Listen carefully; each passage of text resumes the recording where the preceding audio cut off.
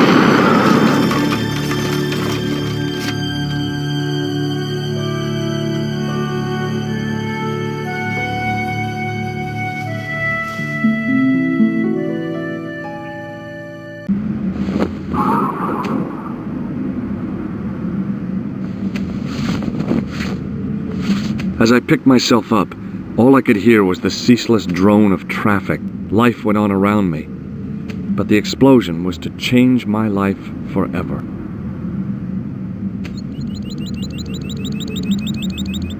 The umbrella had protected me from the bomb blast, but it was of no use to me now. I contemplated crawling under the umbrella and pretending none of this had ever happened. Wrapped around the lamppost was a newspaper.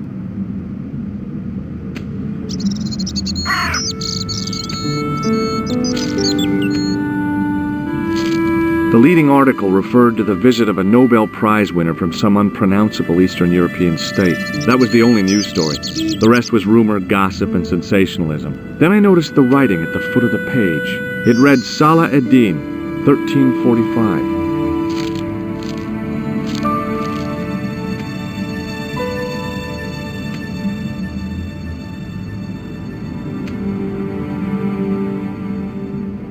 The blast had blown out the glass, leaving a gaping hole.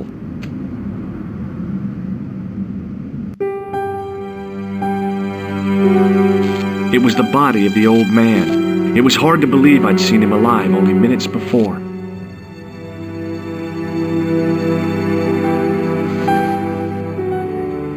I tried not to meet his stare as I searched the dead man's pockets. No wallet, no papers, no credit cards. The guy's past was a blank page. A mysteriously undamaged bottle of spirit stood on the bar. I needed a stiff drink, but I hated the taste of brandy. The pretty young waitress was unconscious.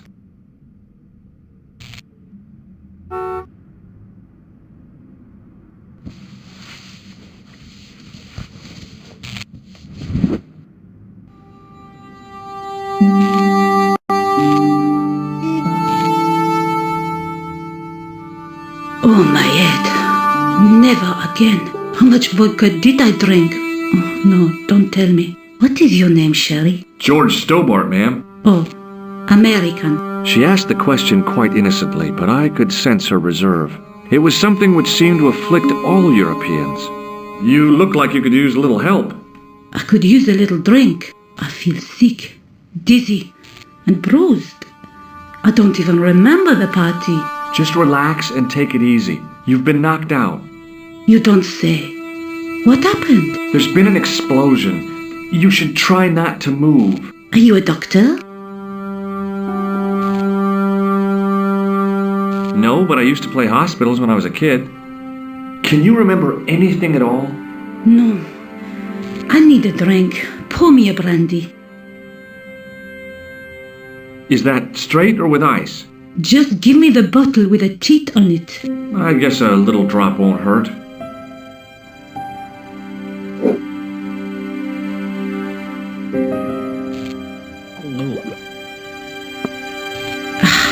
That's better. She knocked back the brandy as if it was water.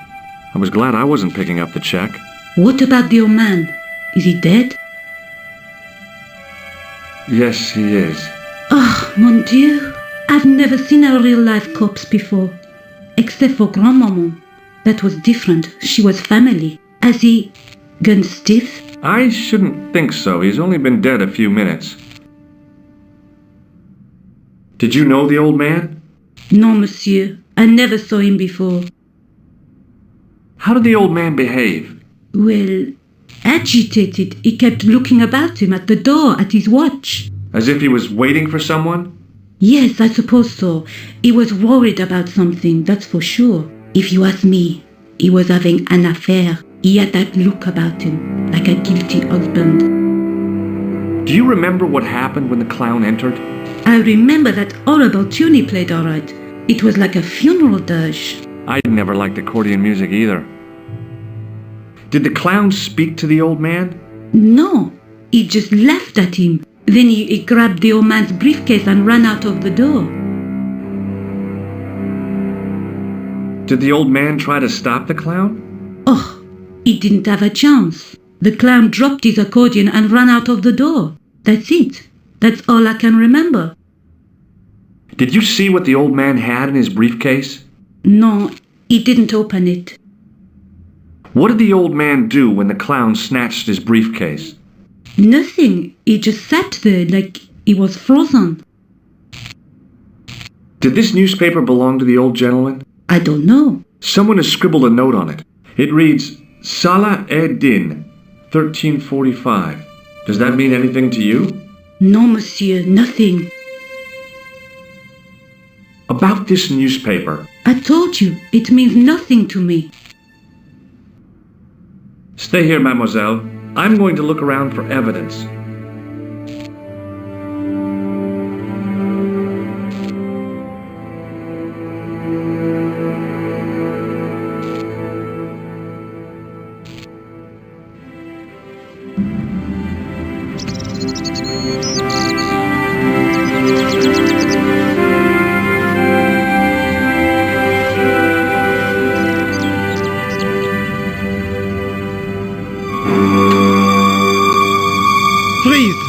Hold it, right there.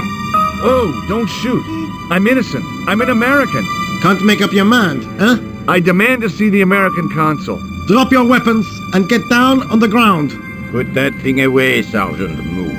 I apologize, monsieur, but I cannot permit you to leave. Am I under arrest? Ah, no, I would simply like to ask you some questions. En avant, to the café, marche.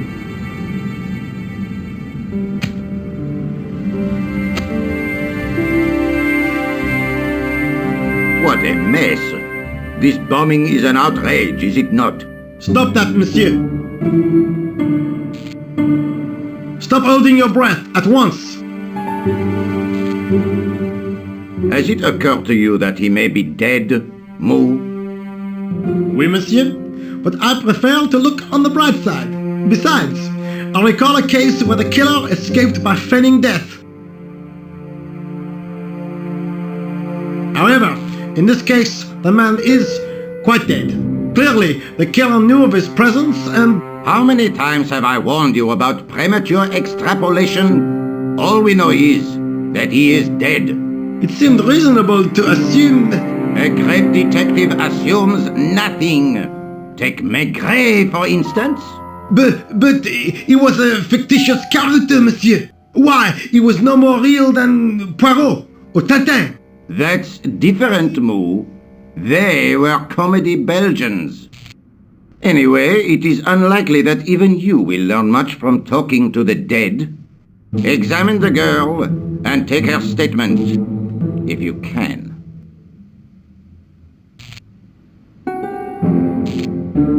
I doubt if she is in a fit state for questioning, monsieur. It smells to me as if she has been drinking. As I feared, we have stumbled upon a den of iniquity, Moo. Leave her to me, sir. I am used to handling drunken women. I do not doubt that for one moment. Et maintenant, to business.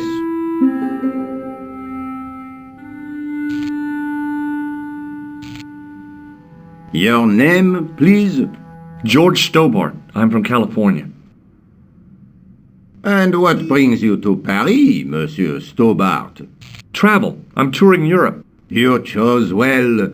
The city is most beautiful at this time of year, no? Yeah, I guess so, apart from the bomb blasts. Were you in the vicinity of the cafe at the time of the explosion? Yeah, I was sitting out on the sidewalk.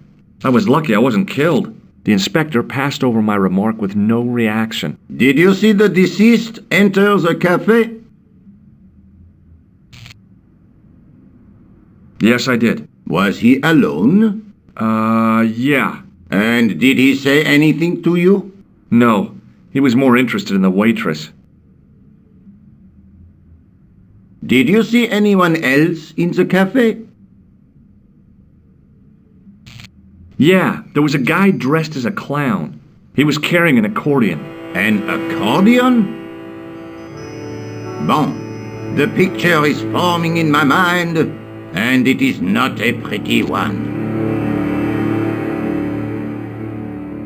Is the girl all right, Moo? She'll live if she survives the hangover. She doesn't remember seeing a clown, monsieur. That's odd, don't you think, monsieur? Who am I to believe, I wonder? Eh bien, I have heard enough. What do you mean? I am satisfied that you know nothing. You may leave. I hope this little incident does not spoil the rest of your vacation. What about my personal safety?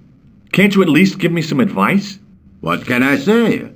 Stay alert and look out for suspicious characters. And don't cross the road until the little man shows green. Great advice. I honestly believe you are in no danger, monsieur. Should you remember anything of importance, please contact me. My card.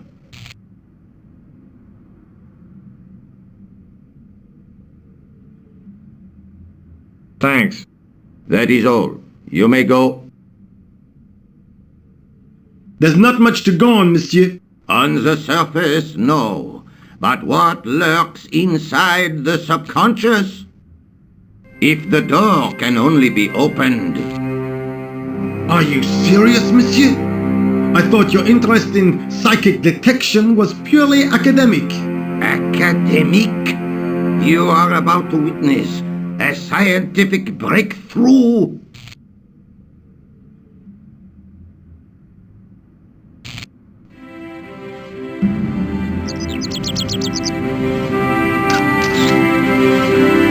The girl presented a confident but sullen mask to the world, an expression more suited to the face of a delinquent youth.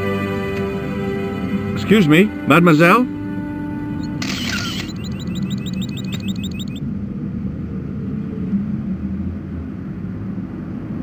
Hi, my name's George Stobbart. Oh, an American by the sound of it. Yeah, that's right, on holiday in Paris. Some holiday, huh? You were here when the bomb went off? Sure was. Sat right out front of the cafe. Did you notice a middle-aged man, maybe 60, with an hat and overcoat? I couldn't believe it. She hadn't even asked how I was feeling. Yeah, he went inside just before the bomb exploded. You weren't related to him, were you? Oh no, nothing like that. I am Nicole Collard from La Liberté. What's that, some kind of nightclub? No, it is a newspaper. You're a reporter? I'm a freelance photojournalist. Say, you can interview me about the bombing. You know, an eyewitness account. Minutes after the outrage that shook the whole of Paris. You know, real-life drama, human interest, that kind of stuff. I'll just stick to the facts, thank you. Did you see who planted the bomb? I know it sounds crazy, but he was dressed like a clown. Oh God, it's him again. Have you met the clown before? It's a long story. I have plenty of time. I don't. Who's the guy you were supposed to meet? His name was Planter. I didn't know him, but he called me last night. He said he had a story which would interest me. He asked me to meet him at the cafe. I guess I'll never know what he wanted to tell me. Not unless you have Rosso's gift for psychic interrogation. How did Plantar get your name? Through the newspaper La Liberté. I'd written an article linking two unsolved murders. One in Italy, the other in Japan. The cases were remarkably similar. A wealthy victim, no apparent motive, and a costumed killer. Plantar said he could supply me with more information. Why won't you tell me about this clown? Why do you want to get involved? Because he almost killed me. Isn't that reason enough? I guess so. Listen, I'll give you my phone number.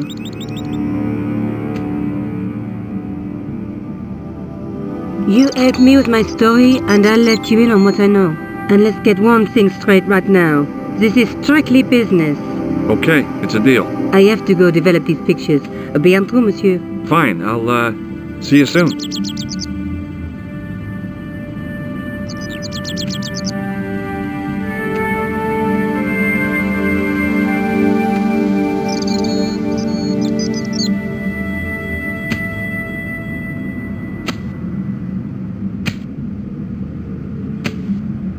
It was a battered metal toolbox.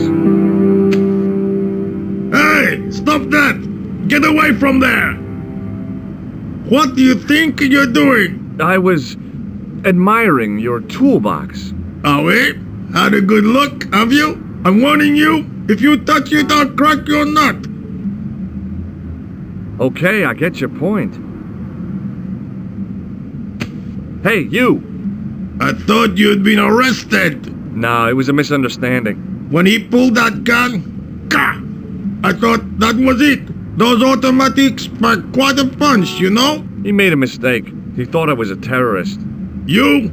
A terrorist? Ha! He was only doing his duty, I guess. Did you see a clown come by this way? A clown? Like in a circus? Yeah, with makeup and a big red nose. Huh! Those guys are funny, aren't they? Not in my experience. I love the circus, especially the horses. You haven't answered my question. Have you seen a clown? You think I've got time to watch everyone who passes by? Some of us have to work for a living. Look, I know you're busy, but surely you'd have noticed a clown. I told you already. I didn't see a thing. He was wearing multicolored baggy trousers and makeup. He'd be a poor sort of clown if he didn't. Did you see an old guy with a briefcase? Wait, silly old coot. Do you know what he said to me? Work fascinates me, he says. I could watch it all day. Can't beat. I could have knocked his block off. Did you recognize the old man? No. Should I have done? Was he a celebrity? No, but I guess he is now. His name was Plantar. Was? He's dead then? Yeah. That's too bad. Now I wish I hadn't called him what I did. If only I could turn back the clock. If only I'd been more tolerant. Regret and remorse are strange emotions. They really bring out the hammiest actors in people. Listen, I have to find that clown. He's a killer. Say, who are you anyhow? A cop? No, of course not. I mean, do I look like a cop? No, but you act like one, sticking your nose in where it's not wanted. How do you know this guy's a killer? Did you see him in action? Didn't you hear the explosion? The cafe was blown up. The clown killed the old man? That's right. Blew him up with a bomb concealed in his squeeze box. Merde. But why did he go to the bother of dressing up like a clown? Who can unravel the tangled logic of a killer's mind? I guess it's some deep-seated psychological need. Or just plain showmanship. Take a look at this. You told me you weren't a cop! Don't shout about it. I'm working undercover.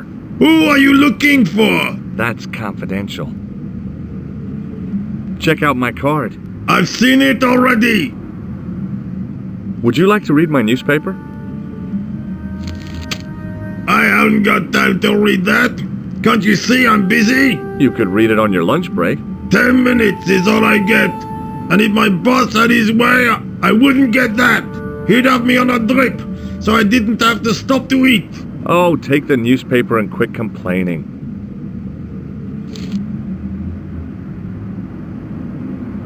Bah! Look at this! Damn bleeding out liberals! Tcha! Save the dolphins, catch them and eat them, I say! All that fuss over a bunch of fish! Nah, that's more like it! Look at the size of those! Like champagne bottle corks, no? Ah, what's this? Saladin running in the Prix de l'Arc de Triomphe. It's a racehorse? A horse? A legend! Bucephalus reborn, mon ami! Like a streak of lightning she is!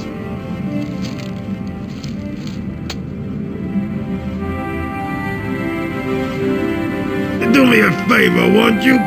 Keep an eye on my hole. I'm off to put some money on that nag. What about your toolbox? Stuff it. Help yourself.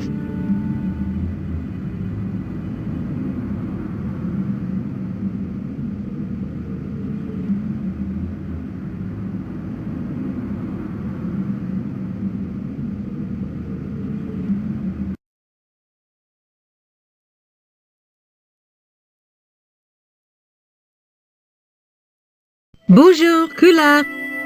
Oh, hi. It's George Stobbart, the American at the cafe. Ah, oui. You said to call if I could help. Have you any news for me? Well, I haven't had a lot of luck. You found nothing? No. Look, I'm very busy right now. Call me if you have any news, okay? Oh. Yeah, I guess. Adieu, monsieur. Yeah, see ya.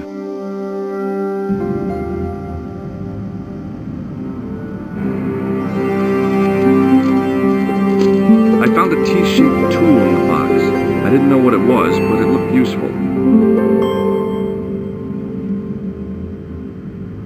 The door was securely locked. Set into the huge gate was a smaller access door.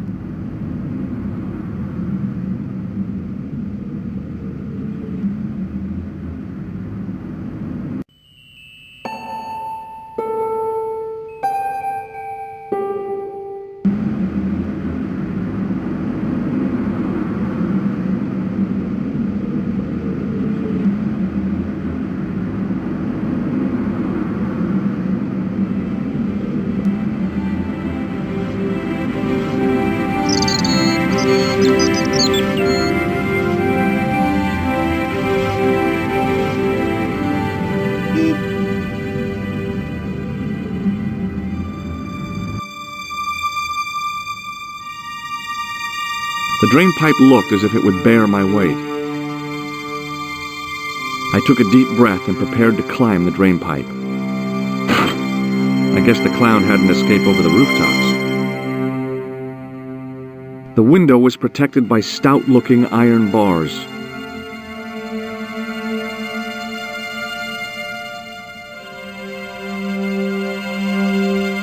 It was a battered old trash can.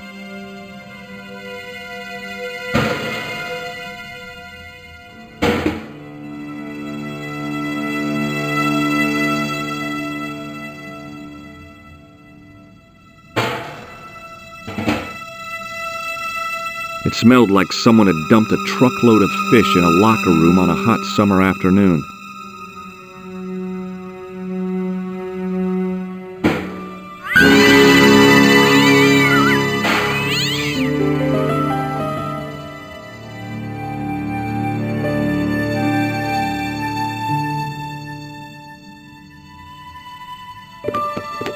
There was nothing of interest. It was a plastic crate.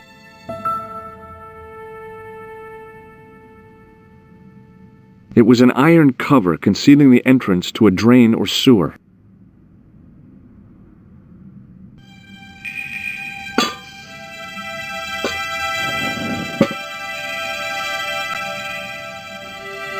I lifted the cover to reveal what smelt like the entrance to a sewer.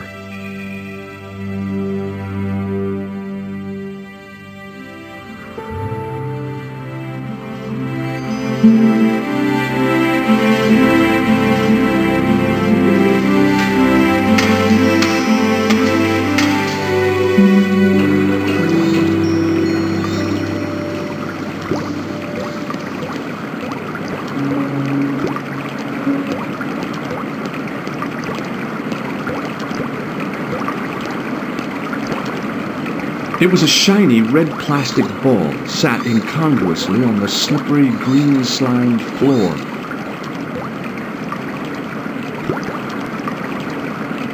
As I picked up the plastic ball, I realized it was intended to be worn. It was the clown's red nose.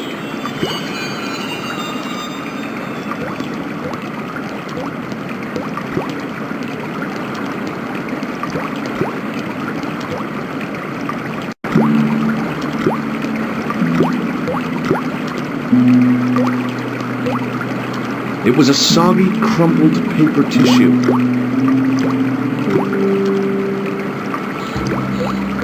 I scooped up the sodden tissue. It was cold and greasy, like breakfast leftovers.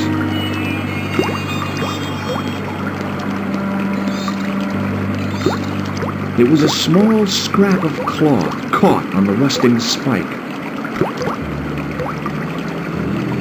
I took hold of the scrap of material and unsnagged it from the spike.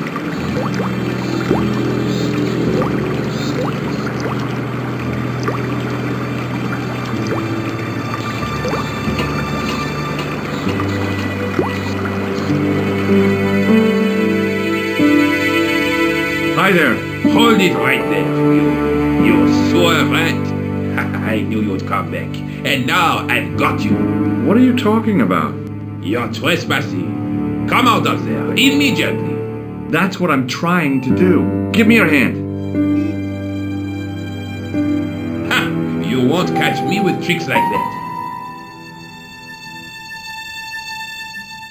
Keep your distance, monsieur. Okay. Now, what were you looking for? I was looking for a clown. Ridiculous. Do you really expect me to believe that? He planted a bomb in the cafe and blew it up. What? The cafe? Blown up? Mon Dieu! That is awful. And you say the person responsible was dressed as a clown? That's right. He blew up the cafe, escaped into the sewer, changed his clothes, and came up here. Mon Dieu! Then, the man I chased, do you think that man and the clown are one and the same? Well, yes, it had crossed my mind. That still does not explain what you are doing down the sewer. For all I know, you are in league with him. Oh no, I'm just a tourist. Most tourists are content with the Eiffel Tower, the Louvre, or the Pigalle. I didn't realize my waste pipes were such an attraction. Tell me about the man you apprehended. What is there to tell? He was a typical criminal type, just like you. Does the name Plantar mean anything to you? No, it doesn't. Who is he? The man who was killed in the cafe. I'm gonna find the guy responsible. I'll find him. Even if it means following him down every sewer in every city in Europe. You need some sensible boots. You won't get far in those stupid sneakers. Do you know the waitress at the cafe? Oh, she isn't hurt, is she? No, she's fine. Oh, thank heavens. A poor girl like her isn't safe with the likes of you roaming the streets. Can't you understand? I'm not a gangster. I'm an American tourist. Ah, that's what you say. Was the guy you saw carrying a briefcase? Well, I didn't notice. Now are you going to leave? Or do I have to call the police? Take a look at this false nose. I've never seen it before in my life. This is what I used to open the manhole cover. Just as I thought. You were up to no good down those sewers, weren't you? One slip and I would have been up to my neck. Do you recognize this material? I am not telling you anything. Perhaps you'd like to take a look at my card?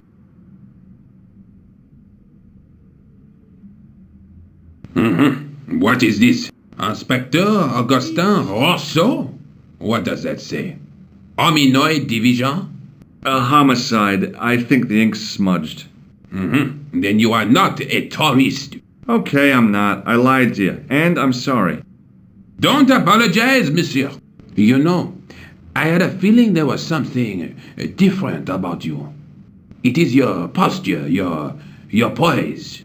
Oh, yes. There is no mistaking the bearing of a disciplined man.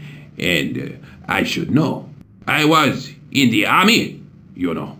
When I was your age, I was fighting for my life in the African desert. How can I help you, Inspector?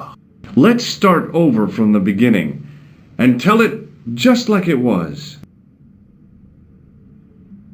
What does this tissue mean to you? Nothing, monsieur. It's disgusting. What on earth possessed you to show it to me? Someone has emptied their nostrils into it. Tell me about the man you apprehended. He was a mean one, monsieur. He grabbed me in an armlock, his face suddenly next to mine. His grip was like iron, but he did not know what he was up against. Oh no! He made a big mistake when he took on one of the desert hyenas. Yes, I get the picture. Does the name Plantar mean anything to you? No, it doesn't. Do you know the waitress at the cafe? So you don't want to hear about my experiences in the desert? I fought to make this country what it is today. I'm sure you did, but I'm a little short of time. Do you know the waitress at the cafe? You can't suspect her, surely. Just answer the question, please. Yes, I know her quite well, you could say. She came to work at the cafe 7 months ago. I look forward all week to the relief she gives me when she visits. Really? So you'd miss her if she wasn't there? Oh, mais oui! Who else would I find to cut my toenails? Was the guy you saw carrying a briefcase? Why, yes, he was, clutched in his arms like a baby. That belonged to his victim. Oh, what do you think was in it? Drugs? Stolen jewels? I don't know, but the killer thought it was worth a man's life. Nothing is worth that, monsieur. Take a look at this false nose. Aha! That looks like a clown's nose to me. Precisely. He must have dropped it in his panic. Unless he wanted you to find it. Why would he want to do that? To put you off the scent. Does this piece of material mean anything to you? That is the same cloth as the jacket I found. I'd recognize that pattern anywhere. Now, about the jacket you found. Do you have it here? No, monsieur. One of the sleeves was badly torn, so I sent it for repair. Pity, because otherwise it was a fine piece of quality tailoring. It had the tailor's name inside on the label. Where did you send the jacket? I gave it to an itinerant Romani seamstress. Just my luck. Was there anything in the jacket pockets? Not a sou. You know what I think? Do tell me. He changed out of the clown suit and cunningly disguised himself as an ordinary person. Looks like I'm up against a mastermind. What was the name on the label? Ah, it was a foreign name. Todrick, I think. Did you get the address? There wasn't one, monsieur. Only a telephone number. Well, I don't expect you to remember a phone number you've only seen once. 74 98 08 59. You're kidding. That's his phone number? Yes, that's it. A little secret number that I learned in the desert. I was taught the technique by a Tuareg shaman. That's incredible. It comes in handy at the supermarket checkout. Do I get a reward? Honesty, monsieur, is its own reward. Then I'm glad I do not rely on honesty to pay the bills.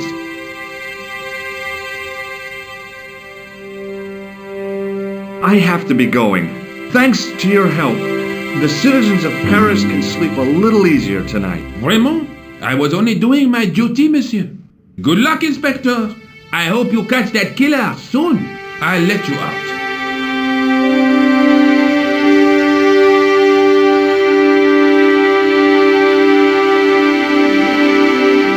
I hope you find your man, Inspector. So do I.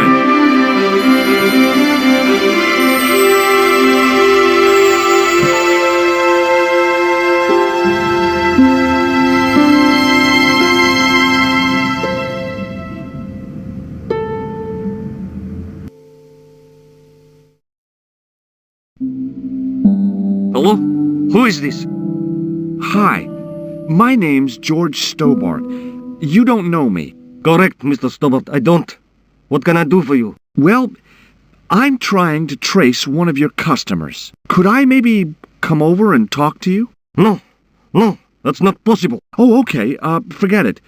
Listen, all I want is a name. What are you talking about? Who are you working for? I guess you might say I'm acting in the interests of truth and justice. Thank God. I thought you were the police. There are innocent lives at stake, Mr. Todrick. Lives that you could save. You're collecting for charity, yes? No, I'm not. All I want from you is information. Go on. I'm listening. Do you know a guy called Plantar? No, I never heard of him. Shall I tell you what happened to Plantar? How he was killed in cold blood? I told you, I never heard of Plantar. I expect Plantar's a family man, don't you? In their little apartment, Madame Plantar is cooking the supper, listening for the familiar sound of her husband's key in the door. Junior is waiting for his daddy to come home from work. He can't wait to show him the merit marks he earned in school today. Only tonight, Monsieur Plantar won't be coming home. You forgot the puppy. Huh? The faithful puppy dog, waiting for the sound of his master's voice. Well, maybe they don't have a dog. What do you think? I don't know Plantar. I never heard of Plantar. None of this has anything to do with me. What do you know about the clown who bombed the Café de la Chandelle Verte? I don't have no idea what you're talking about. You're cool, Todrick. But I think you know more than you're saying. I don't know who you be, but sure I am you don't know what you're talking about. I don't know if you're saying that to make me think you don't know what I mean, but, oh, this is ridiculous. Quit playing games with me, Todrick. I tell you, I know nothing about no clown. Did you know that one of your customers was a part-time clown? If a guy feels happy with a funny nose and custard down his pants, what's the problem? Thanks for nothing, Todrick.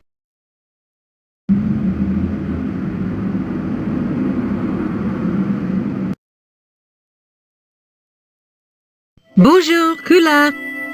It's me again, George Stobbart. Hi, George. Any news? You bet. I met a witness who spoke to the clown. And I know where the killer gets his suits. No kidding.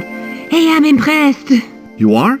Well, it wasn't easy. Look, why don't you come here to my apartment? Fine. Where do you live? 361 Rue Jarry. Okay, I'll come right over.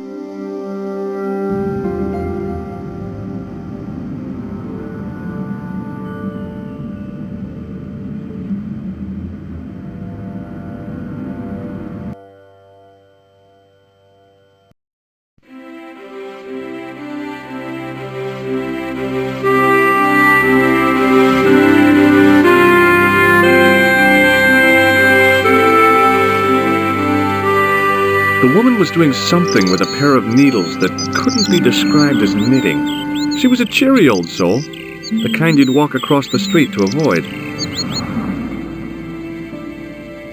Oh, hi. Bonjour, monsieur.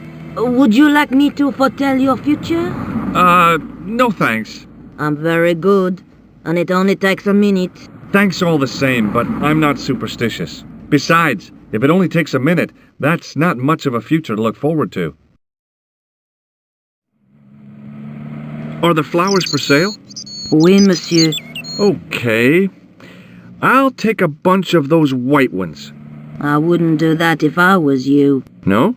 They are lilies, monsieur. Some people associate them with death. Yikes. Well, thanks for telling me. What other flowers do you have? Dahlias? What do they signify? Insecurity. I don't want to give her the wrong idea about me. What about the tall yellow ones? Those are iris, the flame of passion. And the little yellow ones? Sensuality. Well, they're no use to me. I want to make an impression, not jump down her throat. Do you know a young woman called Nicole Collard? Yes, I do. She lives upstairs from me, in the apartment block across the street. The door isn't locked, but you'll need to give it a gentle nudge. It sticks, you see, because of the damp. The landlord said he'd fixed it before winter sets in. He's been saying that for 3 years. How long has Mademoiselle Collard lived here? A few months. She's in for a shock when the cold weather comes. Drafty windows, insufficient heating, it's a struggle to keep warm. The only reason I stay is because the rent is cheap. Your young lady, she deserves better. I thought Mademoiselle Collard was a successful photographer. Not as successful as she makes out for all her fine clothes. Oh, I've heard her crying herself to sleep at night. That's awful. Now don't you let on that I've told you. She's proud, that one. Too proud, if you ask me. I've changed my mind. Will you tell my fortune? You're going on a long journey. My, oh my. What a surprise. Can you tell me anything I don't already know? 10 francs, please, my dear. 10 francs? That's a ripoff. Please yourself. How does this fortune-telling routine work? If I knew that, I wouldn't be selling flowers for a living. Haven't you ever wondered why you were blessed with the gift? Well, it's a bit like satellite television, I suppose. Some of us are born with a built-in receiver dish. I just happen to be one of the lucky ones. Can you really foretell the future? Only time will tell, monsieur. The strange thing is, I can't seem to see myself in the future. Other people, I have no problem. But when I try to see what might happen to me, nothing. That must be scary. Maybe. I figure it's a kind of natural safety mechanism.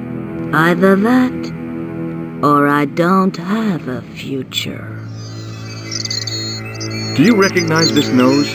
No, monsieur. What do you make of this tool? Is it something a dentist would use? No, it's for raising manhole covers. Formidable. What can you tell me about this material? It's a very expensive piece of cloth, monsieur. What can you tell me about this tissue? Nothing. See you later. That's right, monsieur. You will.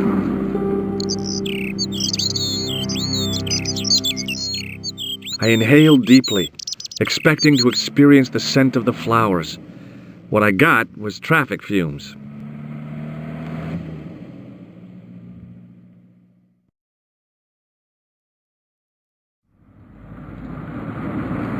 The shop window featured a display of gowns and women's stuff. It wasn't the style of the clothes in the shop that caught my eye, but the prices. The same amount of money would feed a starving family for the rest of their lives. I guess people who buy that kind of stuff don't have a problem with their consciences. The door was shabby and in need of a coat of paint. I couldn't imagine the Collard woman living here. Remembering the flower seller's advice, I pushed the door gently just above the lock.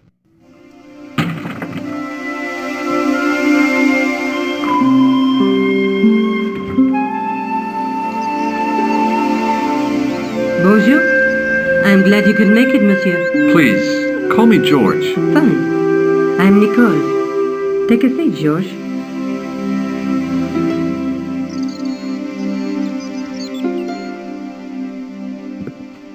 Eh bien?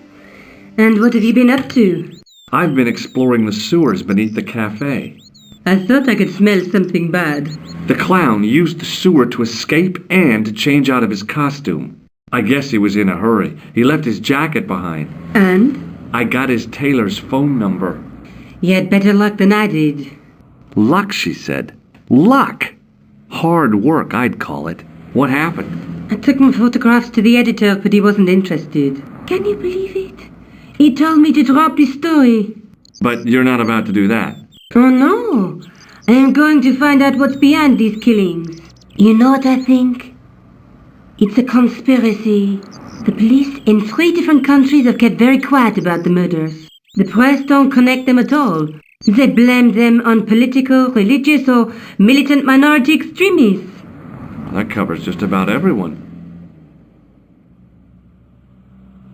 May I use your telephone? Sure, go ahead. Thanks.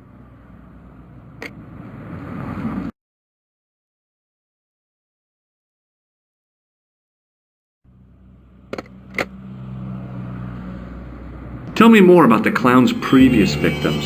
The first was Arno Bellotta, the millionaire pharmaceutical baron. He made his money from amphetamines in the post-war slimming and diet boom. Imagine it! Millions of housewives literally spitting their butts off. Was he killed for his money? No.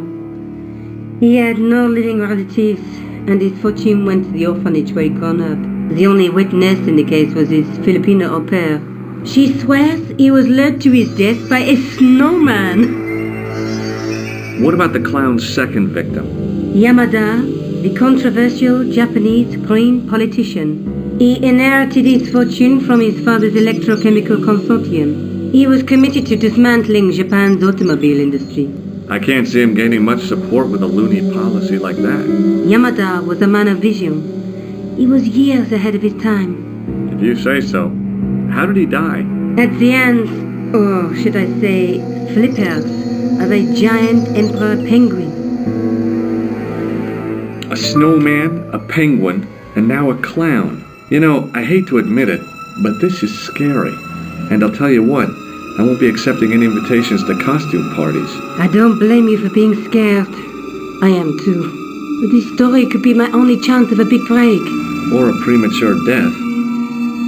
You speak very good English for a French girl. Thanks. You speak very good English for an American. I found this false nose in the sewer. Hey, what's this inside it? The contents of someone's nose? Don't be cross, George. It says La Risée du Monde. Masks and costumes. It's a costume shop near the Gare Saint-Lazare. I'll check it out. Maybe the owner remembers who hired the clown costume. Why don't you put it on, George? No way am I wearing this. I'd look really stupid. Besides, you might have had a cold.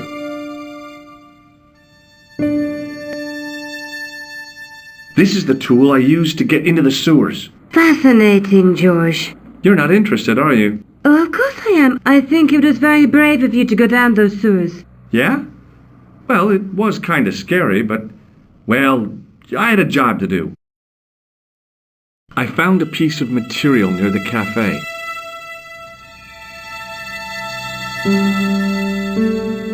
When I showed it to the concierge, he recognized it right away. It's very distinctive, all right. Just wait until you see this. I developed the film I shot at the cafe. Here, George, it's an enlargement I made. Look what that guy's wearing. Checkered pants. The same material as I found in the sewer. That's right. This guy shouldn't be difficult to find. Oh no? Take a close look at his left cheek. A scar. In the shape of a horseshoe. Oh, a crescent moon.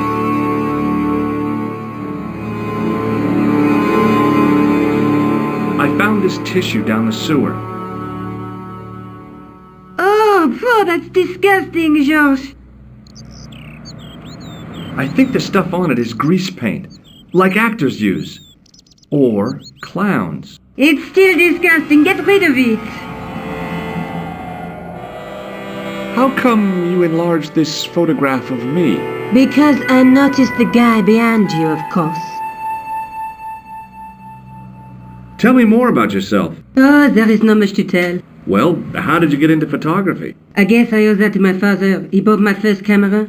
I was 8 and my parents had just split up.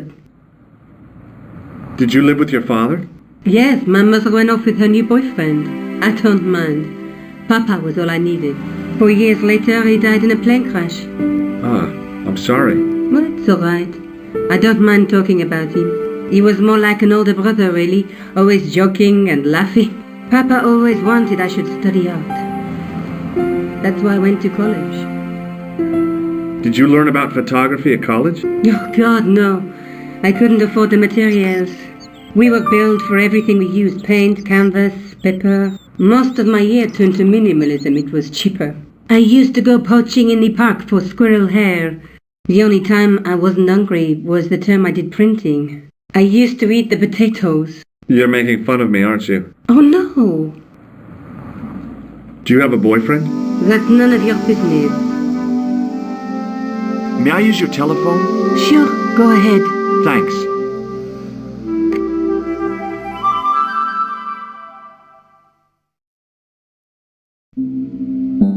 Hello? Who is this? Mr. Todrick? Oh, it's you again. What now?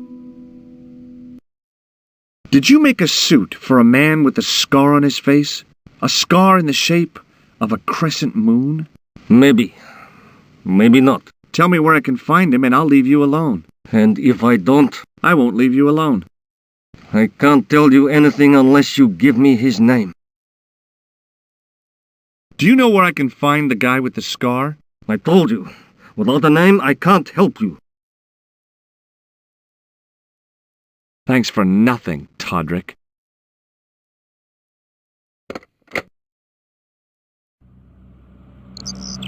I'm going back out to search for that clown. Where?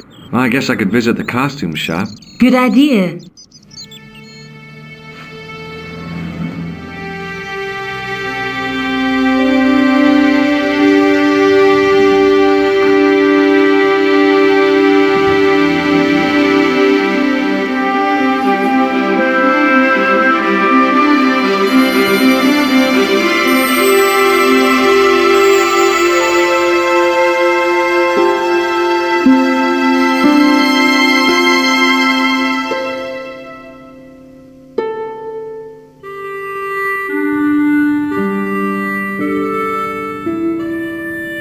The dummy wore a traditional Pierrot costume.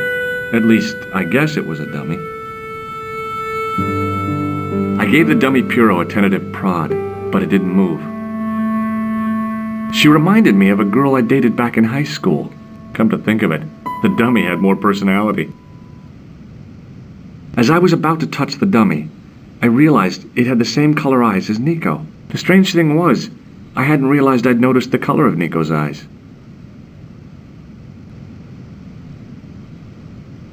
The guy's spoon-shaped face was mournful and humorless. He looked like a vegetarian in a slaughterhouse. Excuse me? Bonjour, monsieur. Please, come in. Welcome. Leave the mundane world behind, for in these four walls, fantasy is king. I don't want a costume. Didn't you ever dress up when you were a child? Not that I remember. Incredible! You'll be telling me next that you never shared your elder sister's lingerie. I don't have a sister, and I think I'd look pretty silly in a brassiere. I just need some information. Of course. How can I help you? Do you want this red nose back? Not after it's been worn, thank you. Do you recognize this man? Oui, monsieur. I sold him some grease paint. Are you sure this is the man who bought grease paint? Oui, monsieur. What does this tool mean to you? Nothing, monsieur. Does this dirty tissue mean anything to you? Let me smell that.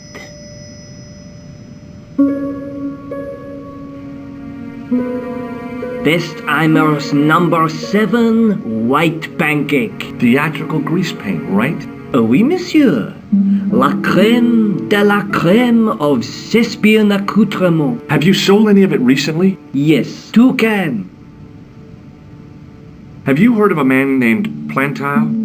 I do not recall anyone of that name. I'm looking for a man who hired a clown costume from you. The man whose photograph you showed me, he hired 2 costumes. 2? Yes, Bozo the Clown and Seamus the Pixie. What was his name? Khan. A Middle Eastern man, I would think. And did he have the scar on his face? That's right, in the shape of a crescent moon. How come clowns are so popular? I think it has something to do with their unpredictable nature. Personally, I think clowns should be banned, along with mimes. Oh, come now.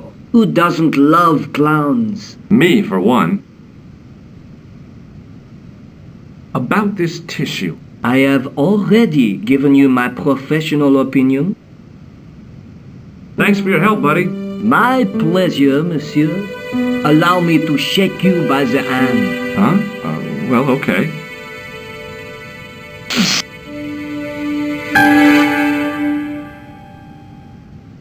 What are you trying to do, kill me? You did not find it amusing? I never saw the funny side of electroshock therapy.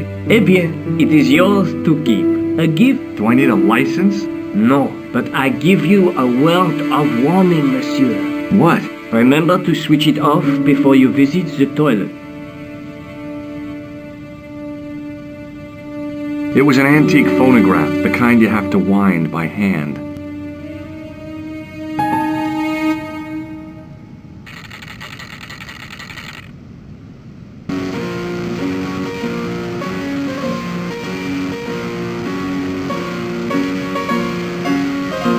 I gave the dummy Puro a tentative prod, but it didn't move.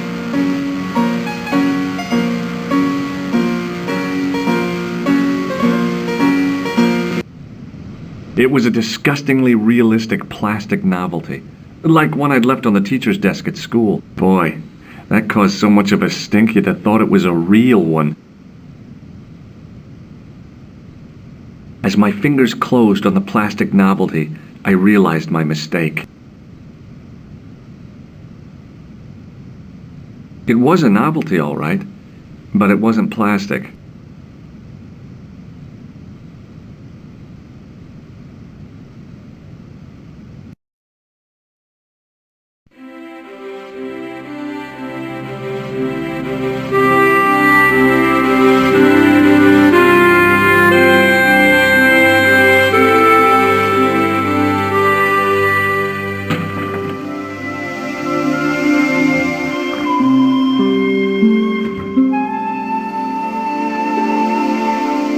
Salut, George.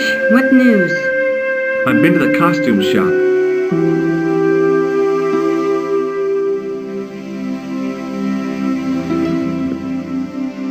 Yeah, I like it. What are you supposed to be? I didn't hire a costume. These are my clothes and you know it. Did you ask about the clown? Yeah. He used the name Khan. He hired 2 costumes, the clown and a pixie. Then we're one jump ahead of him. How do you make that out? He probably plans to use the pixie suit next time he kills. Oh God, don't let it be me. I don't deserve to die at the hands of a pixie. Don't be silly, George. That won't happen. Oh no? No, because every time you see a pixie, you're going to run like hell. What are you doing to help trace the killer clown? Research, George. Yeah? You have a copy of the clown's yearbook? I have a telephone and lots of contacts. Oh, Well, did you find anything useful? Not yet. I'm employing my first and most useful weapon. What's that? Patience. Oh, I've heard of that. Isn't it a substitute for decisive thinking? Have you found out any more about the murders? Well, it may be nothing, but both the clown's victims visited Paris earlier this year. When? The second week of July. They were both here at the same time.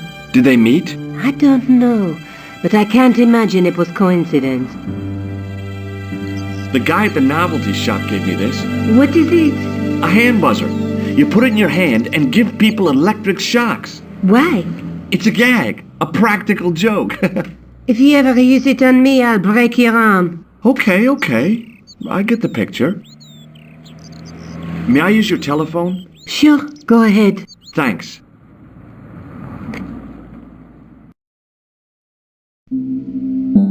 Hello? Who is this? It's George Stobbart again. What now? I found out the name of the guy I'm looking for. Is that so? Yeah, it's Khan. You know who I'm talking about, don't you? Yes, I delivered the suit to his hotel. The Hotel Ubu. I don't remember the room number. It was upstairs. The second room on the right-hand side of the corridor. Thanks, Todrick. That's all I wanted to know. Now I've got you, Mr. Clown. Now we're getting somewhere. Do you know the Hotel Ubu? The Ubu? Yes, I do. That's where the clown stayed. Good work, George. See you later. Where are you going now? I could go hang out at the Hotel Ubu. Watch out for Khan, George. Don't worry, I will.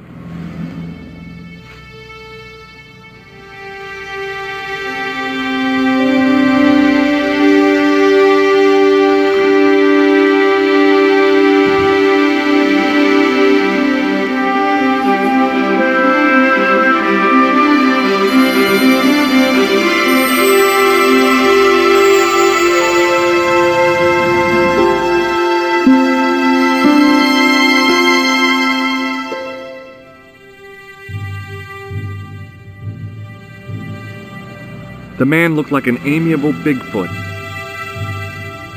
Excuse me, Yeah? have you seen a guy dressed as a clown?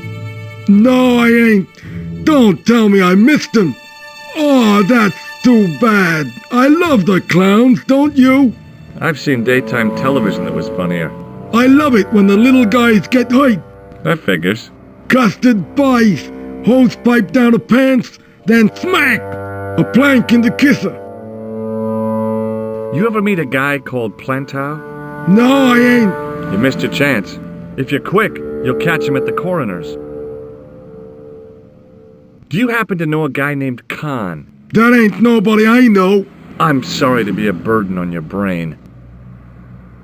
Have you ever seen this clown's nose before? Nope. Do you recognize the guy in this photograph? Is this a trick question? No, I simply asked if you recognized him. Okay then. Nope, I don't. What do these... Oh, never mind. Shake my hand. Nah. Oh, rats. Do you recognize this tissue? Think carefully now. Ooh. I'm gonna have to hurry you. Ooh. Time's up, so I'll tell you. It's a used tissue with a liberal dump of Bestheimer's number 12. If you say so. See you later. Not if you see me first.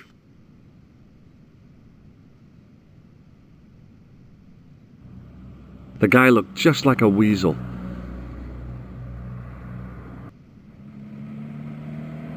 Excuse me.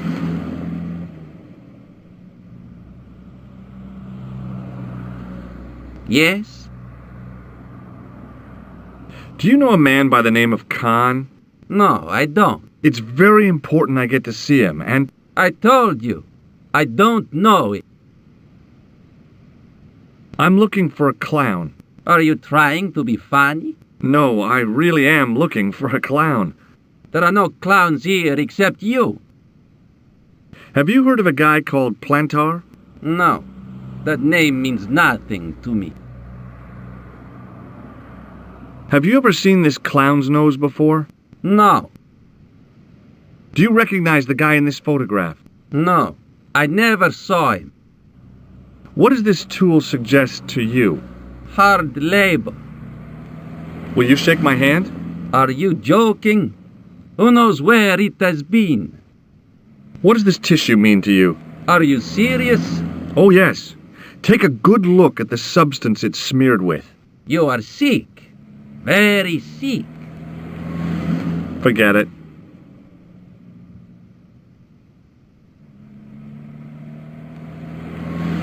The sign listed the price of rooms, and boy, were they expensive. The killer must have been earning a fat wad to pay for accommodation like this.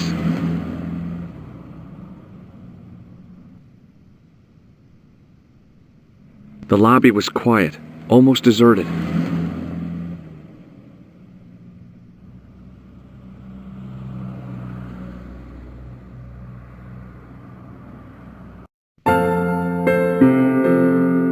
The woman was obviously English.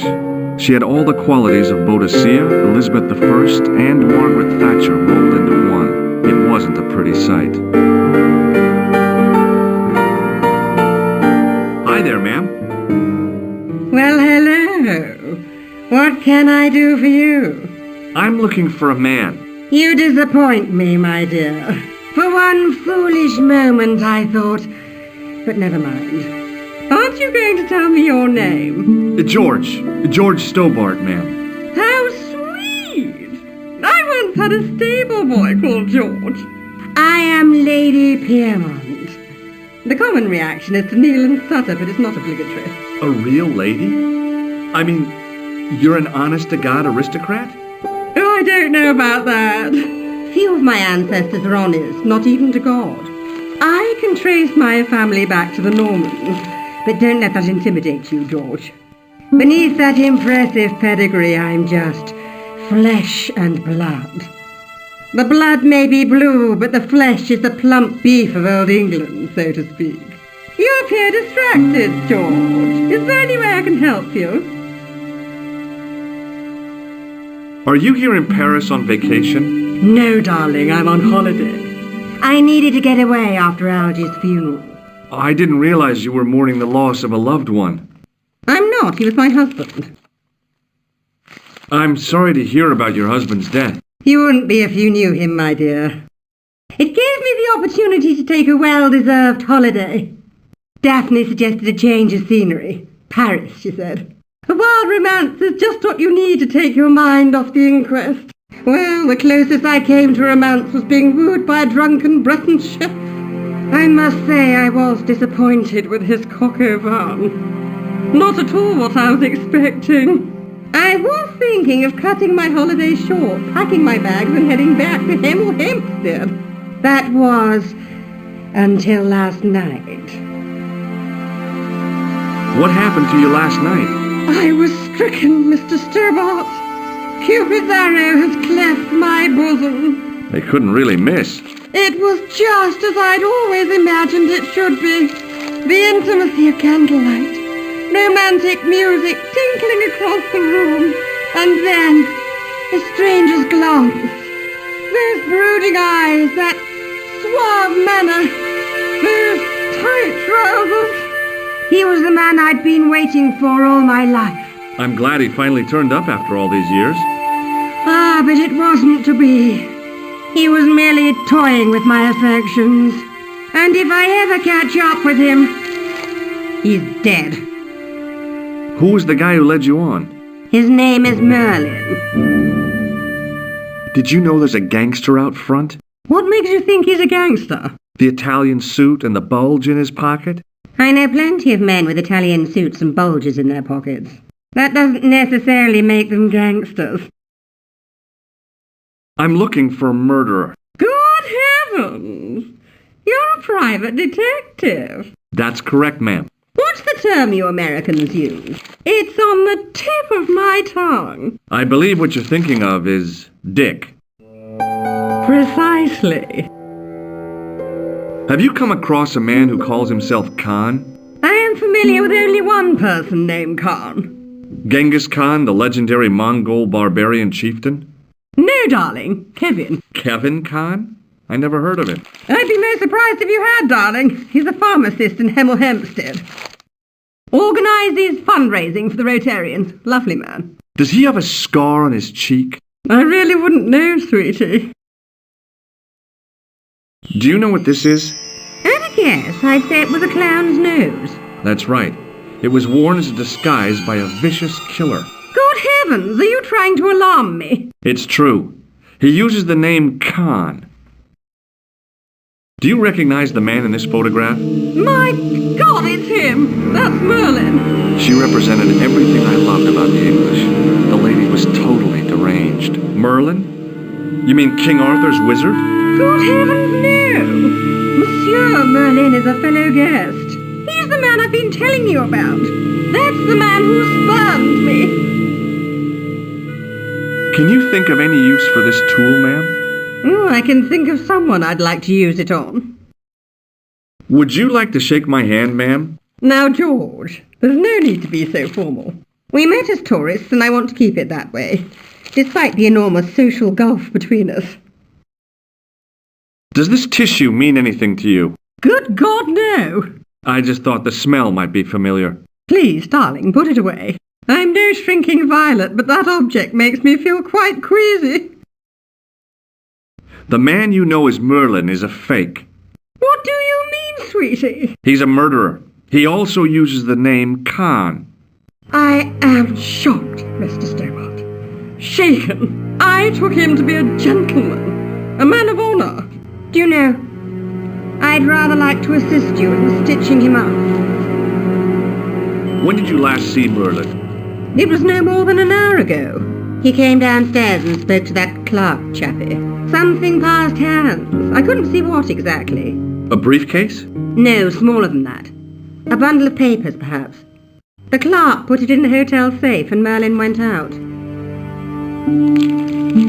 Are you sure you saw Merlin putting documents in the safe?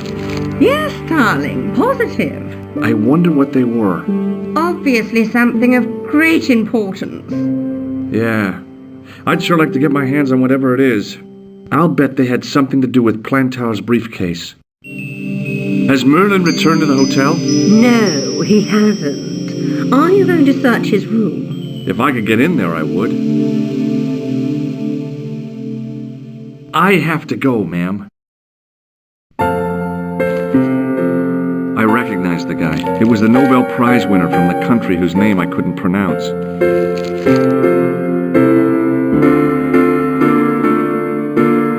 Excuse me, didn't I see your picture in the news? You're that Nobel Prize winner from some unpronounceable Eastern European state.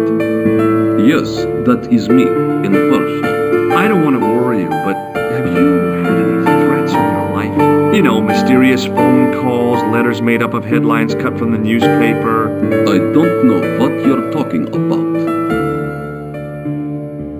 Have you seen a clown? I beg your pardon? The clown. A guy in funny pants. Have you seen him? My pants are from England, Marks and Spencer. They are a pleasure and a comfort to wear, with much support. I'm real glad to hear that. You know, it's good to know you Nobel Prize winners are human too. In my country, the people make do with string and egg cartons. For pants? For everything. Oppression is the mother of ingenuity. Do you know a guy called Plantar? I don't know anybody in Paris. Oh, well, this guy's dead anyhow. Why do you ask me about dead men? I have seen enough of death to last me a lifetime. I'm, sure you have. What does this clown's nose suggest to you? In my country, we have no use for clowns. I'm glad to hear it. They were dealt with most severely in the last cultural cleansing. What about the mimes? Did you get them too? All gone. Our streets are mime-free. Sounds like heaven. Do you recognize this man? He calls himself Khan. Yes, I know this man. Why do you carry his photograph? I'm a private detective. May I shake you by the hand?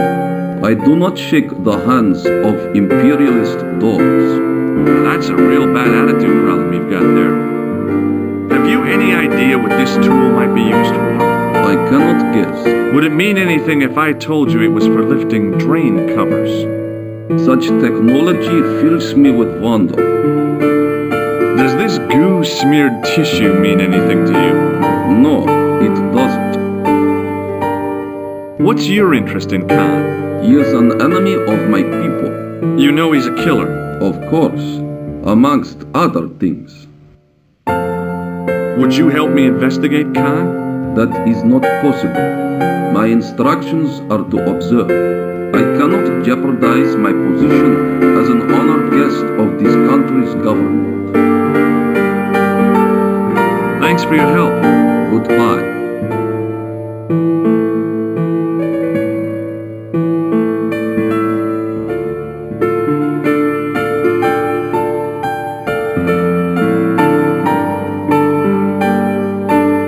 There was no one registered under the name of Khan. If the killer was staying here, he'd used a different pseudonym.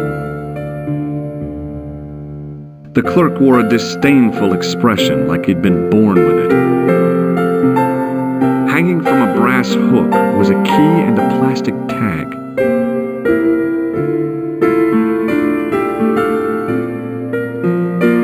Excusez-moi, monsieur. What?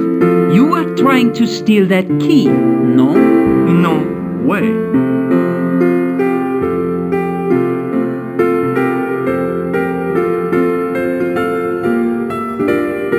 I want some information. Who are you? The police? I'm conducting a private investigation. Ah, I know only too well what you mean. That is one of the drawbacks of the catering business. When people book into an hotel, they leave their morals at home, no? I'd like to retrieve something from your safe. Ah, oui, monsieur. May I see some form of identification? Like what? A driving license, perhaps? I don't drive. Your passport? I don't have it with me. I could show you my operation scar. I'm sorry, monsieur. I must have some form of unique ID. You won't find a more unique ID than my scar. I'm sorry. I must insist on a more traditional identification. Rats. About the key hanging on the hook over there. Oui, monsieur. Which room is it for? Number 21. Is that room taken? No. The guests checked out this morning. Do you know a man named Clentow? No, monsieur. I'm looking for a man who dresses like a clown. This is a highly respectable hotel, monsieur. There are no clowns here. If you say so. I'd like to check into room 21. That is not possible. How come? You said it was vacant. It is reserved for another guest. Rats. No, monsieur. Dutch. Do you recognize this red nose? No, monsieur. Do you recognize this red nose? No, monsieur. Do you recognize the man in this photograph? Yes, monsieur. That man is one of our guests. What name? I cannot tell you that. What do you make of this tool? Stunning, monsieur. I bet you handle it like a professional.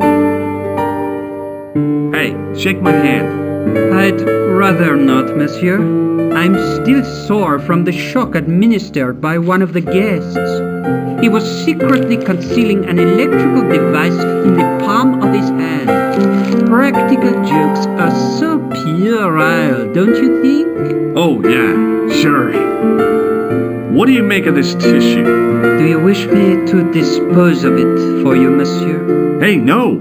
It could be useful. I'm holding on to this. As you wish, monsieur. Perhaps you would like a little plastic baggie to keep it in? Nah, it's fine the way it is. Thanks for your help, buddy.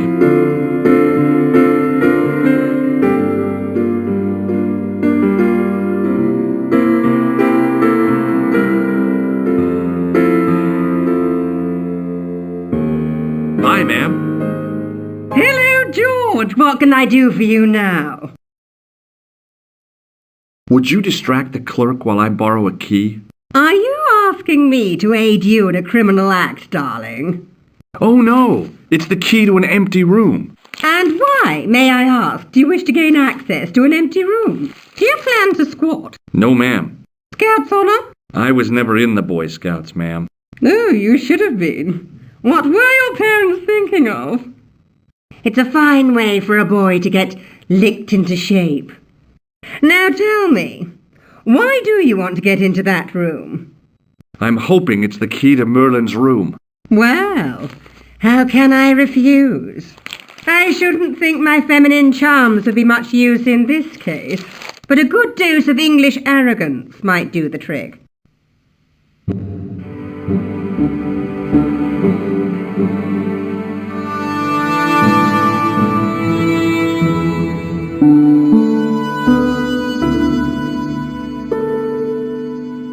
I say, you there, flunky? Oui, madame. Listen carefully. You do understand English, don't you? But of course, madame. Good. I wish to deposit some jewellery for safekeeping. I understand. Are you quite certain? Oh, bien sûr, madame. Over to you, my dear.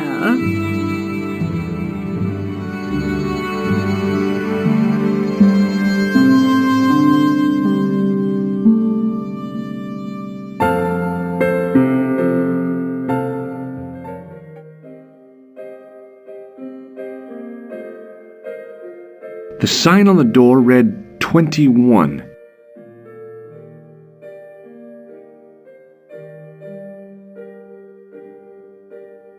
Maybe it wasn't the right room, but this was the right key.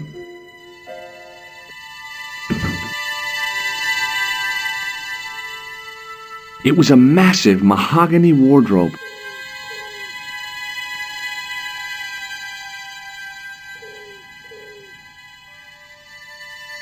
There was nothing in the wardrobe apart from a vague, lingering smell of camphor.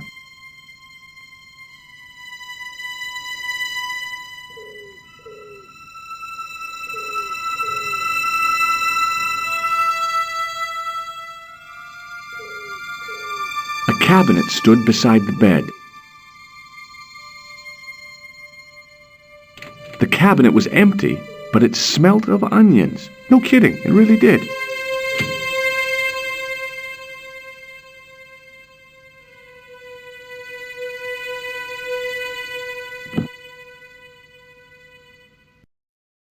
The window looked out over a narrow alley surrounded by high walls.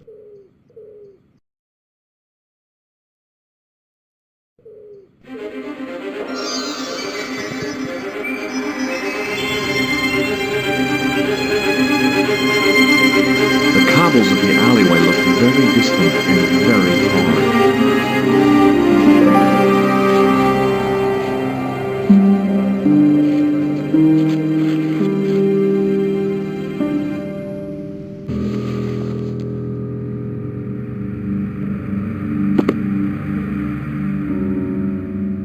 The cabinet had no drawers, just a single door. The assassin had been too smart to leave incriminating evidence beside his bed. The bed was several times larger than the narrow cot I'd been given at the place I was staying.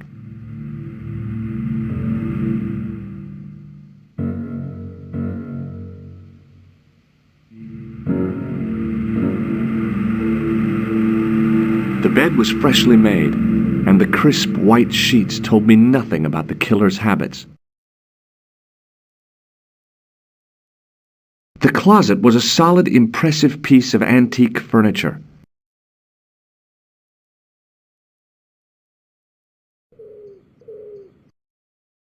The pants were newly laundered and pressed with immaculate creases. There was nothing in the pockets of the pants.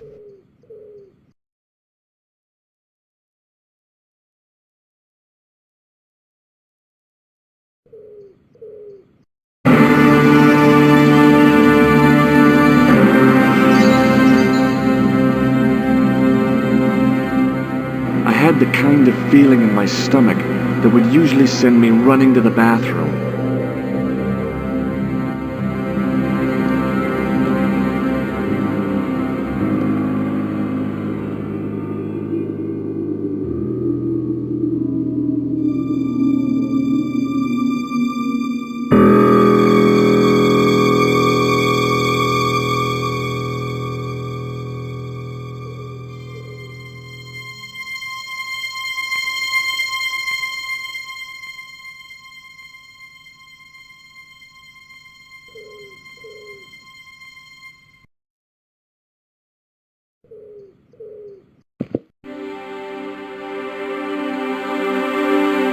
The pants matched the jacket which the killer had lost in Paris.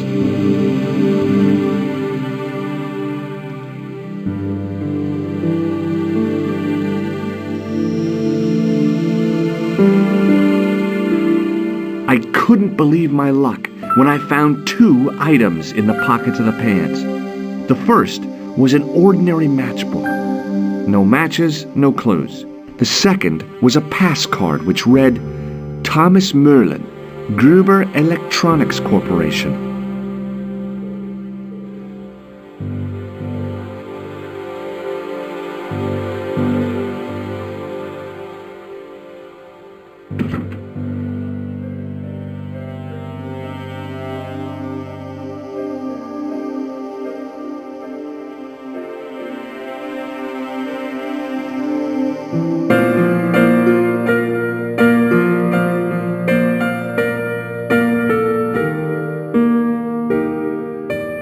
In the back of the office was a small safe with a combination lock.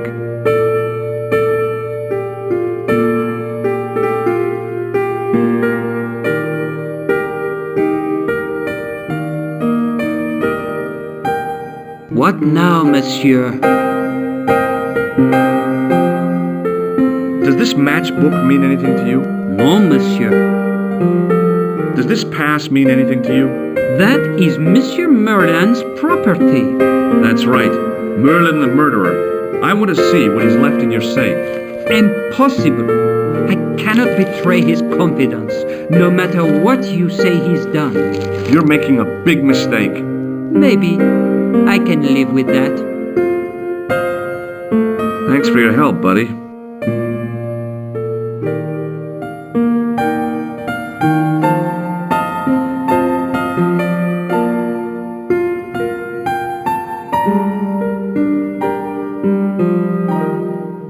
Hi, ma'am. Hello, George. What can I do for you now?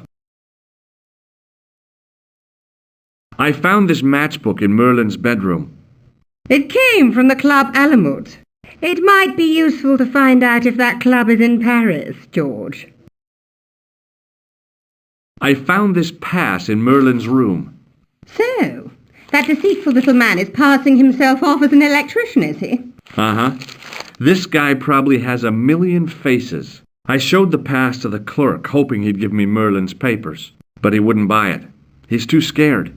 I'll give him something to be scared of. Follow me, George!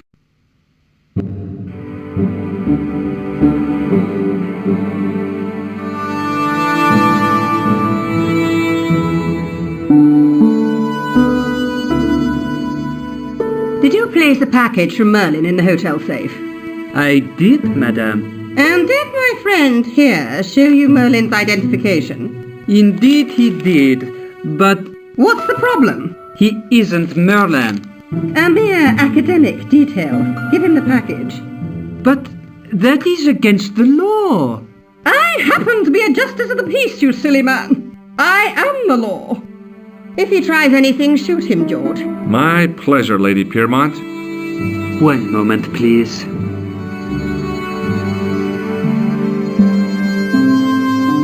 You know, I haven't enjoyed myself this much since Greenham Common. I don't know what I would have done without you, Lady Piermont. Voilà, monsieur. Le manuscrit de Monsieur Merlin. Thanks. How satisfying. An Anglo-American alliance that actually worked. The clerk had given me a tightly rolled sheet of parchment. I decided not to unroll it until I was safely back in Nico's apartment.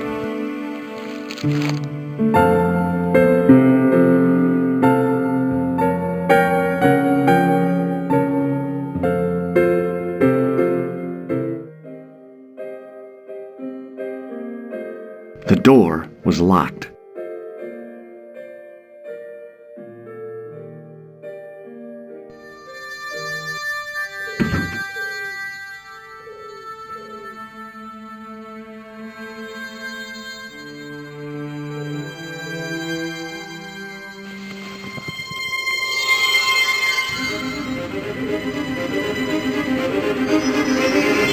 If I wanted my shins sticking out of my shoulders, I could have jumped.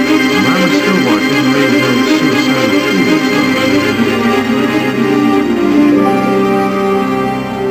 I knew this was no way to treat an ancient manuscript, but I couldn't let it fall into the hands of the goons waiting outside.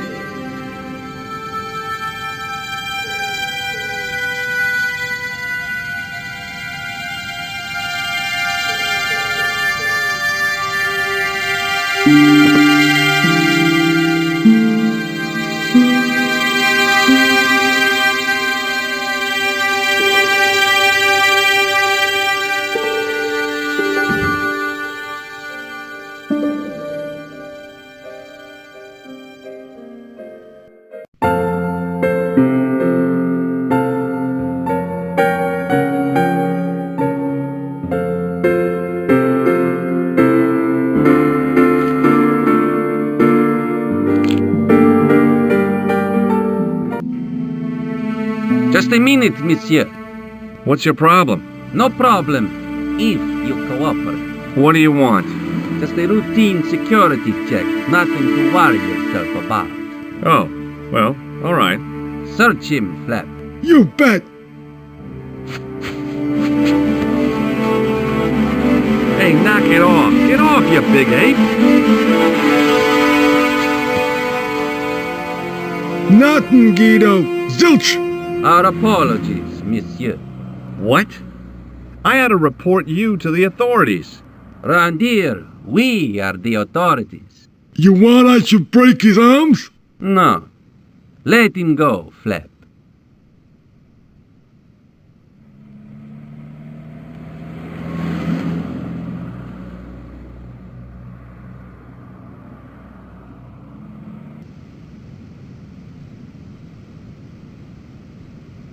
If the manuscript was what Flap and Guido were after, they were going to be disappointed.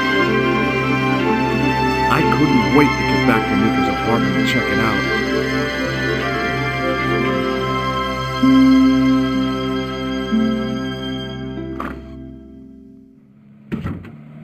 You're just not going to believe what I've found. It's not another part of the clown's costume, is it?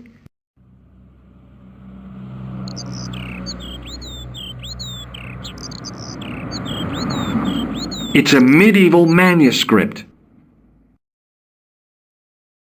Khan left it in the safe at the Ubu. It's incredible. Is this what he took from Plantark? It could be, which means it's worth enough to kill for. Look there, two guys on the same horse. Oh yeah, maybe they couldn't afford one each. What of it? Have you ever heard of the Knights Templar? Their official seal was an image of two knights sharing a horse. Whatever this manuscript means, it's connected with the Templars. How come you know about these knights? I learned about them while writing an article on the Crusades.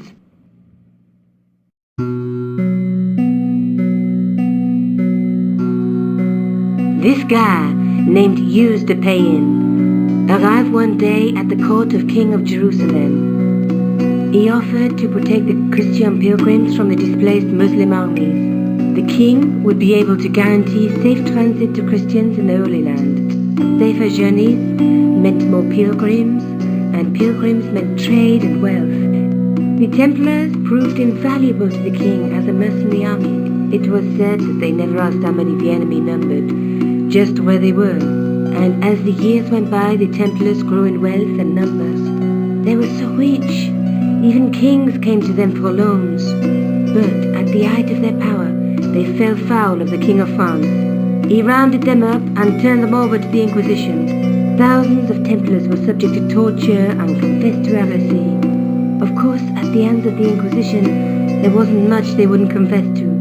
The last Grand Master Jacques de Molay was burned alive. But the treasure of the Knights Templar was never found.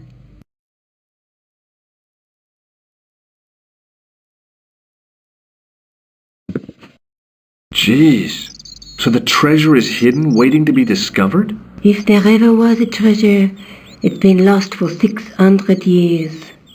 Anyway, we're supposed to be investigating a serial killer, not a medieval treasure trove. But maybe that's what the clown and his accomplices are after. Maybe this manuscript is the key. You'd better leave it here for safekeeping. Think about it, George. One guy's already died for it, as you said yourself.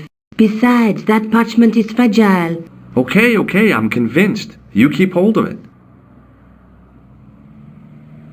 Let's take another look at the manuscript. Let's face it, we need help, George. Someone who knows about these things. Who do you suggest? Indiana Jones? I know a guy who specializes in medieval studies. His name is Lobino. Huh. Some stuffy old fossil who gets horny over ancient relics, I suppose. Far from it. Andre isn't the stereotypical professor you have in mind. Where can I find this Lobino guy? At the Kroon Museum. I'll give you the address. There's a woman looking at her reflection in a mirror, but the reflection has 3 hideous faces. She reminds me of the wicked queen in Snow White. She was the one who said mirror, mirror on the wall, wasn't she? She made me cry so much when I was a kid, Mom carried me out of the movie theater. She didn't frighten me in the least. Like I said, I was only a kid. I didn't like the crocodile in Peter Pan either. There's a woman looking at her reflection in a mirror, but the reflection has 3 hideous faces. There's a woman looking, but the a knight with a crystal ball. Now, there's something written on the scroll beside the knight. Yes, but it's written in Latin. Per disciplinam mea lux videbis. By my teachings, you will see the light. You speak Latin? Where did you learn a trick like that? A trick? I studied law, okay? I can read Latin. My, you're touchy. Tell me that again. Through my teachings, you will be enlightened. The Knight's Scroll bears a phrase in Latin. Through my teachings, you will be enlightened. There's a guy working on a loom. He's weaving a carpet or a tapestry. Or a duvet cover. It's a clue to a place, I reckon. Somewhere famed for weaving and ships. Where folk live in barrels? It beats copper boxes. There's a guy working on a loom. There's a guy with a sword and a bull. The only mythological bull I know of is the Minotaur, but he was only half bull. I don't think I'd like to be half a bull, even if it was the bottom half. What's that object between them? It looks like a gem on top of a tripod.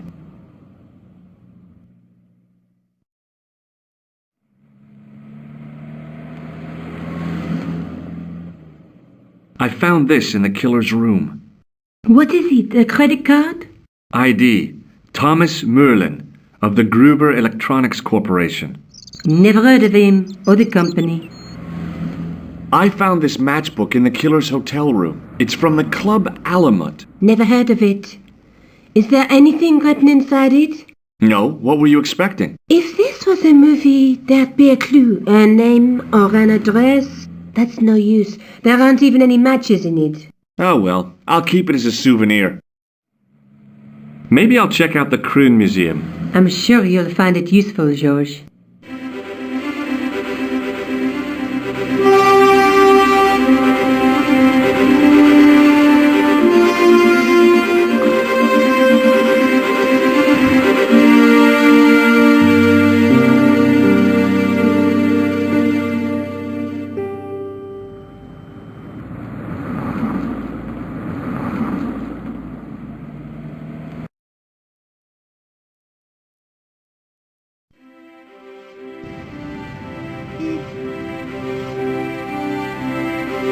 Rosso's sidekick, Sergeant Moo.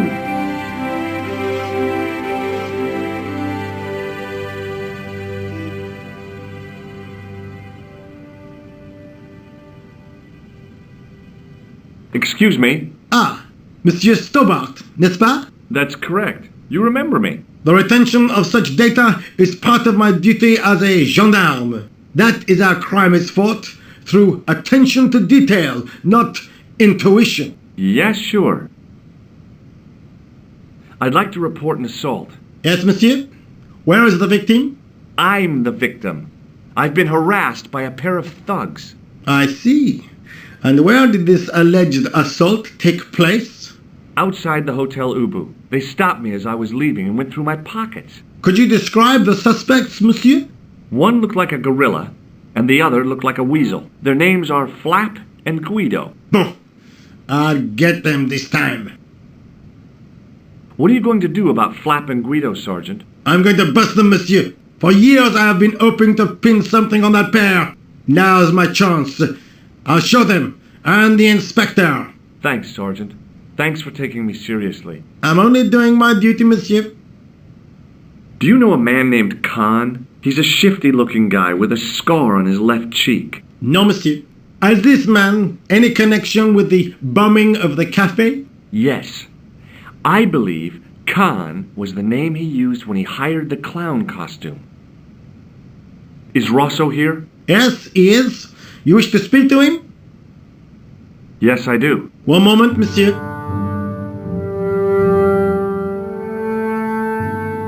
Stobbart is here to see you, monsieur. Did he say what it was about? No, monsieur. Very well.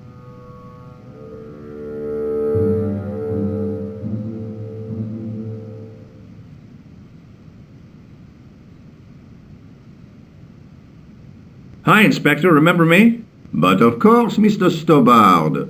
My mind is a well-ordered faculty. A mental classification system that's the envy of the Bibliothèque Nationale. No tricks, mark you, monsieur. Just exercise. Just as our muscles waste through inactivity, so our minds decay. But there is no need. If only people would learn to exercise their wits daily. If he was trying to impress me, it worked. He was pompous and patronizing, but he had style. Eh bien, if you called about the bombing, you're too late. Investigations have been closed. But I've been taken off the case. what about the murderer, the dead guy? It is out of my hands. Don't you want to know what I found out about the killer? I told you, monsieur, the case is closed. I have washed my hands of the whole affair. Then I'll have to continue my investigations without your help. No, you must forget the business of the clown completely.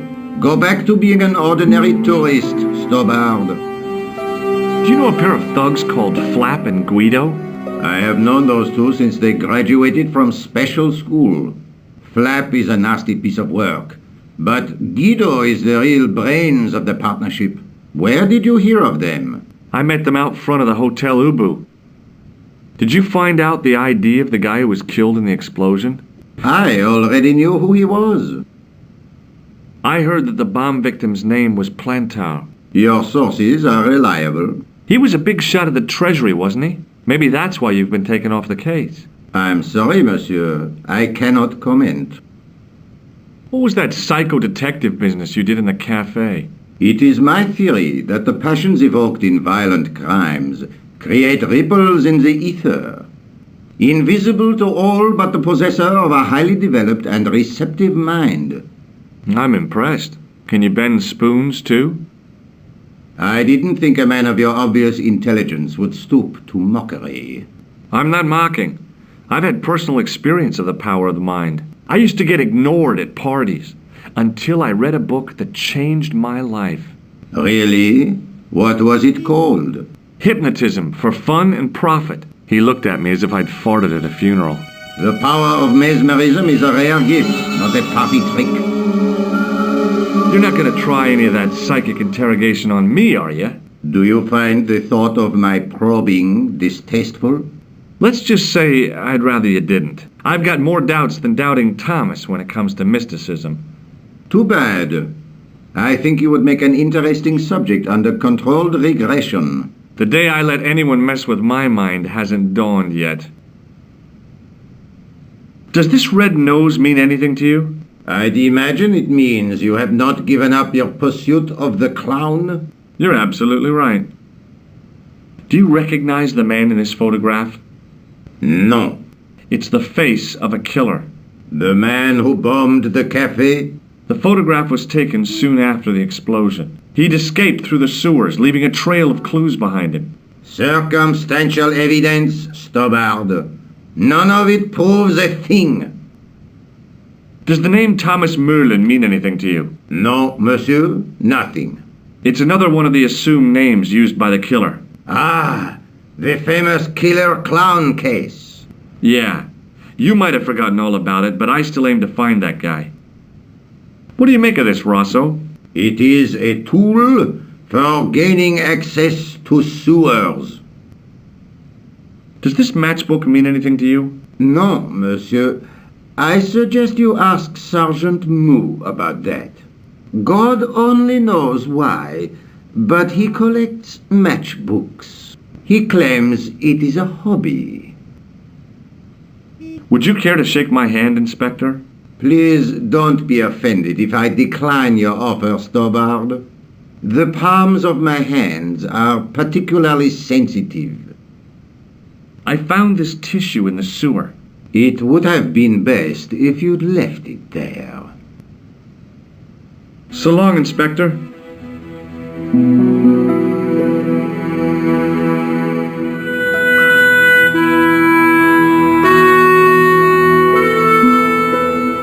Excuse me. What do you want now? Does this matchbook mean anything to you, Sergeant? That's a double-lined Swedish with a crosshatch Bergman strike strip. Now, that's unusual. Pre-war Anderson hinging. Really? I haven't seen a reinforced Anderson outside of a private collection. It's rare, then? In this part of the world, yes. There are only 3 places these are made. Taiwan, Manila, and Slough. Would you like to shake my hand, Sergeant? Not while I'm on duty, monsieur. The gesture could be misconstrued. Do you recognize this dirty tissue? No, monsieur, I do not. I found it in the sewer. Perhaps it would be better if you put it back there. No way! This could be an important clue. If you say so, monsieur. What do you suppose this tool is used for, Sergeant Moo? It looks like something an obstetrician would use, monsieur. It was with tools like this that the clown made his escape. I don't understand. He opened up the hole and disappeared into the bowels of the earth. If you say so, monsieur. Does the name Merlin mean anything to you, Sergeant? Nothing, monsieur. Do you recognize the man in this photograph? No, monsieur. It's the guy who bombed the cafe. The clown. This man looks nothing like a clown. He's taken off his grease paint and costume. Then there is nothing to link this man with the killing. Nothing? Look at those murderous eyes. Hardly likely to get him convicted. I found this red nose in the sewer. What were you doing down there? Fishing for clues. That's where the clown went. You still insist you saw a clown, monsieur? Of course. And this novelty nose proves it. It will take more than a plastic proboscis to convince Inspector Rousseau. You don't want this as evidence, then? Certainly not, monsieur. Is Rosso here? Yes, he is. Not really. See you later, Sergeant.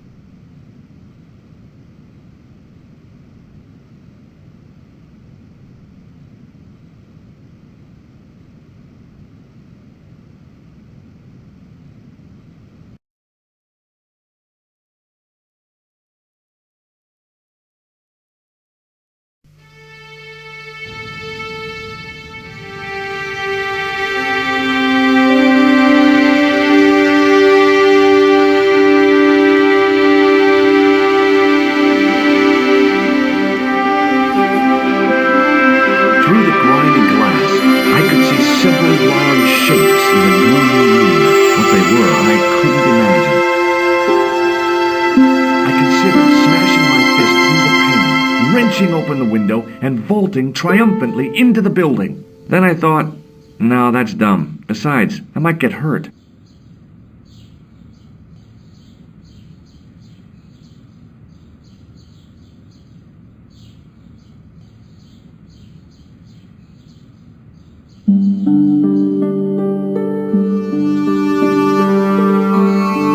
The attendant had an air of self-importance and the kind of steely eyes that never seemed to blink. Pardon me? Oui, monsieur? Are you Lobineau? Oh, no. Fancy you mistaking me for him. No. I am the deputy custodian. But Lobineau does work here. Work? I wouldn't go so far as to call it that. He studies here most days, but as you can see for yourself, not today. Do you know anything about the Knights of the Temple? No, sir. Not a sausage. Do you know anything about medieval manuscripts? Not me, monsieur. I am no scholar, though people often mistake me for one. It is the uniform, I guess. They see the clothes. They are impressed. And they ask you to park their cars? They ask me to park No. They assume I am an authority on the exhibits in my care. Whereas you know next to nothing about history. Of course not. All I am saying is, I am no scholar, not like Monsieur Lobineau. Do you recognize this red nose? I don't think so. Do you recognize this red nose? I don't think so. Do you recognize the man in this photograph? No, monsieur. Is there any reason why I should? I guess not. Do you recognize this ID pass? No.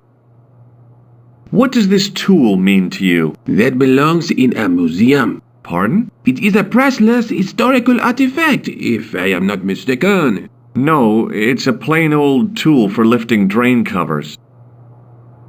Have you ever heard of the Club Alamut? Oh no, I don't frequent places like that. Would you like to shake my hand? Not while I'm on duty, monsieur. What do you make of this tissue? It is absolutely disgusting, monsieur. Thanks for your help.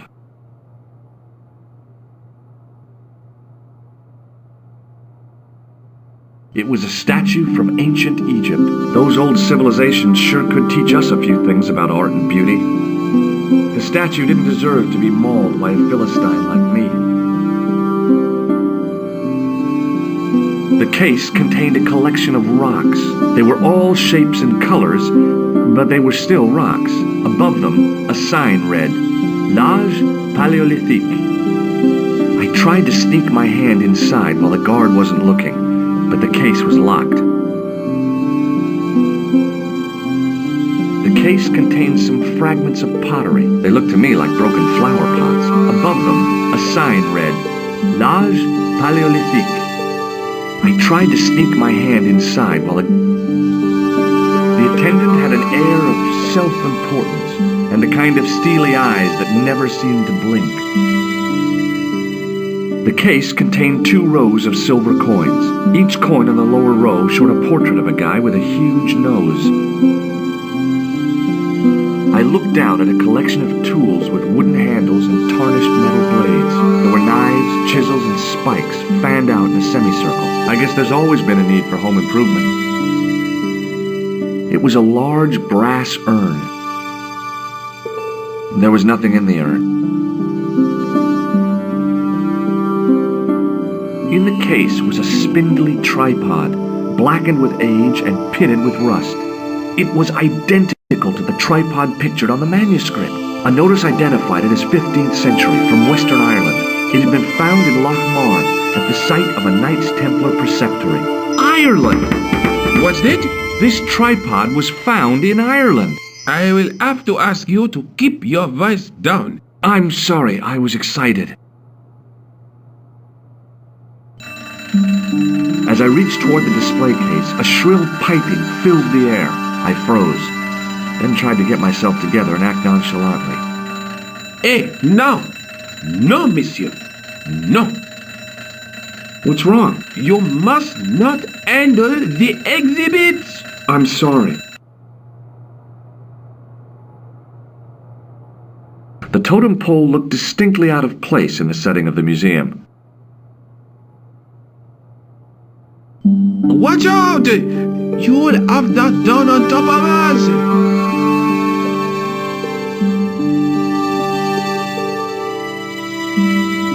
It was an ancient Egyptian sarcophagus with a beautifully painted effigy of its owner on the lid.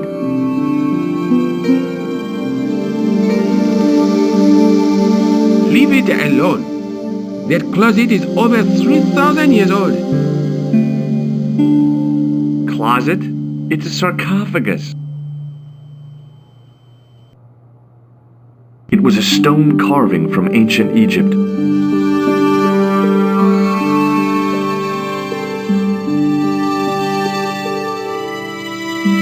The case contained the tripod shown on the manuscript.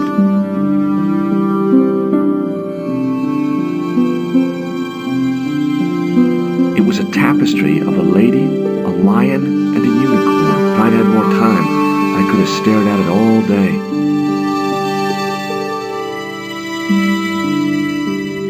The tripod was definitely the one in the manuscript. The Templar connection confirmed it. I was tempted to go to Ireland and check it out.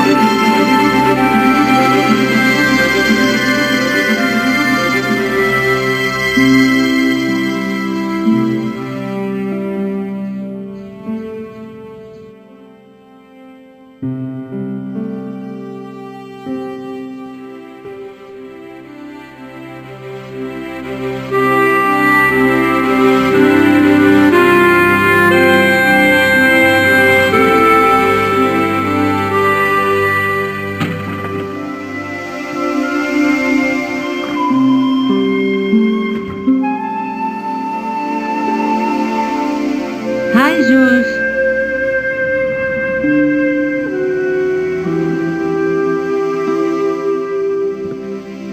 I found the tripod. Where?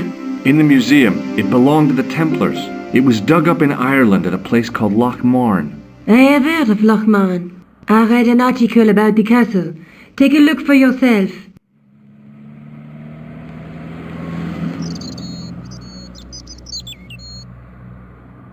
A popular gossip magazine? You read that rubbish? No, I write it.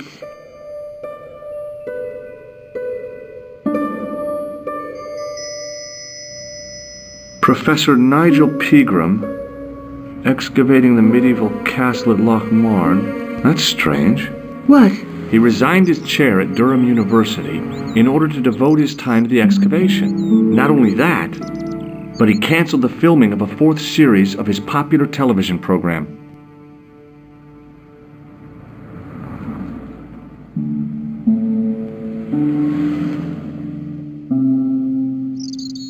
This site at Loch Marne must be awful important to him. He's a professor of history. They're all cuckoo. All the same, I'd like to talk to this Professor Pegram. How do you feel about a trip to Ireland? Disappointed. Huh? That I won't be going. I want to follow up the Bellotta case. If you really think Pegram's gem is important, why don't you visit Loch Marne? On my own? I'm not so sure about that. Where is Ireland exactly?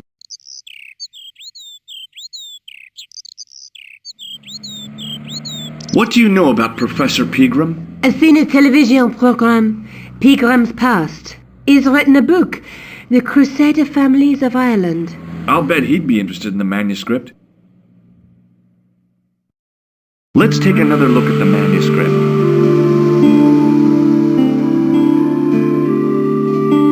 That's the tripod in the Croon Museum. That's the tripod in the Croon Museum. There's a woman looking at her reflection in a mirror, but the reflection has three hideous faces.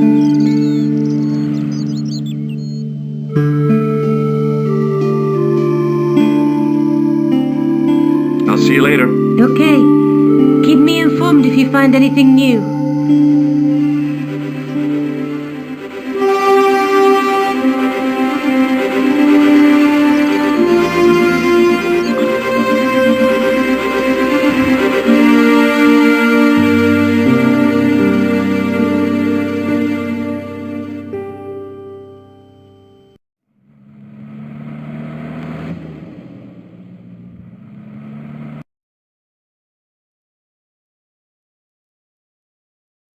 Several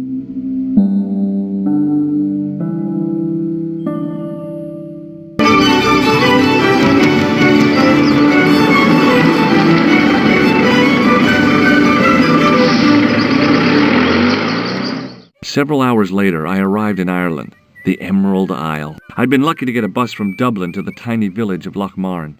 On the way out, the driver told me there was only one service a day.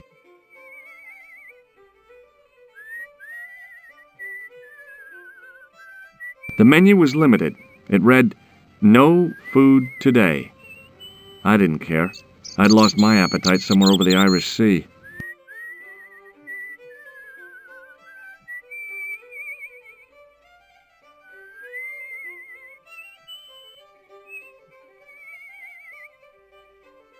The lad was doing his best to express his adolescent aggression.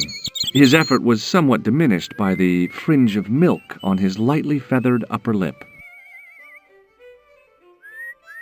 Hi there. What? What's your name, kid? Who are you calling kid? Who the hell are you? I'm George Stobbart, and I'm with the good guys. You're a head case, mister. A few sandwiches short of a picnic. Cut the crap and tell me your name. Liam McGuire. What are you doing hanging around the bar, McGuire? I'm on the run from me dad. Why? Did you do something bad? I ain't done nothing, boss. You can tell me, kid. Is it your dad? Oh, sir. He drinks every last penny down his evil throat. And there's me poor old mother, bedridden and dying of presumption. I tried to buy her medicine. Chopped firewood for Father Mahoney till me fingers bled. The old skinflint cheated me too. But I took the pennies he gave me back home. "Look, Ma," says I, "see what your darling son has earned with his own sweat and blood." When suddenly, me dad appears and grabs the loot. "I'm off to Dublin heavy drinking," says he. "Watch out till I get back." That's why I runned away. Something in the grin on his face told me he wasn't being strictly truthful. Compared to him, Huckleberry Finn was a candidate for Altar Boy of the Year. Do you know a man called Pegram? Can you describe him like on the telly in the cop shows? He's an English archaeologist. I know the man you mean if he's the one. Can you tell me where I'd find Pegram? No, I can't, 'cause he's not here now, but if I sees him, I'll ask him. Do you know what Pegram was doing in the castle? Digging for buried treasure. Jewels and gold and skeletons, like in the films. Do you know anything about Pegram's dig? He wouldn't let me anywhere near it. I offered to help, but he chased me off. I didn't want to see his smelly old hole anyhow. Did anyone from the village work at the dig? Pegram bought some students and bums with him. He reckoned no one in Lochmarn would know what to look for. The only local guy who worked for him was Sean Fitzgerald. What does this Fitzgerald guy look like? Big head, big ears, and face irons. What? You know, spectacles, glasses. He's blind as a bat without him. What can you tell me about the castle, McGuire? What do you want to know? Well, can I get inside? No, it's locked up. Does anyone live there? No, only... What? Oh, nothing. You know something about the castle you're not telling me, don't you? No. What is it you're covering up? Is it something you're scared of? I ain't scared of nothing. I'll give you one last chance to tell me about the castle.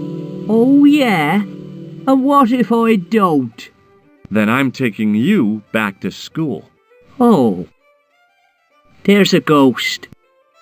It's called the Phantom of Lochmarn. Have you seen a guy dressed as a clown? Here in Lochmarn, they all dress like clowns. The man I'm looking for is a dangerous psychotic. Jesus.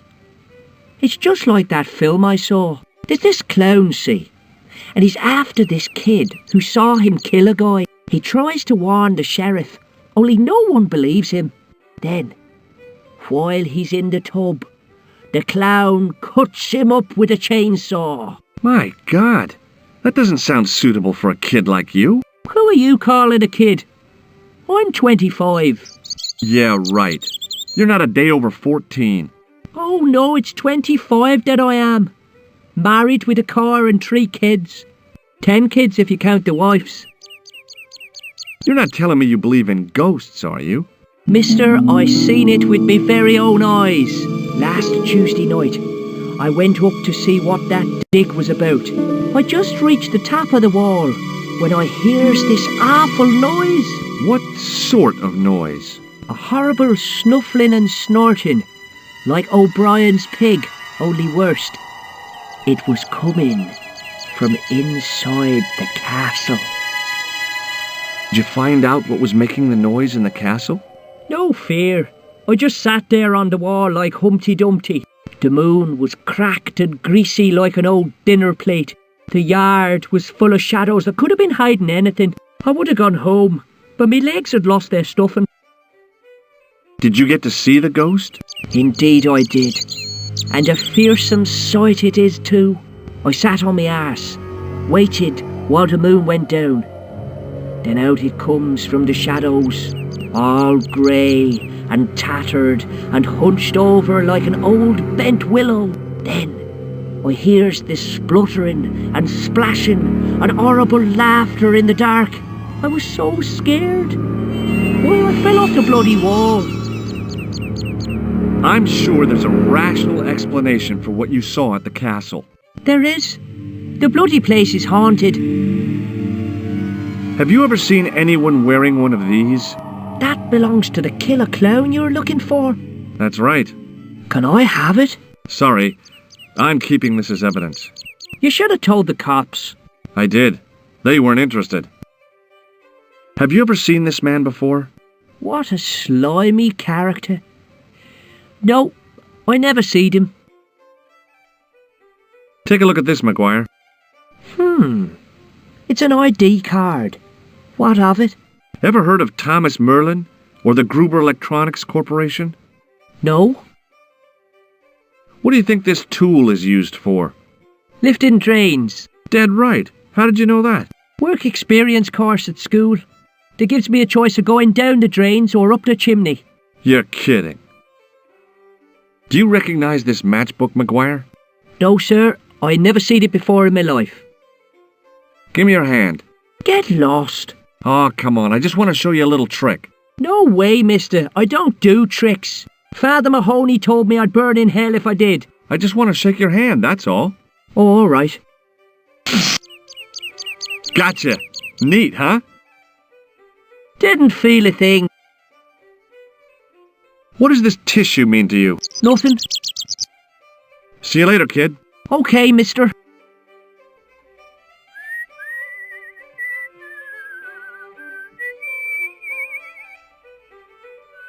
It was a featureless plastic box firmly attached to the wall of the building. I tugged at the plastic cover, but it didn't move. It was a trap door in the sidewalk.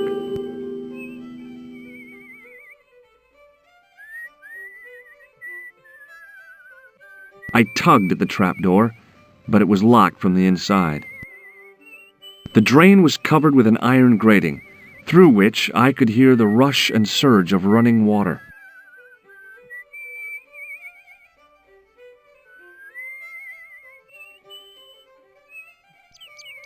I took hold of the grating and pulled hard, but it didn't move.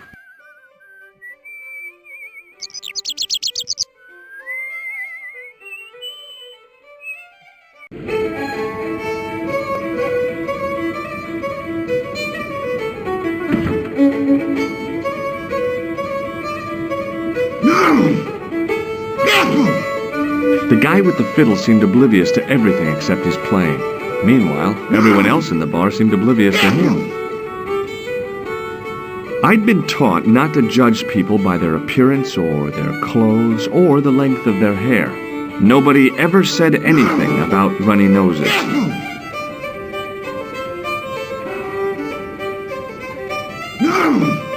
Hi there, old-timer.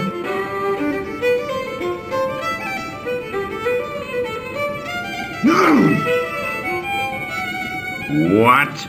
Nasty cold you've got there. As soon as the words left my lips, I regretted them. Is there such a thing as a cold which isn't nasty? I put the question to Father Mahoney. Father, says I, why were we born to suffer snot? What did he say? He said, it's my reward for being out all night like a sinner. Pious prig. Anyway, this is no ordinary cold. 'Tis the hay fever. Pollinosis? Thank you. You're not a policeman, are you? Excuse me? Police? No. I'd know it if you were. I'm looking for Sean Fitzgerald. Have you seen him? Never heard of him. Don't you come from around here? None of your business. I didn't ask where you come from, did I? I'm from California. That's your problem. Do you know Pegram, the archaeologist? That's the scrawny fellow who was poking around at the castle, isn't it? No, I don't know him. Were you aware that Pegram was conducting an archaeological dig? I don't meddle in other people's affairs. They don't interest me. Do you know where I can find Pegram? I told you, I never heard of him. Can you tell me how to get into the castle? Don't even think about it, me bucko. Lochmarn Castle is haunted. That's what the kid outside told me, but I don't believe it. Then you're a fool. Have you ever seen the ghost? To be sure, with me very own eyes. Can you describe the ghost? It was horrible. A wee stunted beast, long beak, straggly, flappy wings. Are you sure it wasn't a wild animal? A rabbit or a skunk or something? Skunk? In Lochmarn? That'll be the day. No, that was a ghost, to be sure. I think I know what you saw on the castle wall. I know what I saw. I don't think so. It was the kid, McGuire. What? He was up on the wall last Tuesday night. He thought you were the Phantom of Lochmarn. Oh! Ghosts don't bother me. I still want to visit that castle. You can't. It's not open to the public. There's no one around to stop me, is there? That's right. Nothing human, anyhow. Can I buy you a beer? Very kind, I'm sure. But I don't drink the stuff Leary sells. What's wrong with it? I've seen what it can do. What does this red nose mean to you? I suppose you're collecting for charity? No, I'm not. I want to know if you've seen someone wearing a nose like this. No, I haven't. Do you recognize the man in this photograph? Is that supposed to be you? No, I don't have a scar on my face and I'm not from the Middle East. I can't tell without me glasses. Take a look at this ID card. Take a look. Oh, yes. Little plastic picture. I don't suppose it means anything to you, does it? No. Can you identify this tool? No. What does this matchbook mean to you? Nothing. Go away and stop bothering me. Hey, would you like to shake my... no, on second thought, forget it. You could make use of this tissue. Never use them. Those things are unhygienic.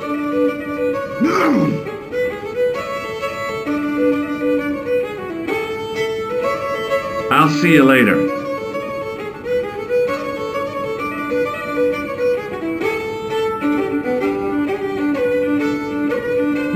It was a telephone, incongruous in the rustic setting of the homely bar. The guy with the fiddle, me.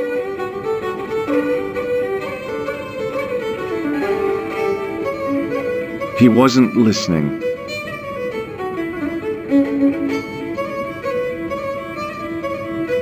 The guy sat in the corner as if he was a permanent fixture. Hello there. My name's George Stobbart. Pleased to meet you, I'm sure. I'm O'Brien. Can I help you? Do you know Sean Fitzgerald? Yes, I do. What you want with him? I want to talk to him about working at the dig. What makes you think he did? The boy outside told me. I can't imagine anyone employing Sean Fitzgerald on a dig. He wouldn't know a post hole from his elbow. Do you know where I can find Pegram? You're too late to meet that fella. Is he dead? Not that, but he's gone from the village. A sore point with our esteemed host, I might add. Why has Pegram's departure upset the landlord? He's lost a paying guest, that's why. More than that, there's the question of an unsettled bill. Poor Michael's seen red over the business, and I don't blame him. Can you tell me more about the landlord? Mick Leary is what you call a would-be sophisticate. The trouble is, his idea of sophistication extends as far as putting paper in the lavatory. I never worked out why he did that. It's much too dark in there to read. That's true. Have you ever run your hand over the back of the door? The graffiti is written in Braille. Do you know where Pegram has gone? I'm sorry, but I don't. He upped anchor in the dark and shipped out before the dawn. Why did he do that? Who knows? A guilty conscience or a secret assignation. Whatever the reason, he'll not be missed in Lochmar. Maybe now the fuss about the gem has died down, we can get back to normal. What can you tell me about the gem which Pegram found? Now there's a gem which should never have been taken. A man would have to be full of greed to covet that stone. What's your interest in the jewel? You're not a reporter, are you?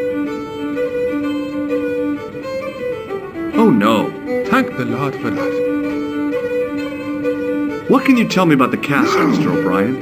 It's a fine sight now, isn't it? Dates back to the 10th century, you know. Most of the existing building was added much later, of course. Are the ruins open to the public?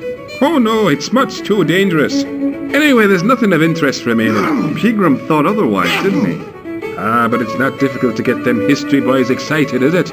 Give them a bone to play with, and they're happy as puppies.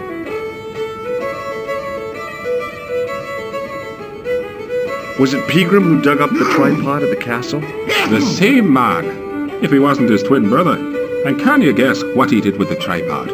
He sent it to a museum in Paris. I've seen it.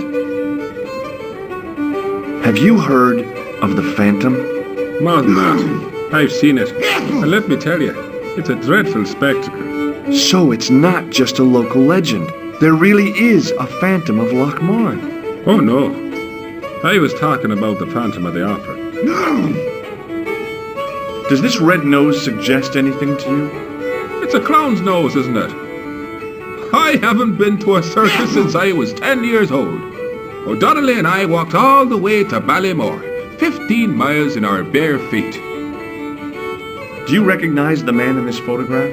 Nope, I've never seen him before. What can you tell me about this ID pass? Gruber Electronics. I've never heard of it. Does this tool mean anything to you?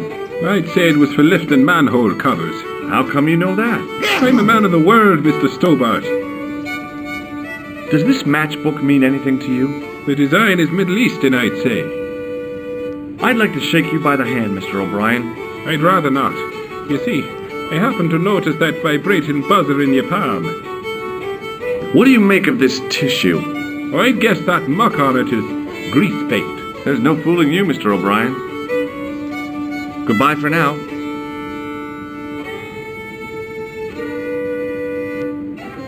It was a beer-stained piece of toweling. The man's arm lay across the towel, preventing me from moving it.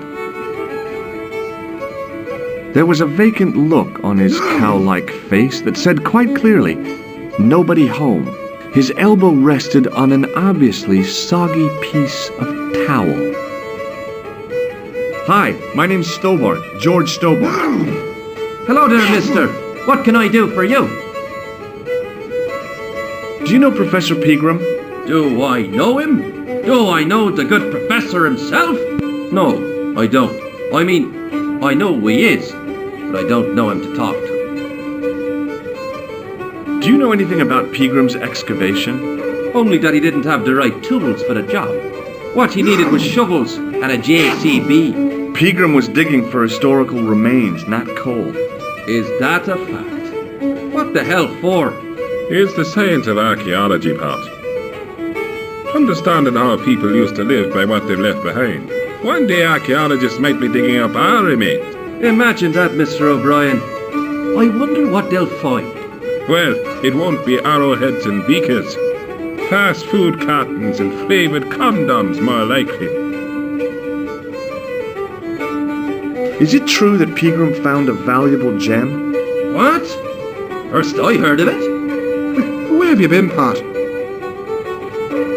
That gem is the talk of every town from Lochmar to Ballydoon. Nobody told me. The lucky son. So that's why he scampered. Did anyone from the village work at Pegram's dig? I tried it myself, but that high and mighty history man called me incontinent. What a nerve. Hadn't I dug more holes than the rest of them put together? Can you tell me anything about the castle on the hill? Oh, I don't know much about anything. You should ask Mr. O'Brien here. He just joined up writing. Would you be one of them history fellas yourself? That's right. Professor Stobbart, Miskatonic University. You're an archaeologist, and you're asking us about the castle. Excuse me, Mr. O'Brien. The gentleman was talking to me. How come you didn't leave with the others? I didn't know they'd gone. Oh, yes. Packed their spades and shovels and away they went. Seems I missed all the excitement.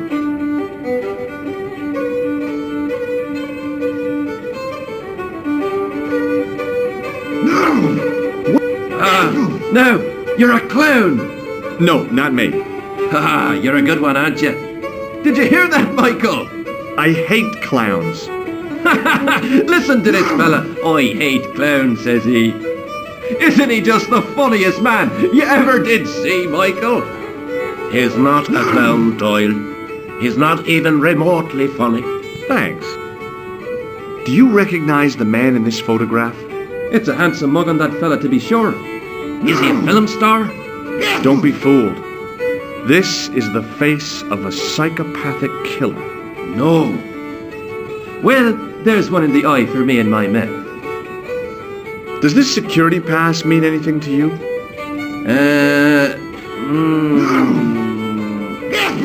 Well, no. What do you make of this tool? It's for lifting manhole covers.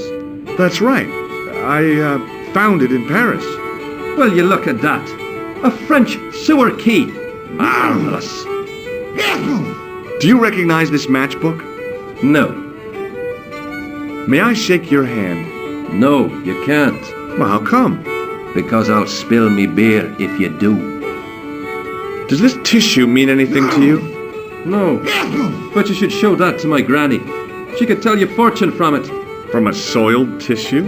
Sure. Some people read tea leaves. My granny reads handkerchiefs. Bye for now.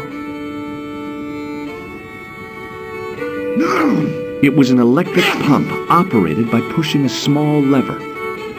I was about to reach for the pump when I came to my senses. A rash move like that in a strange country with strange customs could be my last. The white whiskers on the bartender's flushed face were like garlands on a Christmas tree. The resemblance ended there. The top of his head was too slick and shiny to act as a perch for a Christmas angel. Top of the morning to you. I beg your pardon. Well, that's what you Irish say, isn't it? Do you want something? Or are you just flaunting your xenophobia? Well, I was trying to be sociable. Is it a room you're after? That's not a bad idea. Do you have a vacancy? I could, if you don't mind waiting until the last guest checks out. No problem. When will that be? When the undertaker comes to collect him. I'm looking for a man named Fitzgerald. Fitzy? What's he done? I believe he may have worked at Pegram's dig. Sean Fitzgerald? Work? You've got the wrong guy. Do you know a man called Pegram? Indeed I do. Are you a friend of his, by any chance? In a manner of speaking, I am. Right, me boyo, 160 quid he owes me, pay up. That's Peagram's business, not mine. Ah, but he's done a bunk, hasn't he? Scampered. I know. That's why I'm here, to look for him. And what about the money he owes me? When I find him, I'll remind him about it. Did Peagram stay here? Yes, he did. 6 nights plus breakfast. He couldn't have had breakfast this morning. Not unless he had it afore he went to bed. What the hell are you talking about, Doyle? The history fella. I seen him this morning, crack of dawn. I had to get up at 4 o'clock to see to the missus. I didn't know your wife was sick, Pat. She's not. Anyhow, I went out to empty the bucket, and what do you think I saw? For the love of God, Doyle, get to the point. It was the history man, heading out to the village, on a bicycle. I knew it. Hand over me money, or I'll throw you out. Can I see Peagram's room? It's been taken by one of the brothers from the reformatory. They come every year for spiritual refreshment. That's a good one. Their idea of refreshment is a good full of stout. I wouldn't want to disturb a man of God, especially not a big fella from the bad boys' home. I don't blame you, Mick. That brother's got muscles like a muscle man. Have you served any, clowns recently? Don't change the subject. Are you going to pay me Peagram's rent or not? No way. Listen, I'm not really his friend. I've never even met the guy. But I need to find Peagram urgently. I think his life is in danger. Damn right it is. Excuse me for butting in, Michael, but I think the young fella's telling the truth. I'm sorry I bit your head off, sir. Well, that's okay, I understand. I guess. Have you served any, clowns recently? No. You're the first today. Seriously, I'm looking for a man dressed in a clown costume. Would he be having a little white dog with a black patch over the eye? I shouldn't think so. What can you tell me about the castle? You're the second person to ask me that today. I don't know anything about the castle. It's only an old ruin anyway. Who else was asking about the castle? He said he was a reporter. He was asking about the little people. I could have told him a tale or two about the little people. He might have paid me to hear what he wanted me to say. Anyway, I chucked him out on his arse. Good for you, Mick. That's the way to deal with journalists. Does this false nose mean anything to you? It's not Red Nose Day again, is it? I don't know. But this is part of a clown's costume. I know that. Good God Almighty. What do you take me for? Do you recognize this man? No, I don't. What do you want with him? I've got a score to settle. I don't want any trouble in the bar, mister. If it's a fight you're looking for, see Father Mahoney. A priest? A man of the cloth? Sure. And he teaches the boys how to box at the youth club. According to Mahoney, it develops character. Isn't that right, Pat? Didn't he teach you the art of pugilism? Doyle. Sorry, Michael. I was miles away. What did you say? Never mind. Do you recognize the name on this card? No. Should I? Nah, it was a long shot. Here's something which might interest you. Huh? Well, what is it? My passport to the sewers of Paris. Is that so? Did you see the snooker last night, Mr. O'Brien? We haven't got a television, Michael. I know that. Why is it, if you don't mind me asking? If God had meant us to watch television, we'd all be like Doyle. I take it no one wants to hear about my underground escapades. I'd rather drink me own beer. Do you recognize this matchbook? No, sir. Hey, bartender? Landlord, if you don't mind. Sorry. Shake my hand, why don't you? Now, why should I do that? What have you got up your sleeve? Nothing. Come on, just shake my hand. Not just now, mister. I have to be careful on account of the health restrictions. Oh, jeez. Does this tissue mean anything to you? That's disgusting. Uh-huh. I found it in the sewers. What's the idea of waving it around in my face? You're worse than old Ron. Put it away, man. I'll try a glass of beer, please. Is this your first pint of real ale? Well, I guess so. What's real ale, anyhow? Beer that's brewed from natural ingredients to traditional methods. It shouldn't be kept under pressure or refrigerated. And finally, it should have a good body and distinctive character. In other words, it's flat and worn with bits in, and it makes you fall over.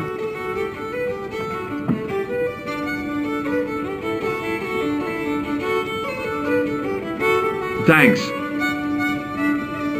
Hey! Hello there again, mister. Oh, nothing really.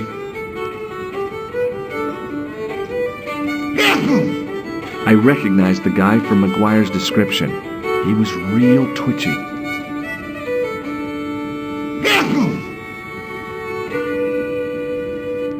Mr. Fitzgerald? What? I need to speak with you urgently.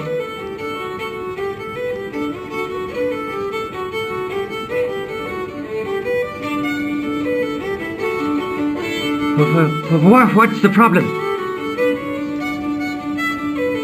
Did you work at Professor Peagram's dig? What gave you that idea? McGuire says you did. You don't believe that damned hooligan, do you? Why not? His probation officer could tell you a tale or two. Have you heard about the gem which Peagram found? I've heard a rumour, but you can't believe everything you hear or see, can you? Where can I find Professor Peagram? I heard he's gone fishing.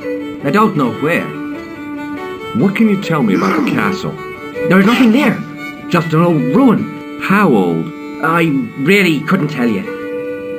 Have you ever explored the castle yourself?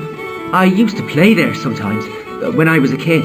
Then one of the little ones fell off the wall, broke his head and died. We didn't go there anymore. You haven't been up there recently? No. What does this red nose suggest to you? Blood. Why's that? I used to bleed a lot when I was a kid. Every time there was a playground scrap, I'd end up with a bloody nose. I wouldn't have minded, but I wasn't even involved in the scraps. Do you recognize the man in this photograph? No. At least I don't think so. Look closely. He has a scar on his face. No, I'm sure I don't know him. Check out this pass. Yeah. It's yours, is it? Not exactly. Do you recognize the name? Thomas Merlin. No, never heard of him. What do you think this tool is used for? Something to do with horses?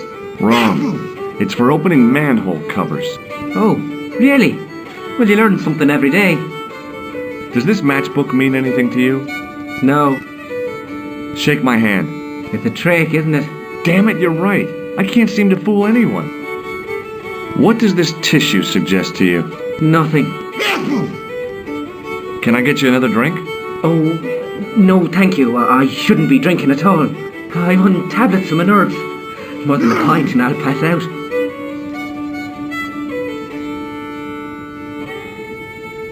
See you later.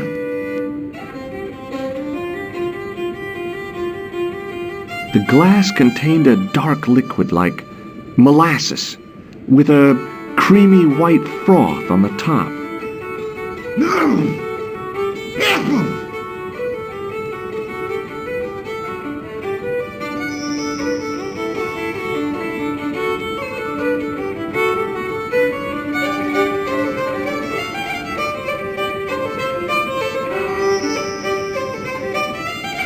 Somehow, I'd managed to drink the thick, sweet brew. I felt strangely compelled to order another, even though my every instinct warned me against it.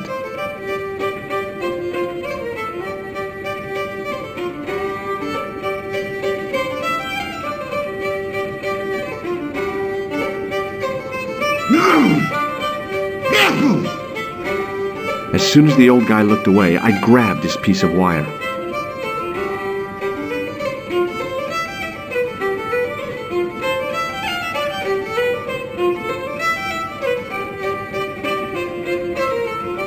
Excuse me, Mr. O'Brien. Hello there. What now? What do you make of this piece of wire? It looks ordinary enough to me. Goodbye for now. Hey! Hello there again, mister. Do you remember seeing Sean Fitzgerald at the dig? Let me see now. I think me brain box needs a spot of lubrication. Does this piece of wire mean anything to you? Not me, mister.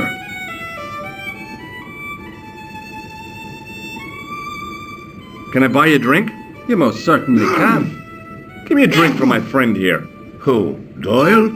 Has he conned you into buying for him? Shame on you, Patrick. Same again. Just a point this time, Michael.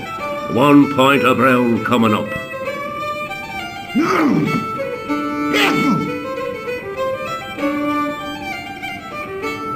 Do you remember Sean Fitzgerald now? I can picture the scene as if it was only last week. Come to think of it, it was only last week. Fitzgerald was there all right. Him and a bunch of students. He was speaking with the boss man. Bye for now.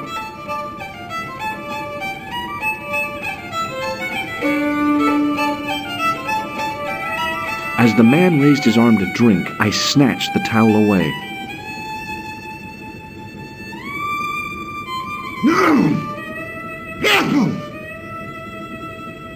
Hello again.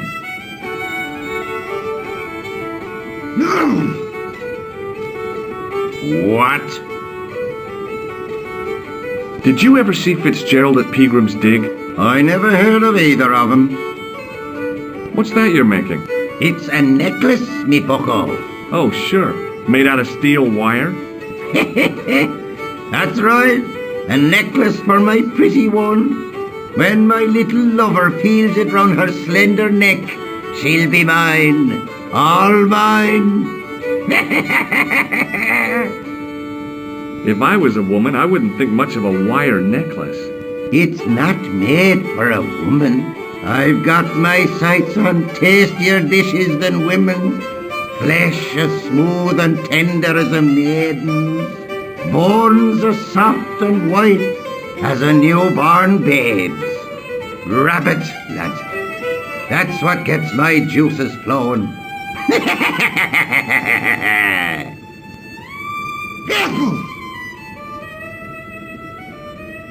Ah, so you're making snares to trap rabbits. That's right. Do you have a problem with that? Damn right I do. Isn't it painful? Only if I get me fingers caught. I'm talking about the rabbits. Do they feel much pain? You bet.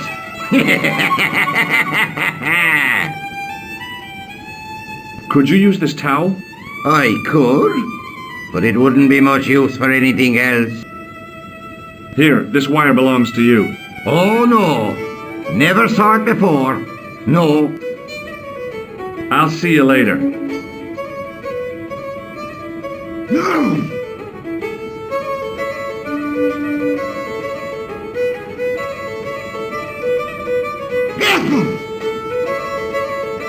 Hello. Doyle told me you definitely worked at the dig. You don't believe him, do you? Patrick Doyle is a moron and a scoundrel. Even so, he saw you talking to Pegram. You can't prove that, mister. What do you suppose this wire is used for? How should I know? Ever seen this towel before? Doesn't it belong on the bar? Very observant, Fitzgerald. See you later.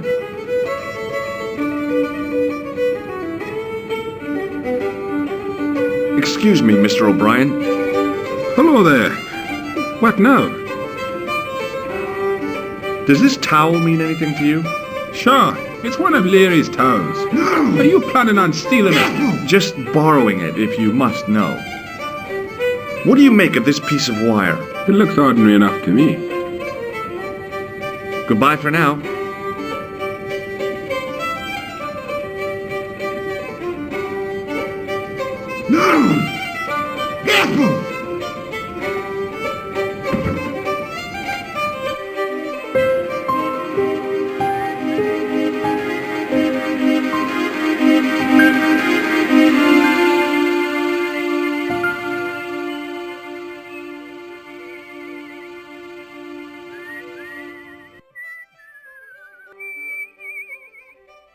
Hey, Maguire. What do you want to know? Are you sure Fitzgerald worked at the dig? Oh, yes. It was him, all right. Would I tell a lie? Well, he denies it. I saw them together only last night. I wish you'd told me that sooner. What were they doing? Pegram gave Fitzy a box. He didn't look too happy about it. I knew it. But how am I going to persuade him to part with it? Break his fingers. Nah, I couldn't do that. I could. Thanks for the offer, kid, but I'll try a more subtle approach. Chinese burns? Do you know where I could find Fitzgerald? He's inside, but you won't get no sense out of him. How come? Is he drunk? He's like a frightened rabbit. A real bag of nerves. Why, the fella's scared of his own shadow. What's Fitzgerald scared of? Everything and everyone. So I shouldn't have any trouble getting him to talk. He's a pushover, but don't scare him too much. Try the soft touch. Butter him up a bit. I heard that Pegram had found a legendary gem. That's right. It's been the talk of Lochman all week. You haven't seen the gem, have you? Hell no. I reckon Pegram made off with it. If I was him, I'd go to Amsterdam, chop it up and sell it. He could be living the life of Riley instead of digging holes.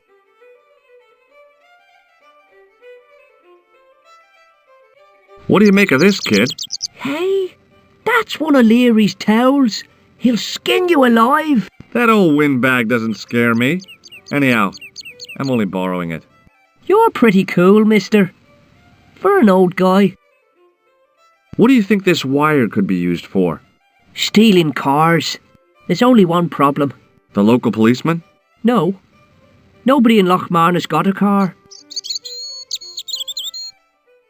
See you later, kid. Okay, mister.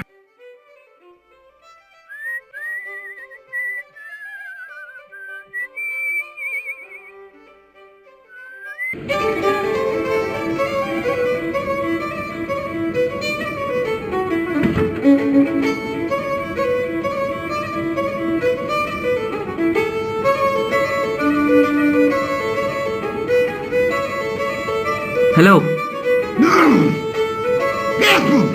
Maguire says he saw you working at the dig. What's more, he saw you talking with Pegram.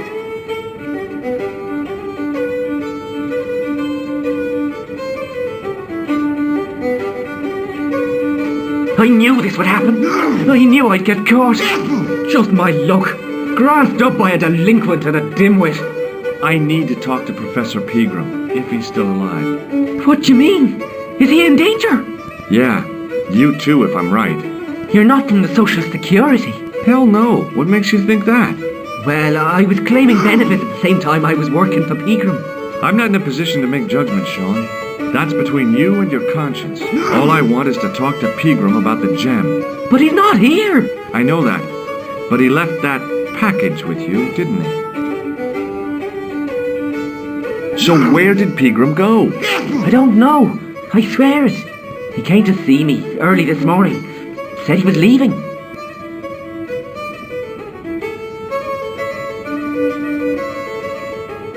No! He asked me to give this package to a guy called Marquet. Careful! What did Pegram find at the castle? The entrance to an underground chamber. It was filled with earth and rubble, and Pegram had us dig it out. We uncovered a secret room, a hidden chapel. Did Pegram find the gem in the altar room? No! I don't know. He made us leave and wouldn't tell us why. Half an hour later he came out, white as a sheet he was. He closed down the dig and locked up the castle, sent us all away. From the sound of it, Pegram had discovered more than just the gem. Careful! Show me what's in the package, Sean. I can't do that. Why not? I promised the professor. So what? You didn't have any qualms about your benefit scam. So where's the harm in taking a peek inside Pegram's package? You don't know these people. I can't. I don't dare. This is your last chance to show me the package, Fitzgerald. I've been patient with you, but now it's time to kick ass. But he'll kill me. Who will? The man from Paris. Jack Marquet. Pegram told me if I gave him the package unopened, I'd hear no more about it. But if I double-crossed Marquet, I'd be dead. I'll deal with Jacques Marquet. Give the package to me. No, why should I trust you? I don't know who to trust anymore. I wish I'd never even heard of the Lochmarn gem.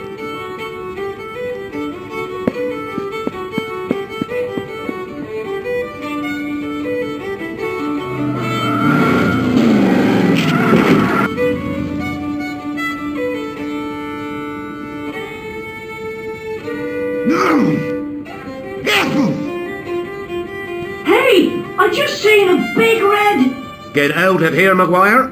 Come back when you're old enough. What's the lad howling about? A big red sports car. Sean Fitzgerald's been runned over. Get out! Noisy little tyke. Maybe you should send out some medicinal brandy like. Oh, yes? And who's going to pay for it? Not me. Me too, neither.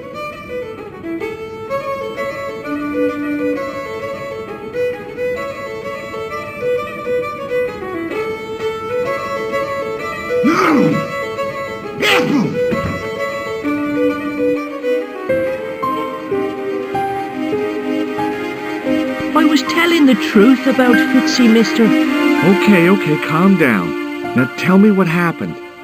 I was standing here, minding my own business, when I saw this beautiful red sports car coming up over the hill. Would you look at that, says I, and I going over to take a closer look. Next thing, Fitzy comes tearing out of the pub and nearly knocks me on my ass, but the car just flies at him. It was too fast for poor old Fitzy, and hit him an awful wallop. He goes flying up on top. Jesus, says I thought he was a goner. Next thing, the driver hops out, and I couldn't believe my eyes.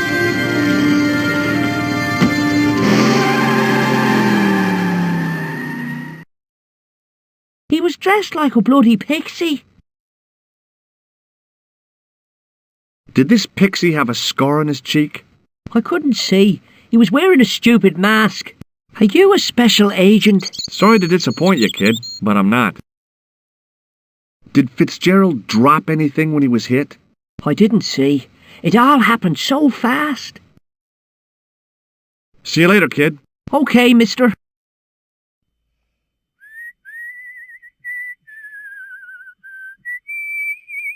I pushed the switch down, but in doing so it snapped off in my hand. The plastic cover had been smashed by the pixie's car, revealing a switch.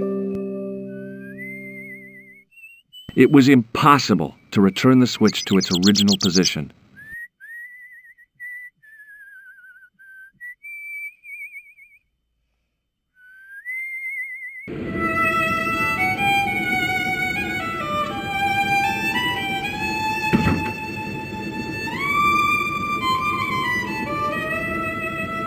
Excuse me? Yes, sir? May I have another beer, please? Certainly, sir. Same again? Yeah, please. How is this stuff made? That's the secret of the master brewer, sir. Each barrel is lovingly manhandled in time-honoured fashion, suspended on skillfully tied ropes of the finest hemp, lowered into the cellar, utilising the forces of original gravity, like manna from heaven.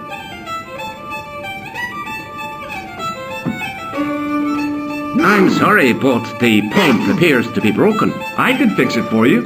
I don't think so. This is a job for a professional electrician. Oh well, at least the glass washer is still working. It's not my idea, is it? It just so happens I'm an electrician. Check out my credentials. Well, now, isn't that marvellous? Here's a house bedevilled with faulty wiring of a wayward nature. Here's you, an electric man, with a little plastic card to prove it. I still want to see what you can do before I let you touch me beer pumps. You can make a start on the glass washer.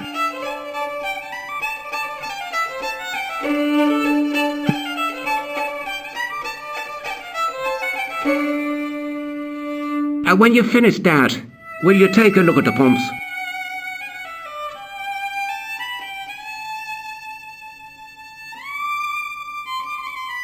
No! Careful! I couldn't see anything obviously wrong with the machine. I figured it must be the wiring. It was an electrical plug attached to the glass washer.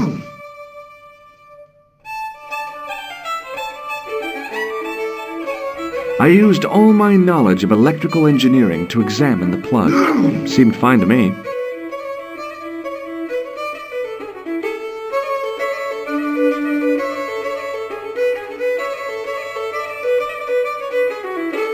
I replaced the fuse with a piece of wire.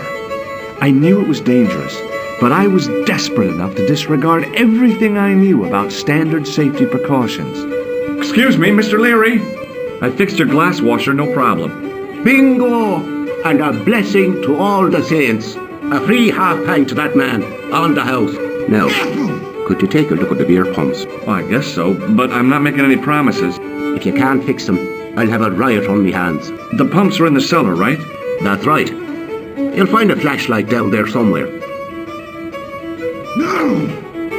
Careful!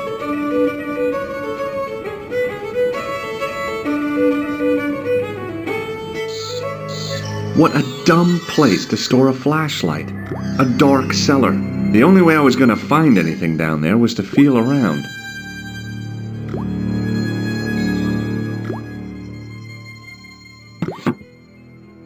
I pushed the lever and heard the grating of metal, but nothing appeared to happen.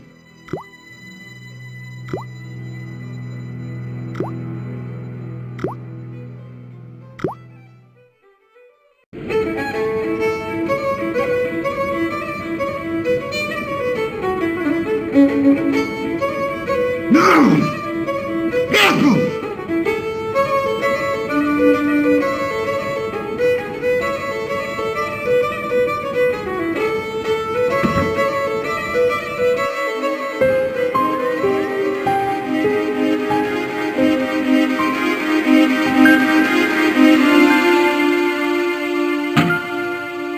I lifted the trap door and an overpowering smell of stale beer rose from the cellar below. I looked down on a stone-tiled floor, way too far to jump.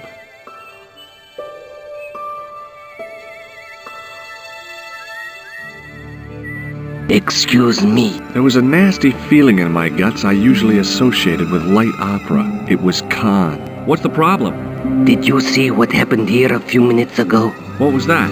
A man was involved in an unfortunate accident. I didn't see anything. What about the boy? He doesn't know anything either. The kid, well, you know how it is in these rural communities. Not enough genes to go round. I prayed McGuire had the sense to keep his mouth shut. Was the guy hurt bad? He's been taken care of, but he thinks he dropped a small parcel. You didn't happen to find it, did you? If I had, I would have taken it to the police. Of course. Thank you.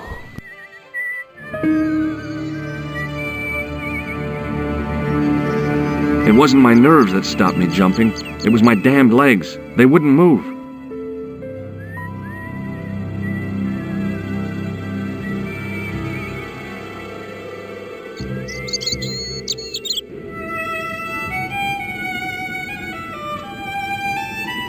No!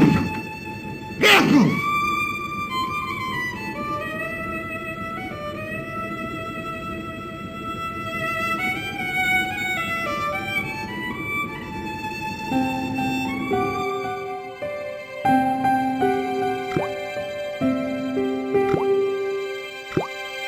Then I noticed a flash of light, something sparkling beneath the open trap door.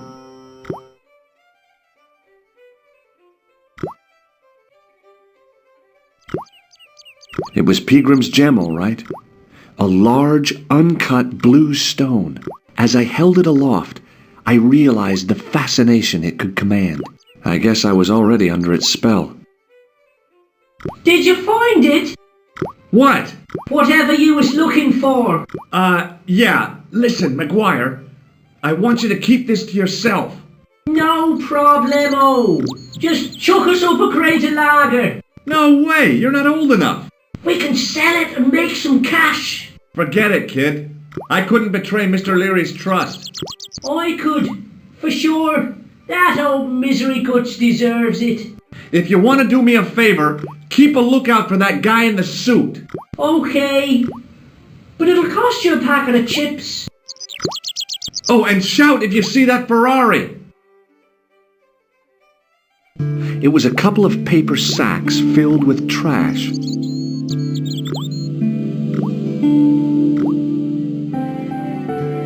I searched the trash, but there was nothing useful there. It was a calendar with a faded photograph of a prize-winning carp.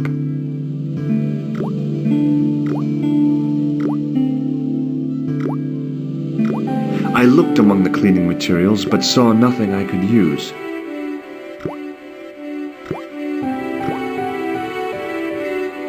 It was a rusty faucet.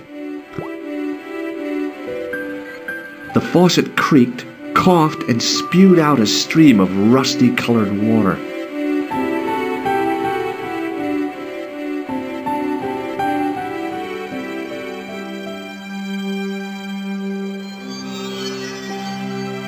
I held the towel under the faucet and soaked it with water.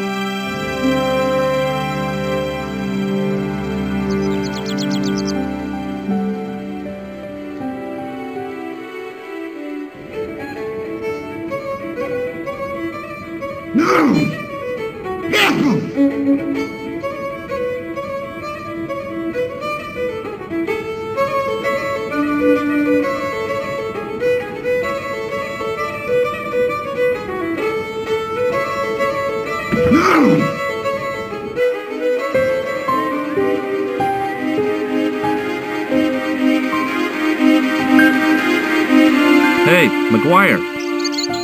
What do you want to know? What do you think of my flashlight? It's a torch. That's what we call it on this side of the Atlantic.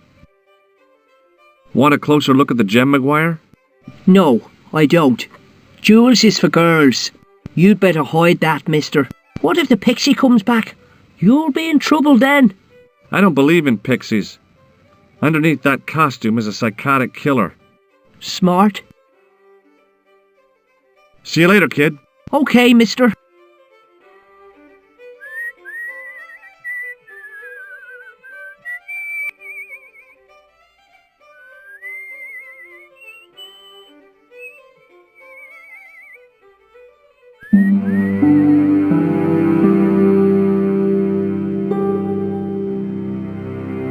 On the back of the cart was a crazily stacked tower of hay bales, leaning precariously against the castle wall.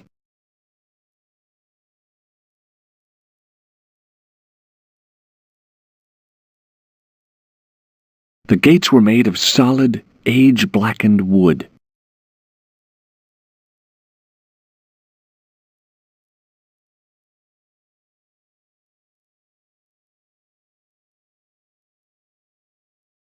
Pushing with all my strength got me nowhere. They didn't budge. I really need to start working out.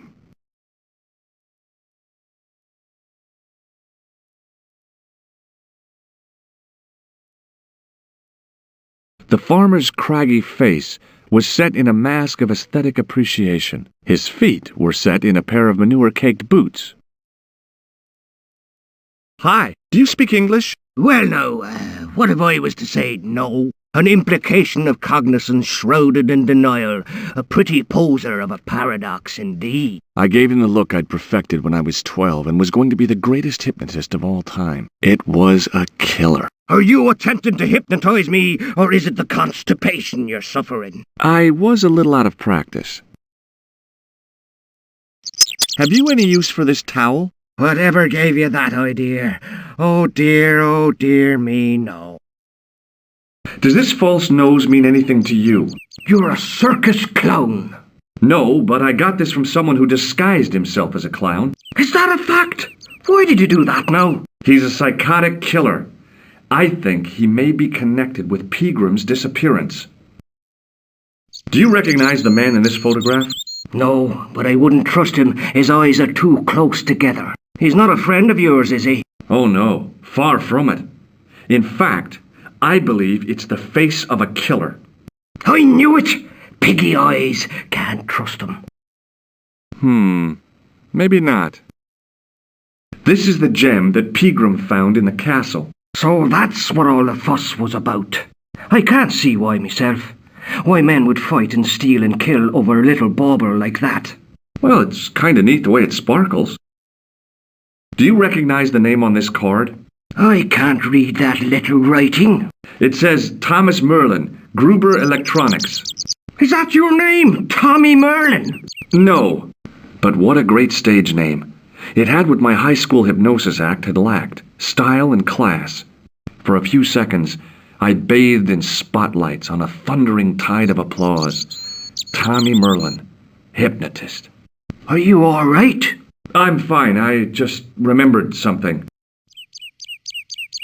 Does this tool mean anything to you? No, it doesn't.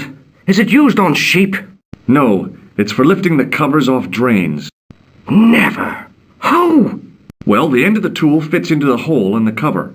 They'd slip out. Angle's all wrong. You'd never do it. I have. I did it in Paris. What do you make of this matchbook? Seems ordinary enough to me. Would you like to shake my hand? What is this? I don't do that male bonding stuff. What do you make of this tissue? That's a sorry sight to wave about in public. Oh, it's theatrical grease paint. And that makes it all right, does it? I must remember that next time someone complains about the state of me handkerchief. Have you seen Professor Peagram? No, he's packed up and gone. Do you happen to know where? Back in England, I suppose. Do you think Peagram's disappearance is due to the curse? Look at the facts. He dug up the gem. He disappeared. Bingo! It doesn't take a degree in mathematics to work that one out, does it? You don't have to be a smarty Pythagoras with a calculator. I guess not. Peagram has run off with the gem.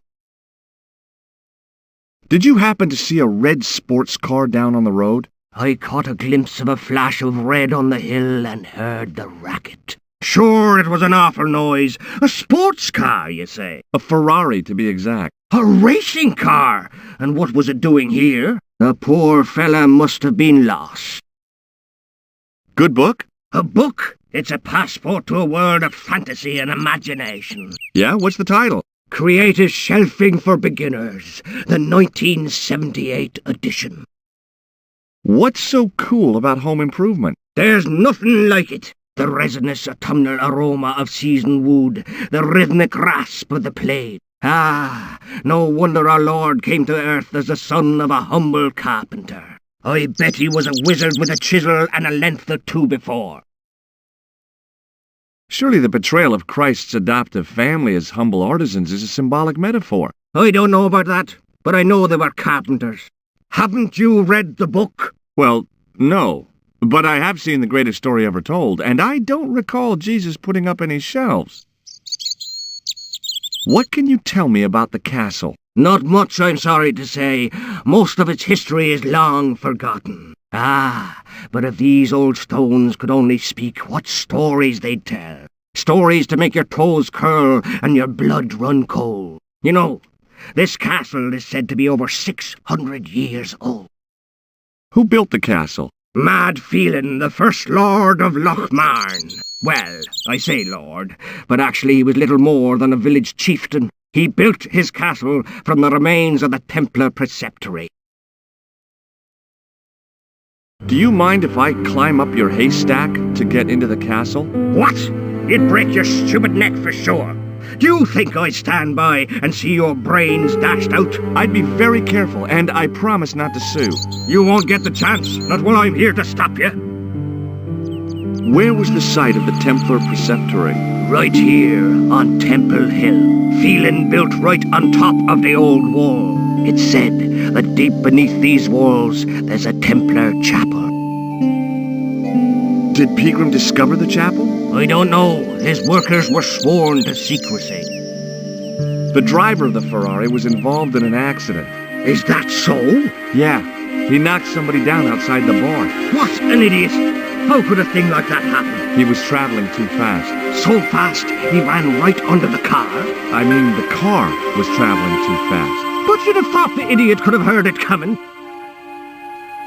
Maybe you know the guy who was hit by the Ferrari. His name is Sean Fitzgerald. Oh, I know him all right. That's me nephew, the idiot responsible for the stacking of my hay cart. Was he killed by the car? Oh no, but he has been abducted. Well, that's a relief now. Aren't you going to look for your nephew? What for? From what you say, it's too late. Well, you could report the matter to the police. Better not.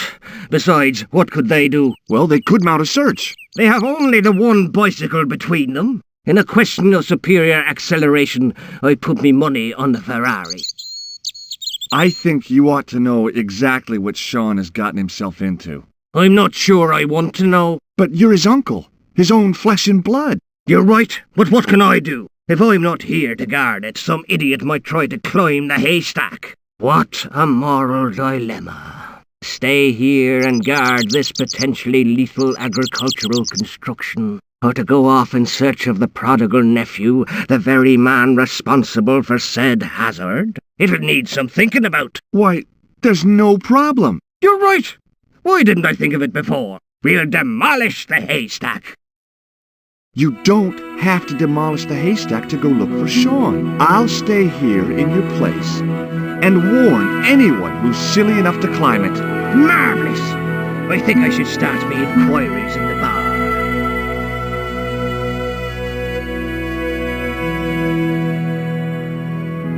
He strode off in the direction of McDevitt's bar, leaving me to contemplate the stack of hay.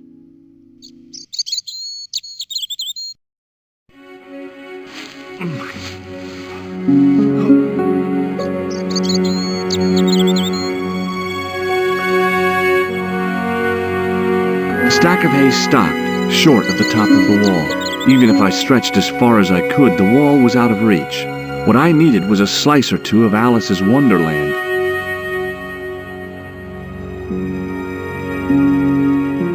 There was a narrow crack between two of the stones where the centuries-old mortar had crumbled away.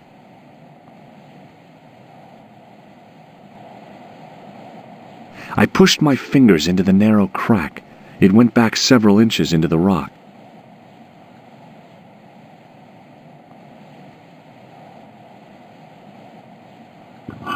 I inserted the end of the lifting key in the mortarless crack and gave it a firm shove. It remained lodged in the wall, jutting out to form a step.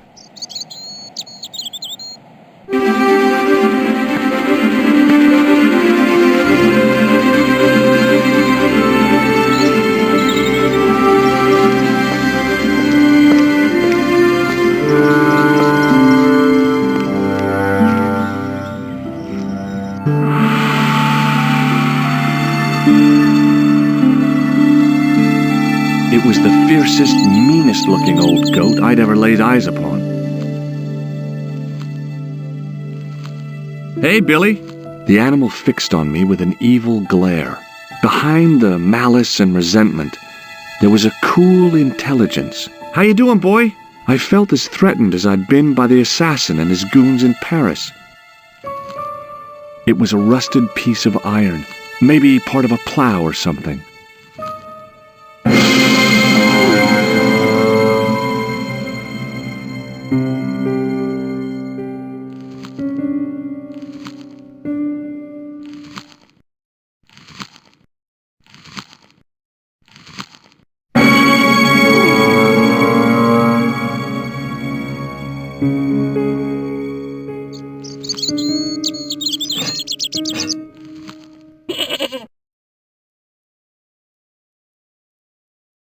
The rope by which the goat was tethered had become tangled on the old plowshare.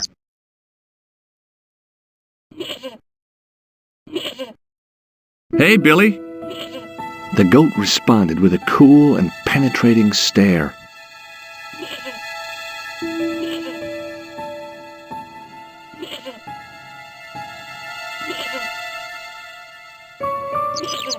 Behind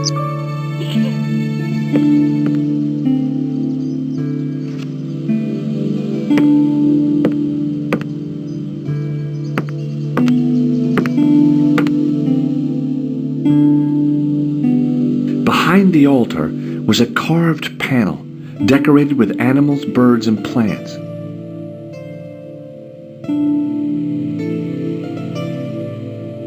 The sack contained a fine white powder. As I dipped my fingers into the soft white powder, I realized what it was. Plaster of Paris. I'd used it in kindergarten to make casts of animal paw prints. The bench had probably been used by Pegram and his archaeological team.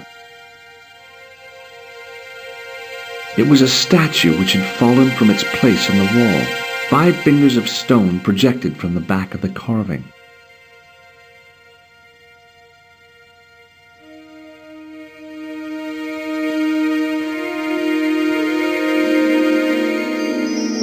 The statue was too heavy to lift.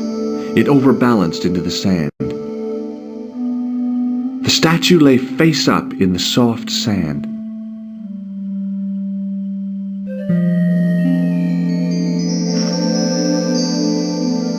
As I swung the stone upright, I noticed it had left a pattern of holes in the sand. There was a pattern of 5 holes arranged on the wall. They'd been drilled there deliberately.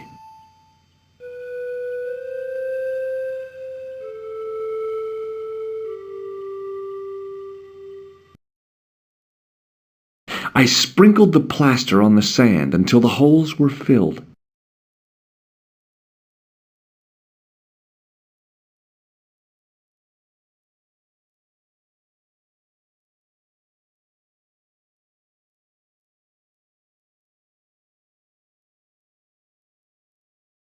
I squeezed the towel as hard as I could, but it was barely damp.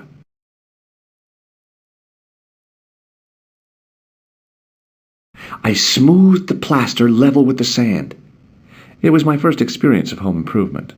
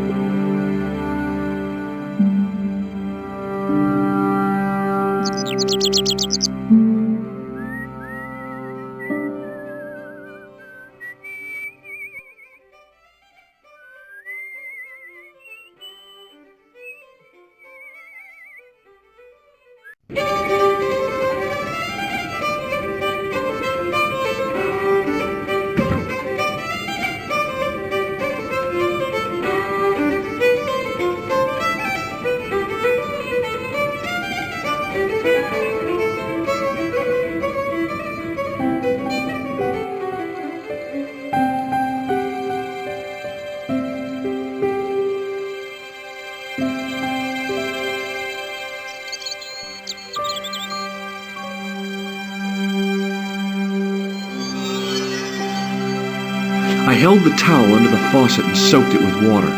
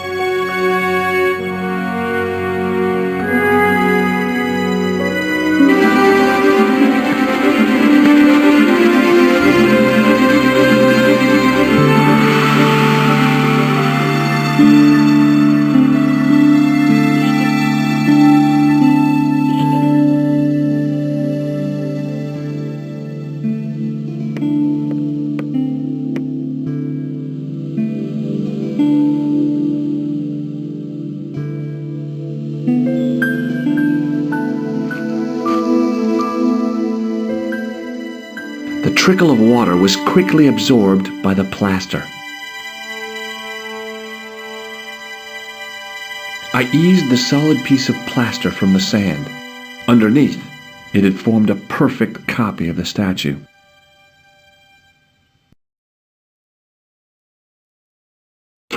The hardened plaster cast fitted snugly into the 5 matching sockets. There was a soft thud, then silence.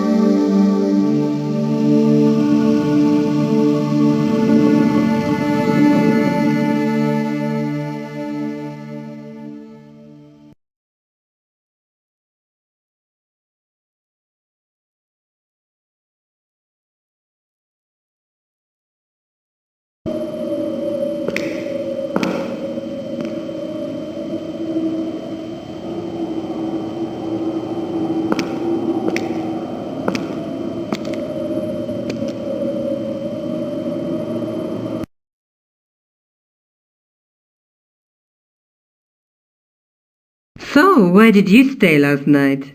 At McDevitt's. I got to drinking with Doyle and a couple of the guys. That explains why you look so ill today. Did you get any sleep at all? Not much.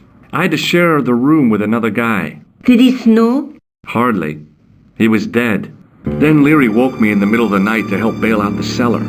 The cellar was flooded? Yeah, some idiot had left the faucet running. And you say Pegram has disappeared? Without a trace.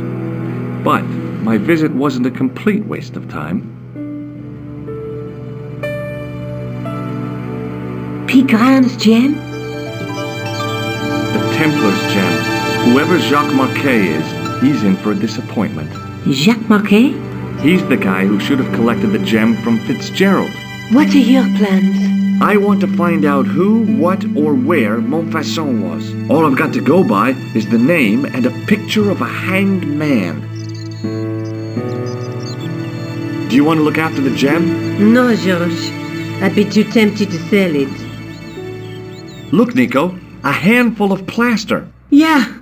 Why is it that men never really grow up? What's your problem, sister? Your pockets stuffed with useless junk like little boys. You never know when useless junk might come in handy. Let's take another look at the manuscript.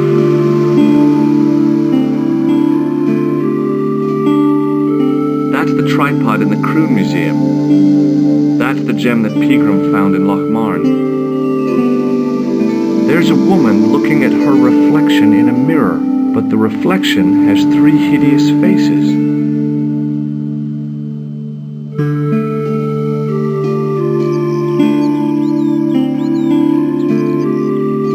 I can't sit here all day, much as I'd like to. Okay. Don't forget to look for Lobineau at the Croon Museum.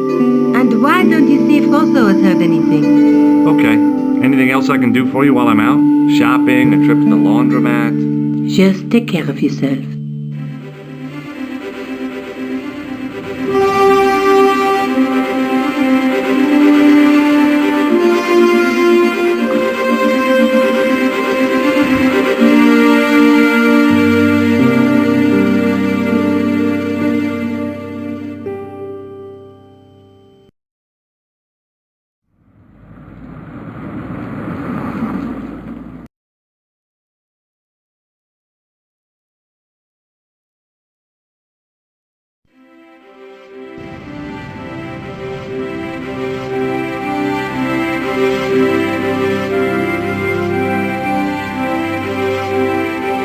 Excuse me, What do you want now?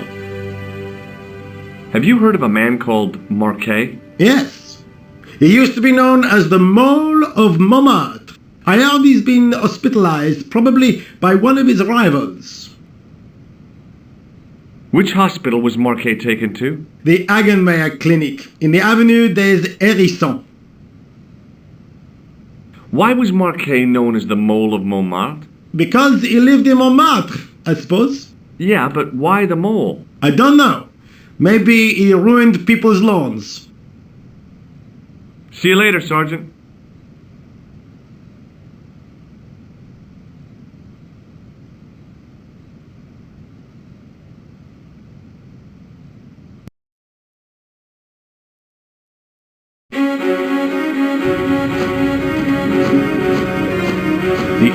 building managed to retain some of its original grandeur, but the modern additions look like a baseball cap on the statue of a medieval saint.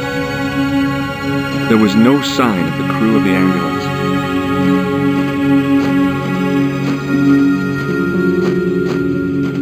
I felt a little guilty as I tried the door, like I was about to rob a grave. I gripped the handle with an involuntary tremble in my hand and pulled. The door was locked.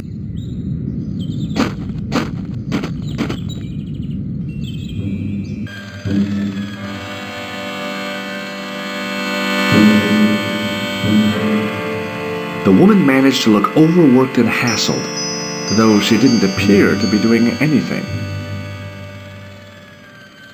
Excuse me. Yes, sir?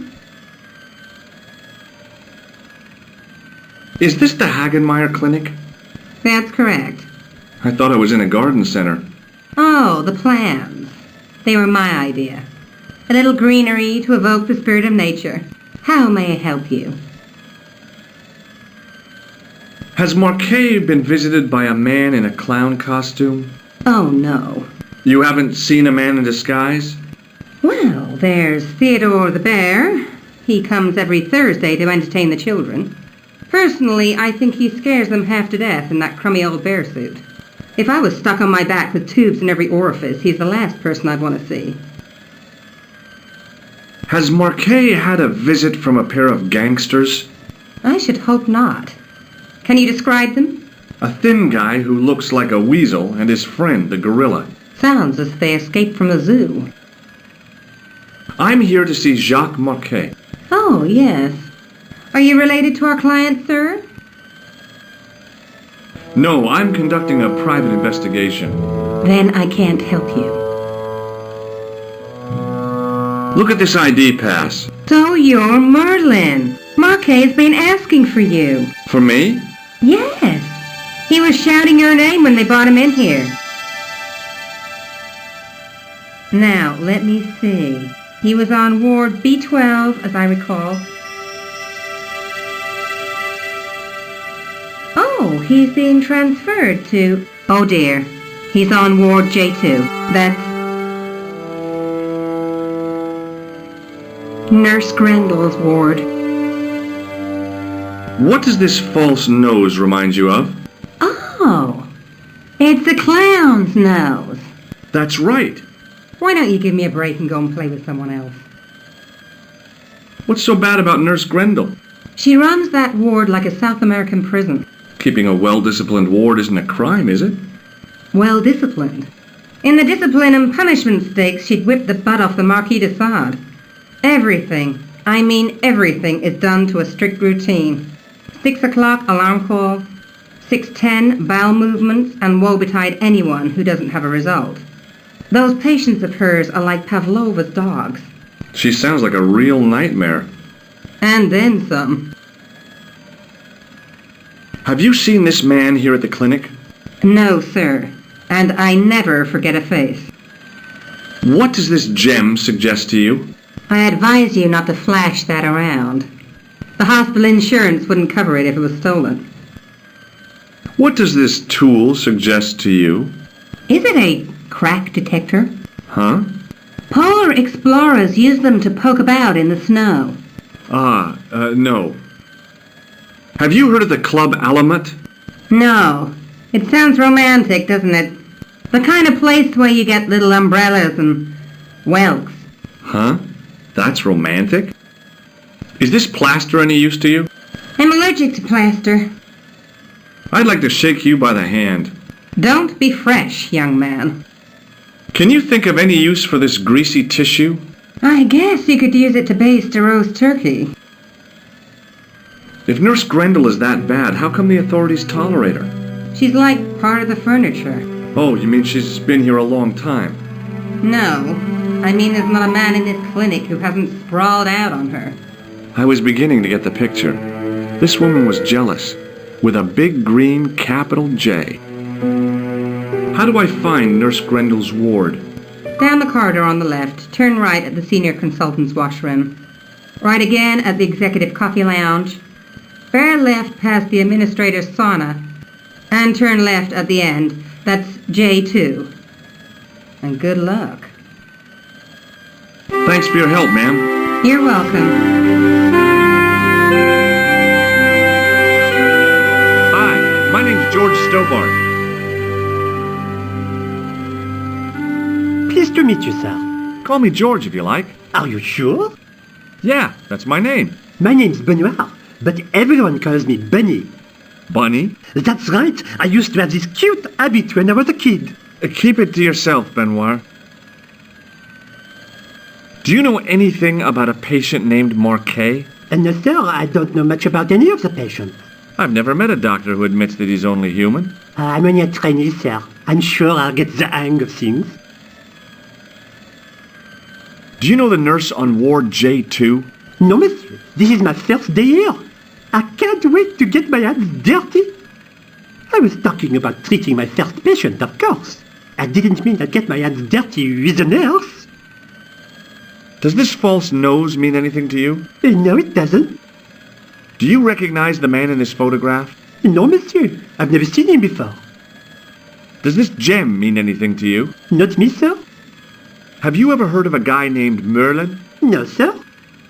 What does this tool suggest to you? Isn't that used to snap the patient's ribs when exploring the abdomen? I hope not. Do you know what this white powder is? No, sir. Shake my hand, Benoit. I don't think that's a good idea, sir. How come? Dermatitis. I don't have dermatitis. I do. What does this tissue mean to you? Is that a nasal discharge, sir? No, it's grease paint. See you later. Right. The guy seemed to be practicing his air of authority. Today, he was working on his withering stare.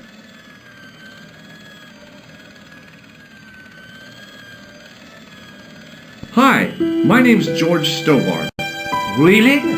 If you wish to make an appointment, see the receptionist. Do you recognize this red nose, sir? No, I do not. This is a hospital, not a circus ring. We minister to the sick in body, not the sick in mind. Do you recognize the man in this photograph? No, sir, I do not. Look at this, Doc. It's a genuine medieval-type gemstone. Yes, so I see. Remarkable. Does the name Thomas Merlin mean anything to you? No, it does not. Does this tool mean anything to you? Sacre bleu! That's exactly what I needed in my last operation. It is? I had to improvise with a knitting needle and a couple of corks. If only you'd been on hand at the time, my patient would have given his right arm for it. Have you ever heard of the Club Alamat? No, sir, I have not. Does this white powder mean anything to you? No, sir, I do not pretend to know the pharmacist's job. May I have the honor of shaking you by the hand? You may not. I don't encourage physical contact between my staff. What do you make of this tissue, sir? Intéressant. I thought I knew the ins and outs of the human body, but this has me beat. If I were you, I'd have this sample analyzed. Thanks.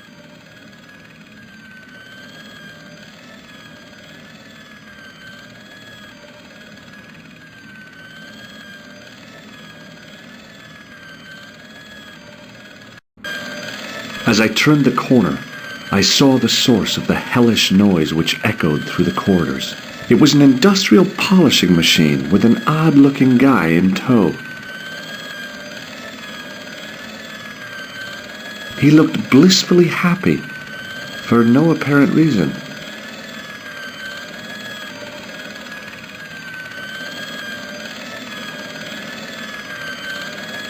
Hello. What's that? I said hello. Oh, hiya. I'd like to talk to you for a minute. That's what I thought you said. Don't look so down in the mouth. No matter how bad things seem, I never let life get on top of me. Oh, yeah? What's your secret? Why, it's easy. All you have to do is smile. and whistle this little tune. You know what? If you start whistling, I'll bust you in the teeth. It's a deal.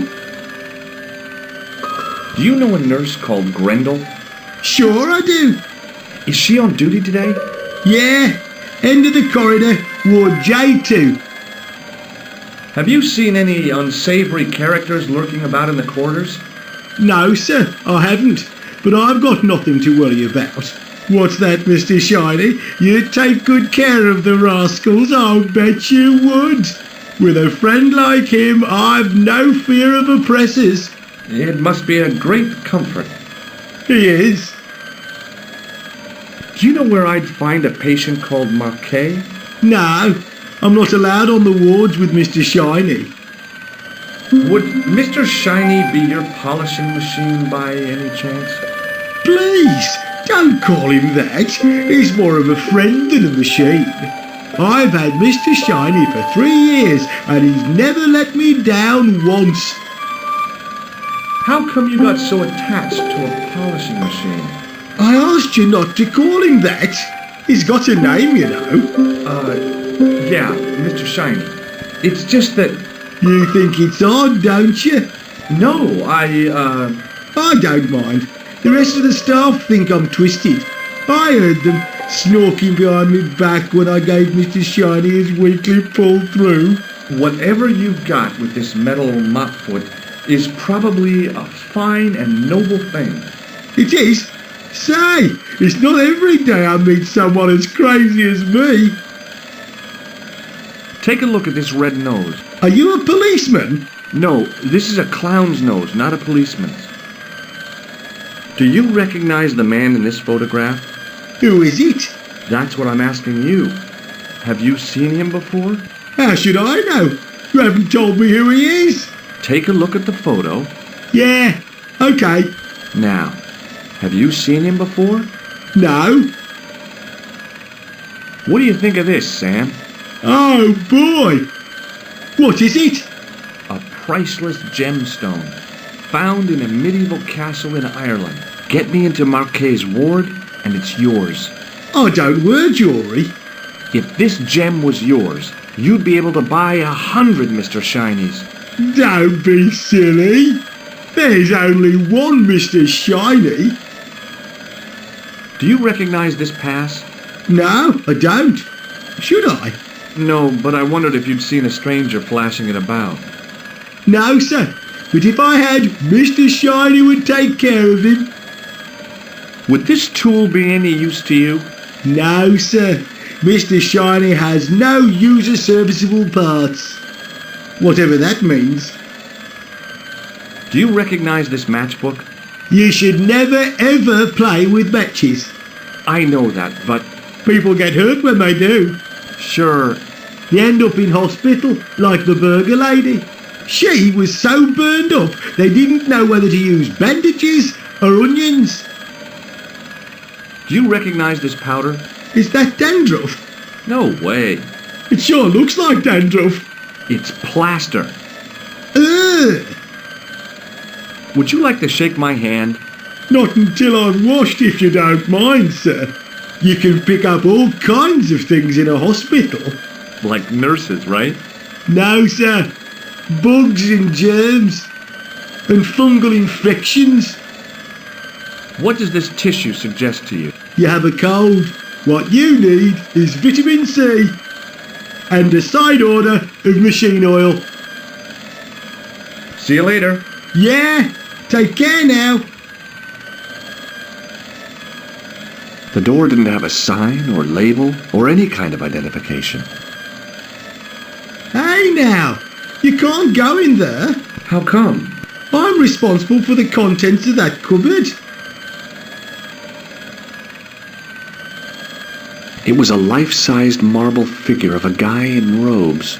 The sculptor had tried to give him a look of paternal authority and concern. To my mind, he looked just plain constipated. There was no way I could improve on the sculpture with the janitor watching me.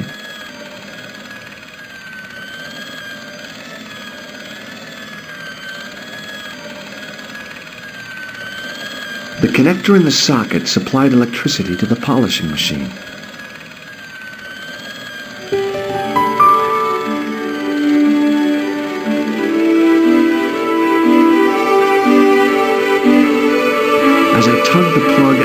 socket, the polishing machine coughed, spluttered, and died. Mr. Shiny, what's wrong, pal?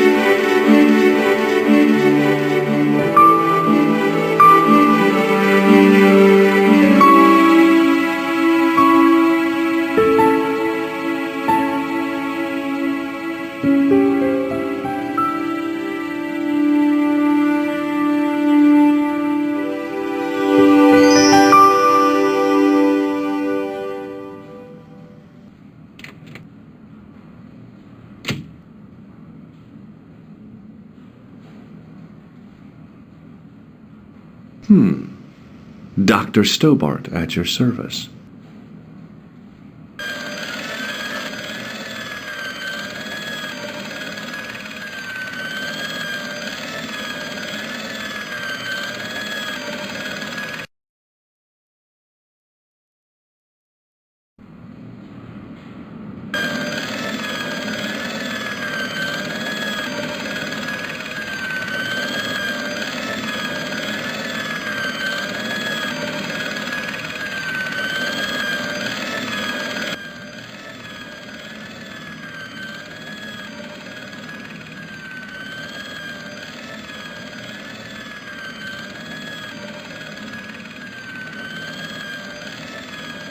Excuse me, sir.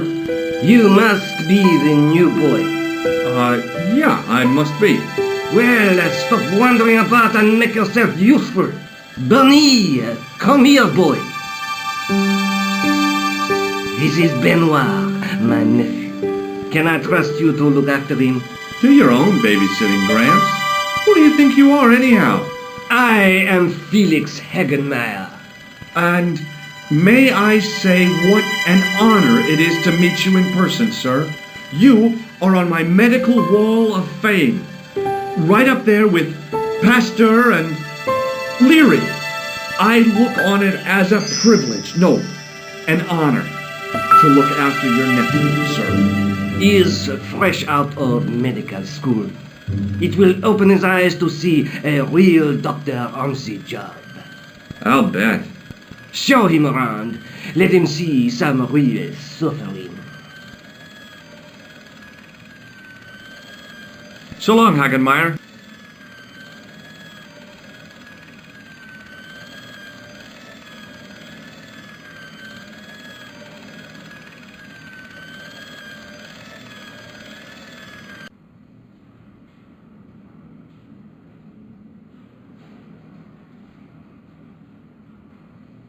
Good afternoon, Doctor. Oh, hi. Is this Ward J2? Yes, sir. The patients are ready for your inspection, Doctor. Thank you, nurse. Well, who's first? Monsieur Croquet in bed 2. What's his problem? He's been complaining of loss of consciousness. You'll need this, Doctor.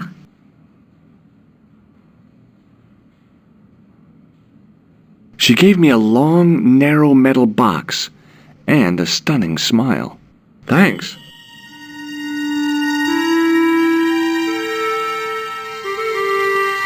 Hi, I'm Dr. Stobbart. Hello, Doctor.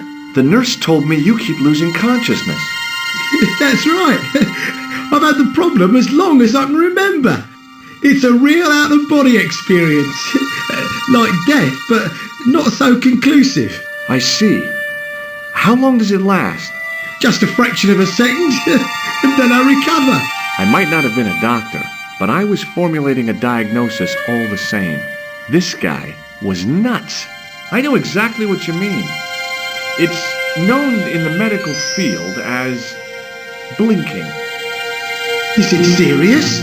Of course it isn't serious. It's perfectly natural. But just think, 2 seconds every minute. Why, that's almost half an hour every day. 2 weeks out of every year spent in total darkness. I don't have time to listen to this baloney. Which bed is Marquet in? He's round the corner, in solitary. What's the matter with him? I don't know, but the men who brought him in were wearing masks and rubber gloves.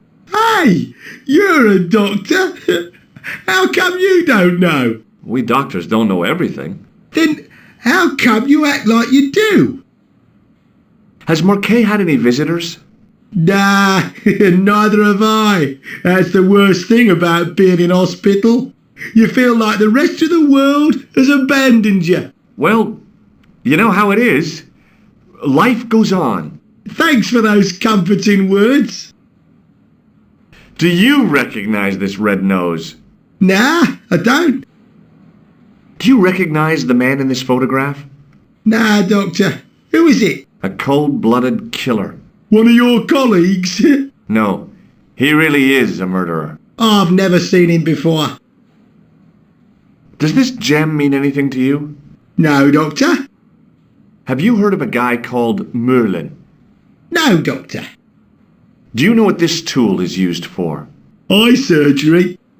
That's a dumb thing to say. It's not sharp enough. Have you ever heard of the Club Alamut? Nah, I haven't. Do you know what this is? Is it self-raising flour? No. Do you know what this piece of equipment is called? No, I don't.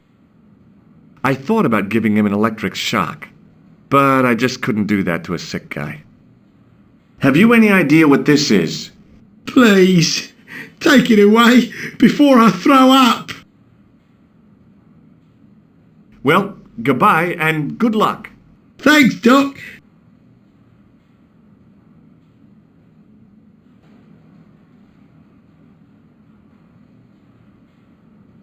This guy didn't look sick to me. He didn't have spots or stitches, and he certainly didn't have a fever.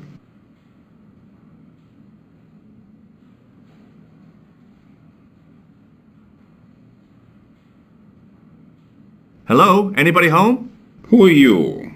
My name is Dr. Stobbart, and I'm here to steer you down the rocky road to recovery. Dr. Monroe said there was no cure for what I've got.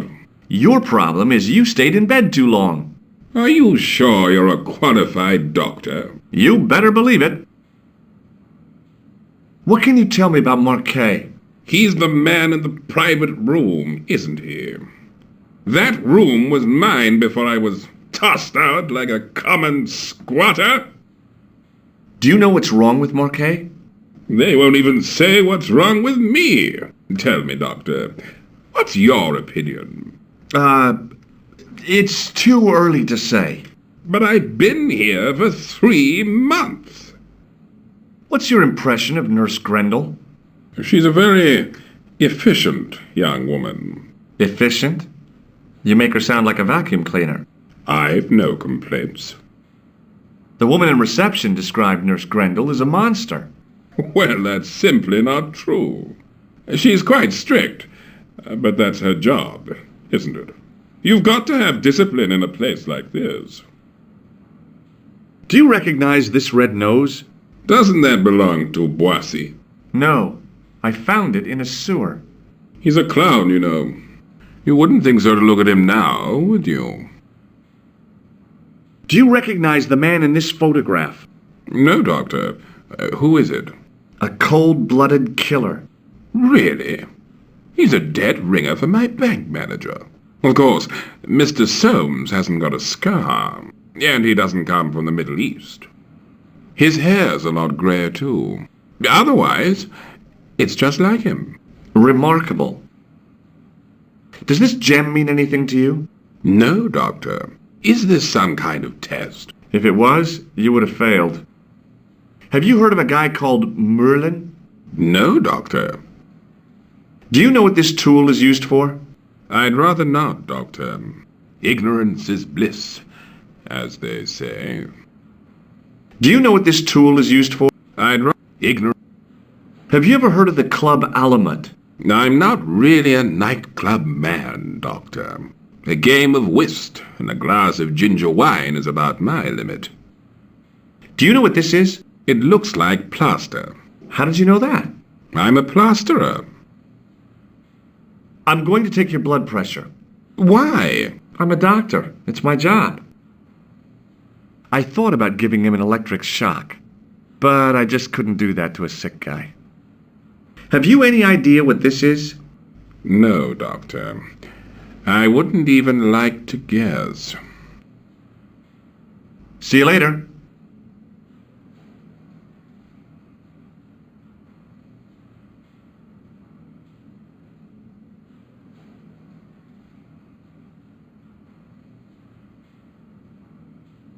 Doctor, What is it?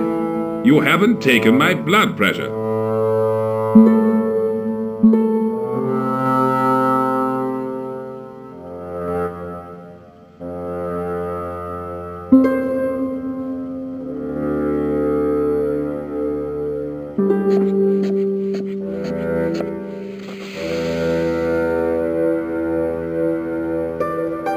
Seems fine to me. You're not doing it right. Of course I am. No, you're not. Dr. Monroe never did it like that. I can't take a satisfactory reading while you're excited like this. I'll come back later. Hey, Benoit!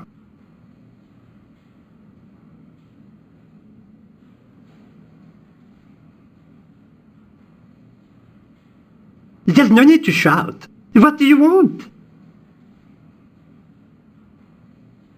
Here, take this pressure gauge.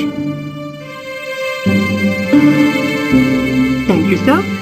What do you want me to do with it? Well, keep it safe until I think of something. Are you ready with that pressure gauge? Prime and ready to pump, sir. What do you want me to do with it? Use it on Eric Sopmarsh. Okay.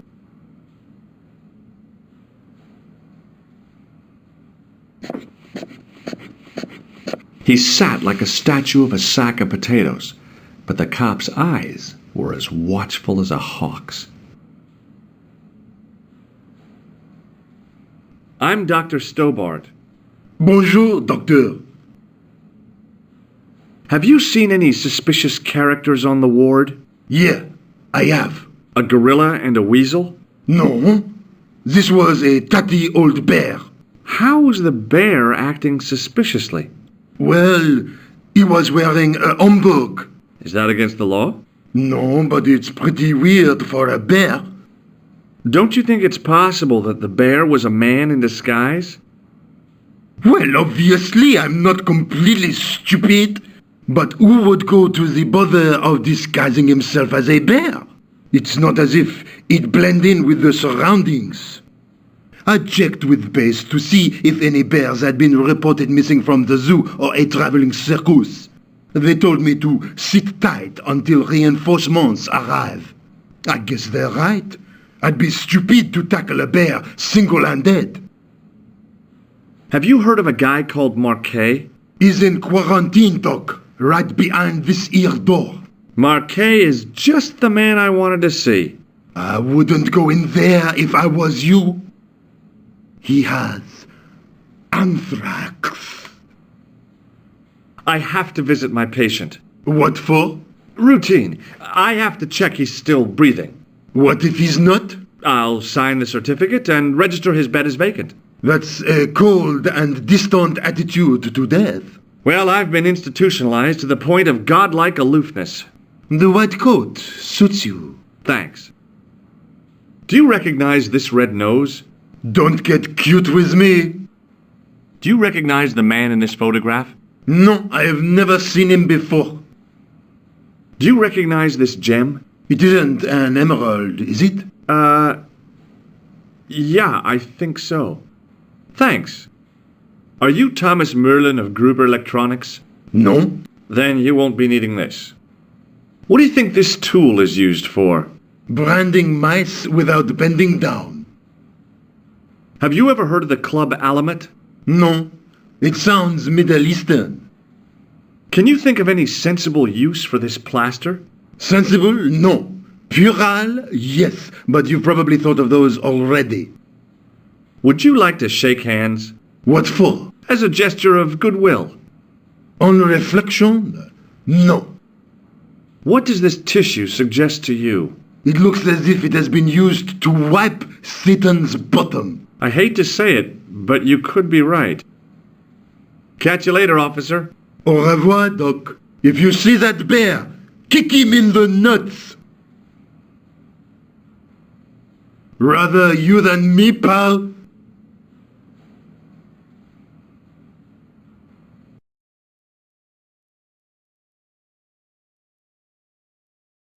Marquet? Yes. I'm Marquet. I've been expecting you. You have? Well, what are you waiting for? Get it over with. I just want to know what I should do with the gem. The Lamar gem. Yeah, right here in my pocket. I thought you were one of the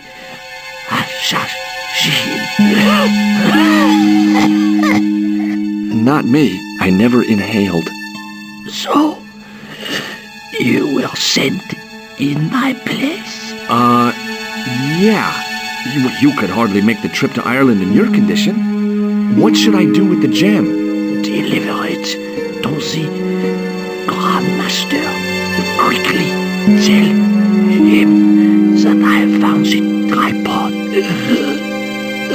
right here in Paris. What, you have it? Not yet, but it's being taken care of. I hired a couple of stooges with a flair for petty crime. Would that be Flap and Guido by any chance? You know them? We've met. What about the Hashashin? He's more likely to have followed Klausner. He'll stop at nothing to prevent the reforging of the sword. And that's bad, is it? As for Klausner, he's gone off to Syria on a wild goose chase. They have geese in Syria? He has a theory about the location of the... That's enough excitement for one day, Monsieur Marquet. What are you doing here? Talking to this patient, of course. Monsieur Marquet is my patient. If Herr Hagenmeier was to hear that... Okay, I'm going. I'd learned all I could from Marquet anyhow.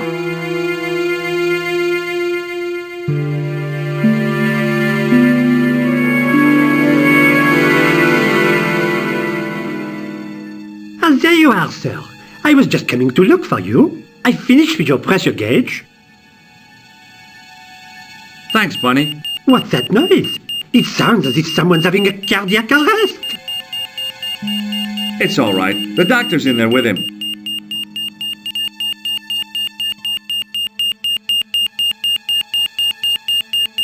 Are you sure he was a doctor? Oui, monsieur. He showed me his ID. It was Dr. Braille. There's no Dr. Braille working here. He's an imposter! The door's locked. Help me, officer.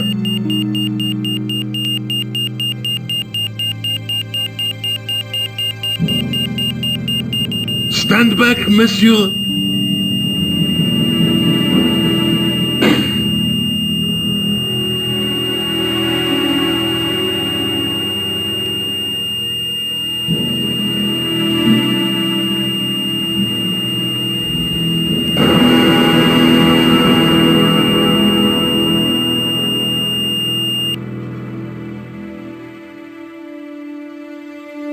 I found Jacques Marquet.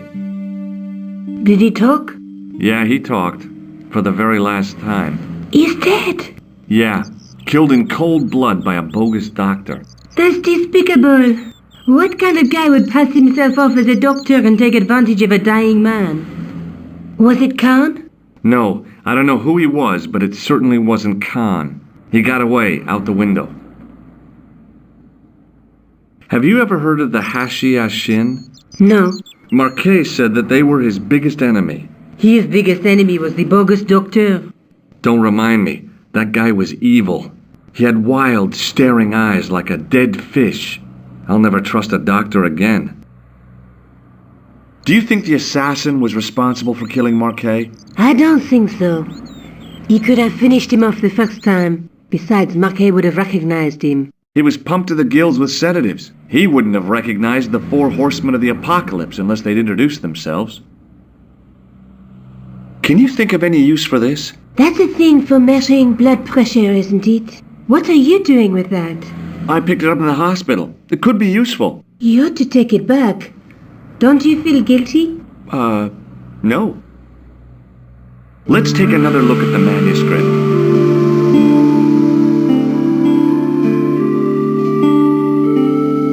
That's the tripod in the Kroon Museum.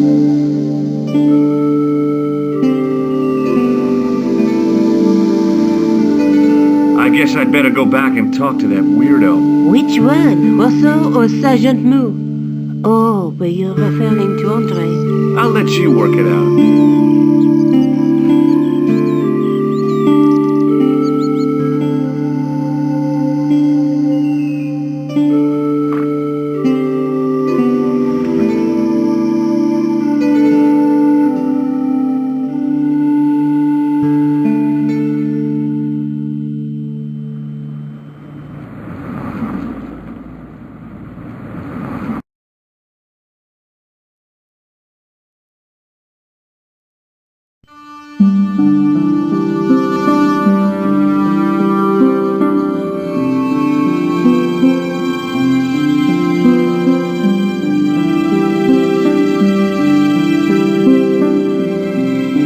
Left it very late, monsieur.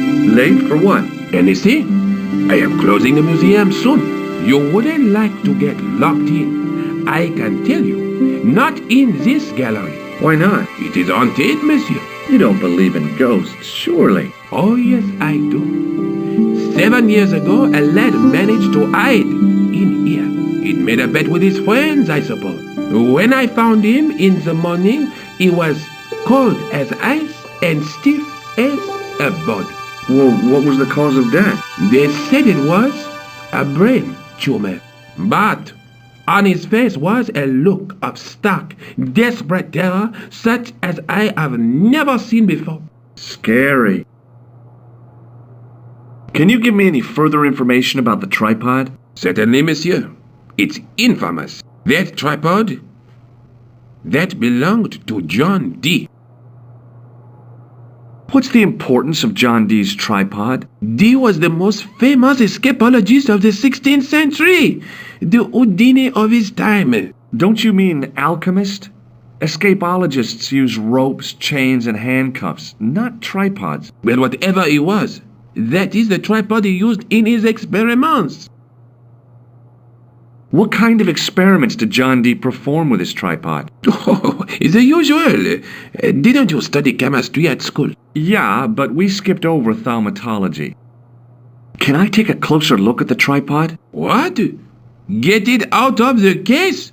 Ah, no! That tripod is protected by a sophisticated surveillance system. How sophisticated? A painfully loud alarm bell. How is the alarm bell triggered? By the slightest pressure on or movement of any part of the case wherein that tripod is situated. It strikes me that to call your alarm system sophisticated is, well, stretching the truth a little. It has never failed yet. The sophistication is in its simplicity. The sign on the tripod says it was found at a Templar preceptory. It does? Yeah. It doesn't mention John Dee at all. Most remiss. You don't know anything about the tripod, do you? No, I don't. I never had much of a start in life, you see. I owe what little education I gained to my uncle. He was an optician, but he also doubled as the village school teacher. He taught me the alphabet. Well, 19 letters of it. The bottom row of the chart was too small even for him to read, so he left them out. Why don't you start over and enroll for adult education? You know, I never thought of that. Do you think, if I studied hard and did all my homework, I could be a professor of history? At your age? Dream on. What can you tell me about the collection of coins? A rare example of silver coinage from the reign of Philippe le Bel. That little old lay buried for centuries in a field on the outskirts of Paris. They're unique. Nothing like them has been found anywhere else in Europe. Who was Philippe le Bel? You don't know? Philippe IV, The King of France. Wasn't he the guy who wiped out the Knights Templar? I have no idea, monsieur. All I know is he was King of France. I don't even know why he was called Philippe le Bel. What can you tell me about the collection of pottery? Those are remains of pots used by the original inhabitants of Paris. The Paris pot people. When did they move out? 15,000 years ago, monsieur. Vanished in the mists of time. Didn't even have time to pack up their pots. I thought the original inhabitants of Paris were a tribe known as the Parisi. That is right, monsieur. Renowned for their pots. You see, in those days, people didn't have much in the way of possessions. A few flints, some animal skins, maybe the odd bone or two. Naturally, when the Parisi came along with their pots, why, everybody wanted one. I guess they must have caused a kind of consumer frenzy. Ah oui, they cornered the market, cleaned up. You don't know the first thing about those pots, do you? No, monsieur. Thanks for your help. He was a thin-faced, pallid guy with a questionable taste in outlandish clothes. My mother used to dress like that.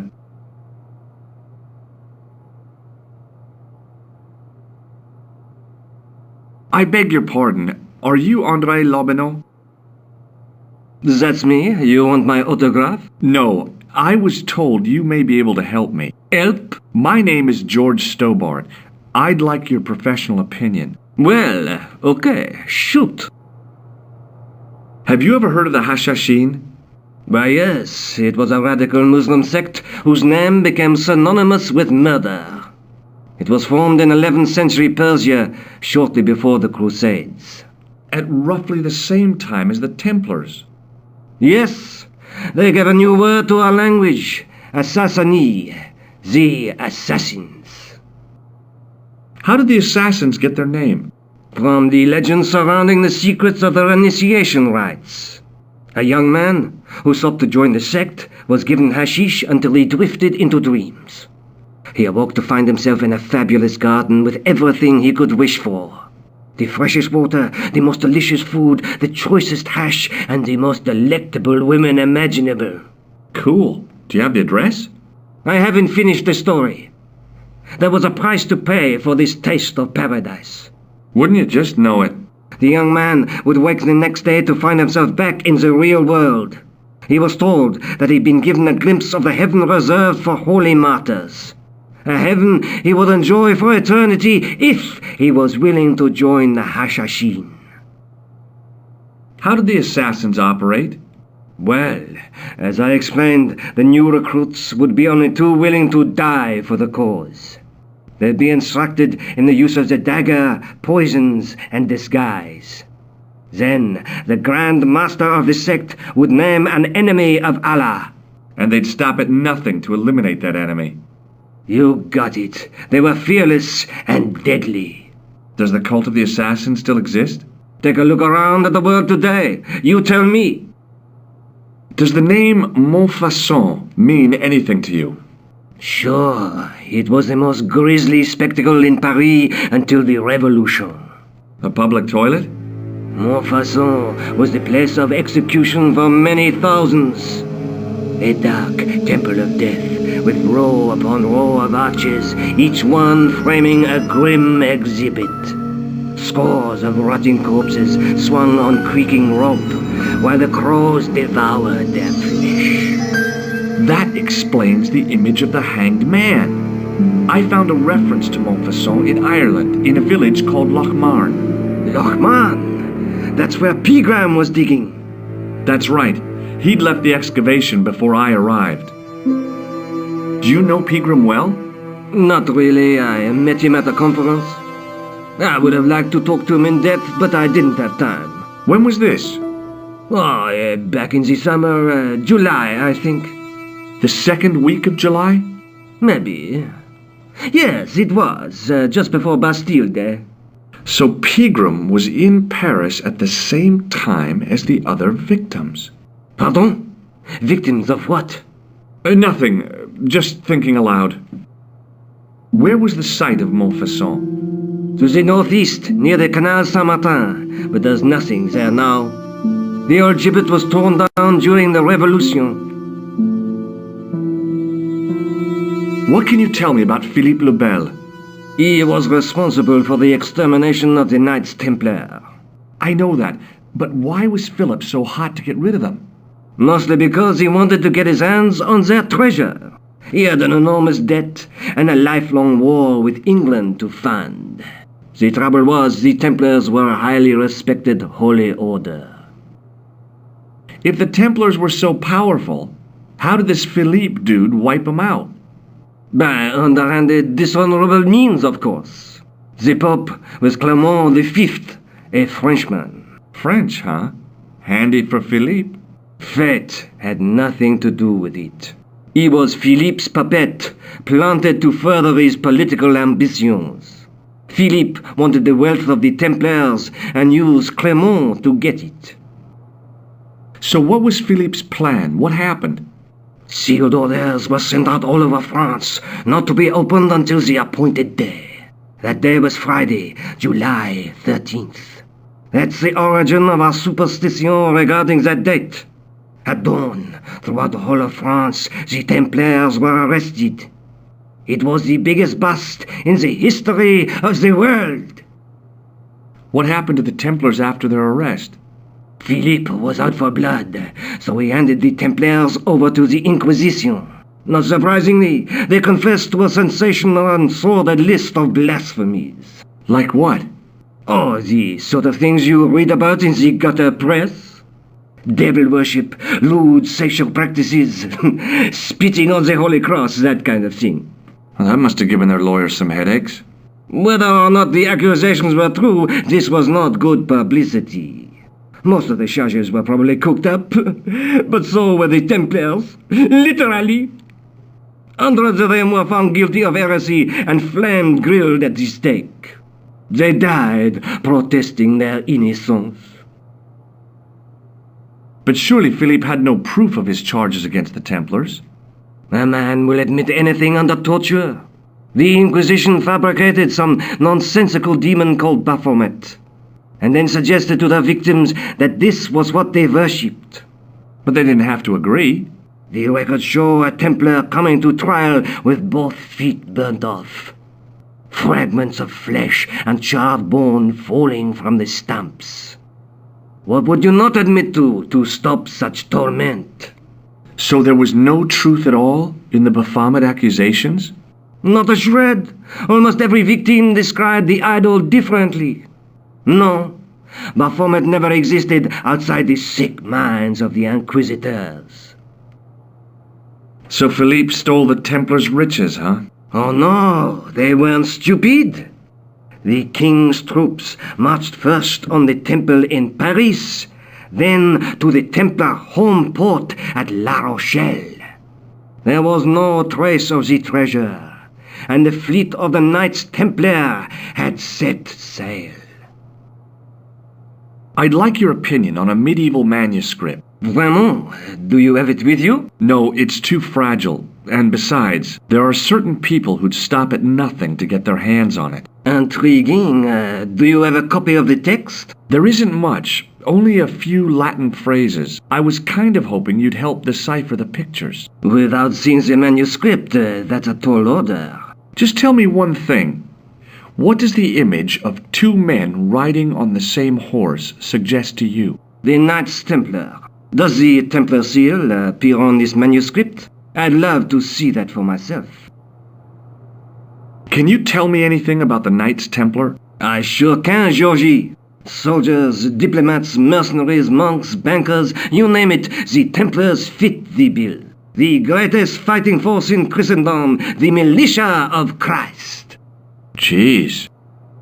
How did the Templars get their name? From the building in which they set up their headquarters. The King of Jerusalem gave them part of a mosque on the Temple Mount. It was said to have been the site of the original Temple of Solomon. The order became known first as the Knights of the Temple, and later as the Knights Templar. You're a mine of information, André. Glad to be of help, Georgie. How come the Templars became so wealthy? There was a constant stream of new recruits to the ranks, many from noble families.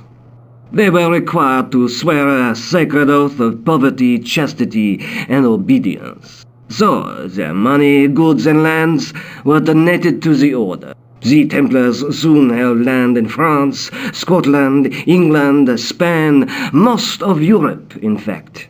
The poor Knights of Christ became the wealthiest power in Christendom.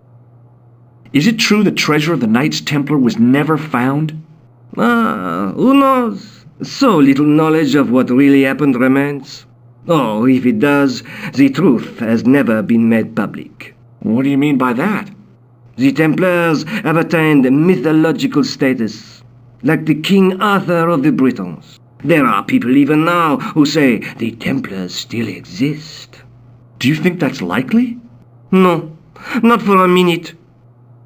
The manuscript is being looked after by a friend. In Paris? Yeah, not far from here, in fact. Well, just give me the address and I'll come round and take a look. I'm not so sure about that. Maybe I should check with her first. A female friend? Yeah, she's a woman. Maybe it was my imagination, but I noticed a predatory look in his eye. Suddenly, this friendly historian had turned into the big bad wolf.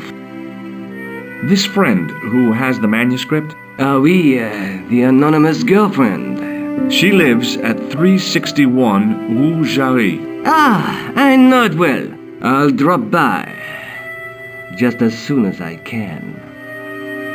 I think you ought to know that the tripod is going to be stolen. The Lochman tripod? No. It's true. I can give you a description of the thieves. Before the supposed event has taken place? I heard them planning the raid. They're wasting their time.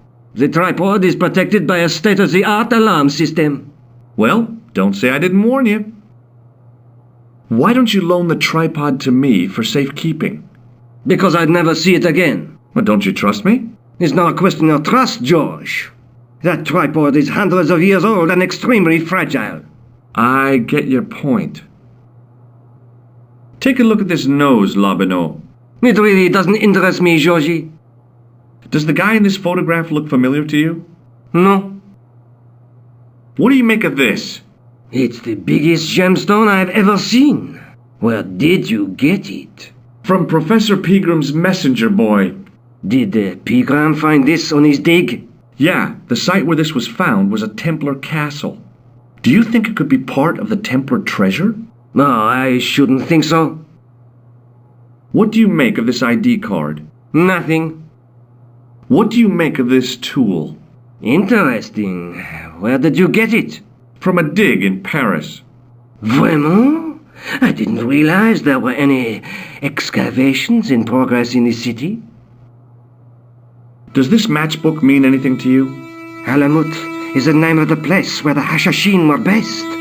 Where is it? Somewhere in what used to be called Persia. I'm not too hot on modern geography, I'm afraid. The most recent map I have shows America as an English colony.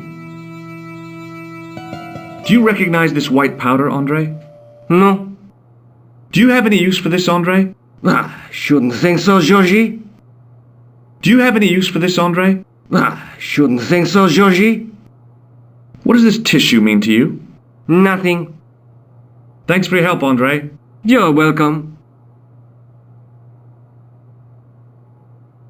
It was a statue from ancient Egypt.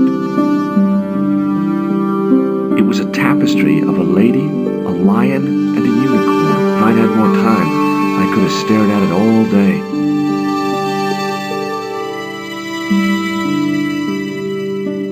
A metal rod attached to the wall was connected to the window. I tried to raise the glass cover of the case, but it didn't budge.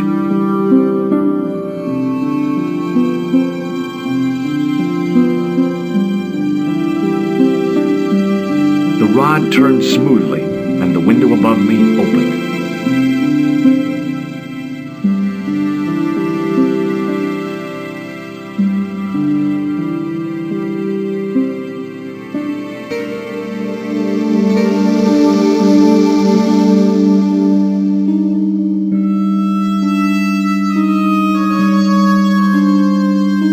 It is closing time, Monsieur Lobineau. Already, there just aren't enough hours in the day. More than enough for me. I can't wait to get home and put my feet up. Eh bien, see you tomorrow. Good night, Monsieur.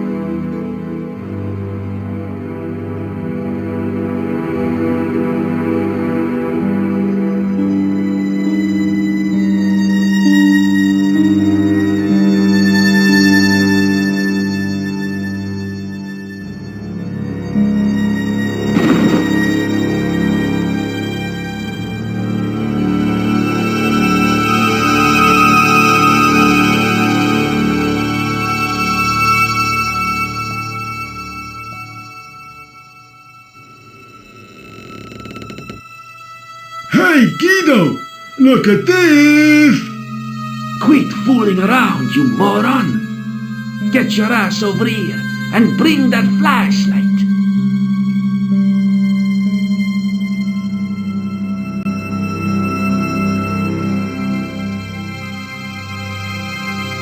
What the? Who's there? Let's get out of here!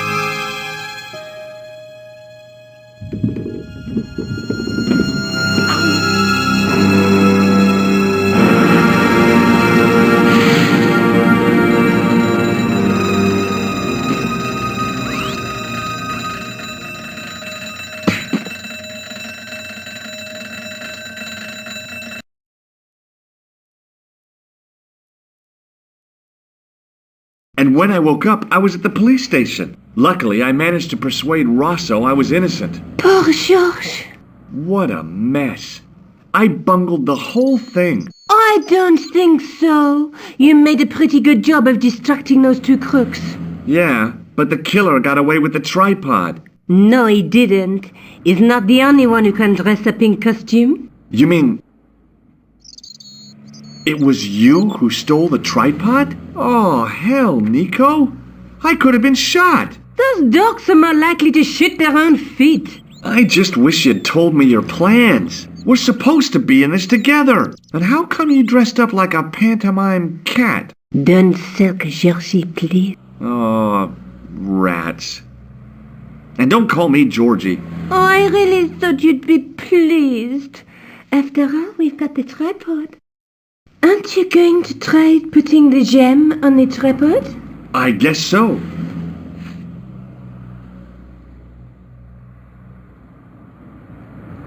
Nothing happened. Yeah. The gem fits perfectly, but what does that prove?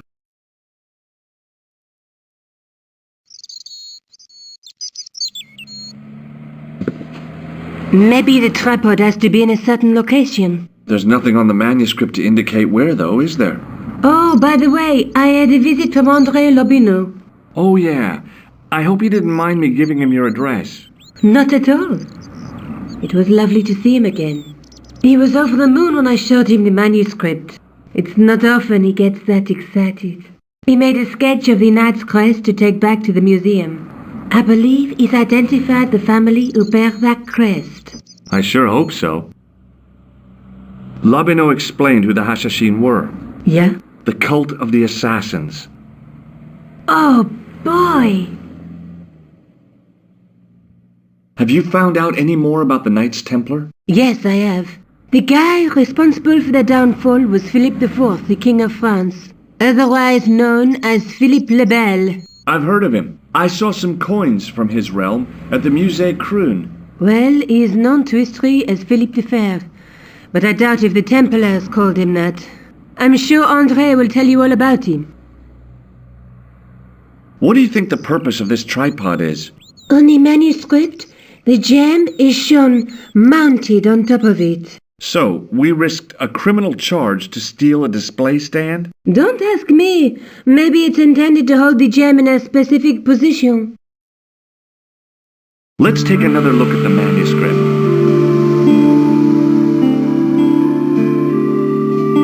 There's a guy with a sword and a bull. Between them is a gem supported by a tripod. There's a guy working on a loom. That's the gem that Pegram found in Loch Marne. There's a woman looking at her reflection in a mirror, but the reflection has 3 hideous faces. The ninth scroll bears a phrase in Latin. Through my teachings, you will be enlightened. That's the tripod we borrowed from the museum.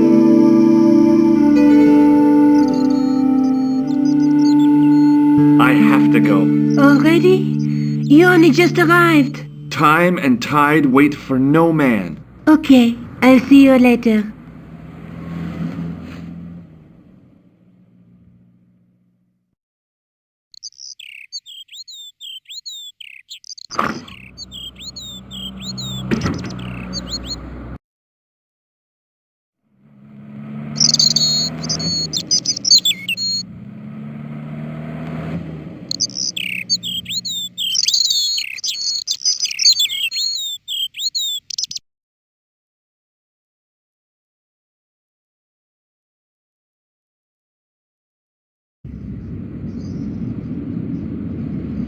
I once read a list of low-stress jobs. It didn't include police work. Obviously, this guy hadn't read the same list.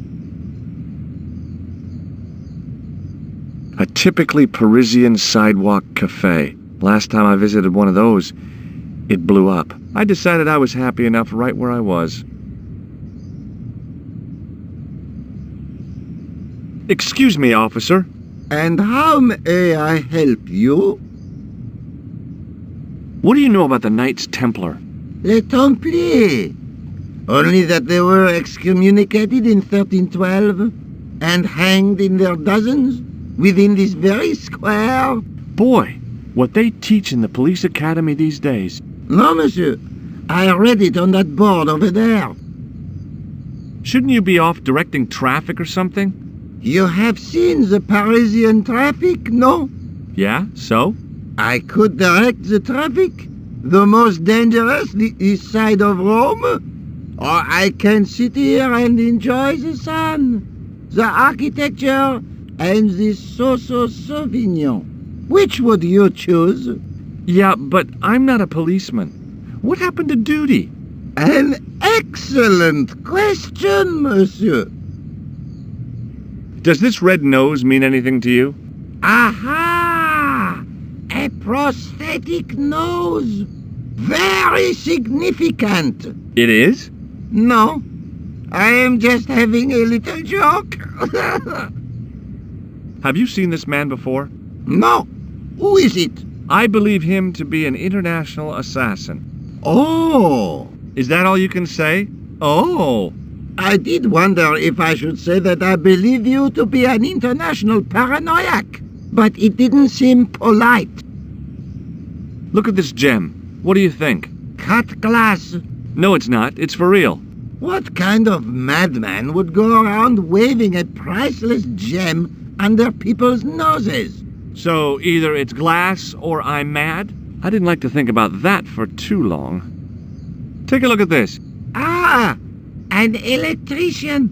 My TV has been acting up. Could you fix it? I doubt it. This isn't my ID. Do you know what this is? It's a sewer key. Does it mean anything to you? Do you belong to some obscure arm of the Masons? Does this matchbook mean anything to you? The pattern looks Middle Eastern. Beyond that, who knows? Do you know what this is? Aha! You Americans with your notorious nose candy. I read Hollywood Wives. I know all about it. If you tried to sniff this stuff, you'd wall up your nostrils. It's plaster of Paris. It is? Thank heavens. For one awful moment, I thought I might actually have to arrest somebody. Alors, the paperwork. You have no idea. What do you think of this? A blood pressure sleeve. Don't you want to know why I'm carrying it? No. That would be dangerously similar to making inquiries.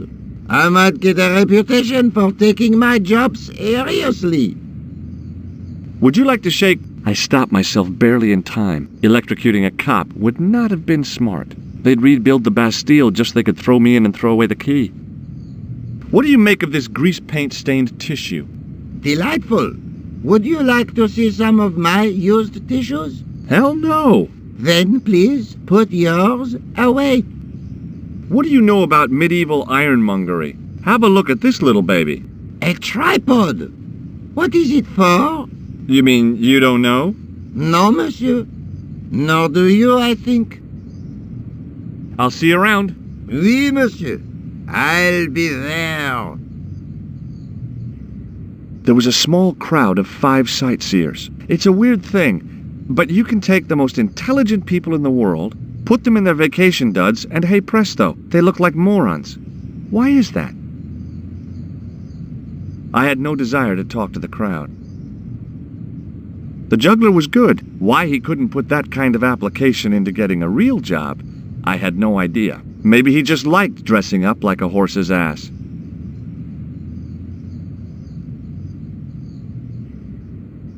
Hey, you with the balls. Oui? What do you know about the Knights Templar? Les Templiers? Ah, their last Grand Master, Jacques du Molay, was burnt on an island in the Seine in 1314. Wow, you're pretty well educated for a juggler. No, monsieur. I read it on that board over there. How did you learn to be a juggler? Juggler? What is this juggler? It's you.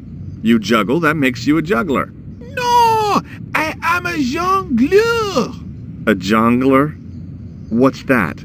Mon Dieu! A jongleur is an artist, a master of the contragravitic aeroballetic mysteries. In centuries past, the courts of the crowned heads of Europe had the jongleurs, witty, erudite men to whom the monarchs turned in their hours of need. Wait a minute, wait. Let me get this straight. Our enemies are at the borders, plague ravages the land, and the peasants are revolting. Thank God we've got Chuckles the Jongler to throw his balls around. I don't think so. That juggling doesn't look so difficult. Oh, it does not, does it not? Perhaps you feel you could do better, no? I'll give it a try. Be my guest. I had no idea what I was doing. But this guy was obviously an idiot, so how difficult could it be? A lot more difficult than I thought. That's how difficult. Still, it was my big chance to be derided by complete strangers.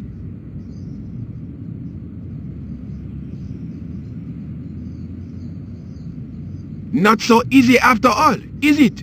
No, I guess not. Look, a red nose. Ah, you are a clown. A clown?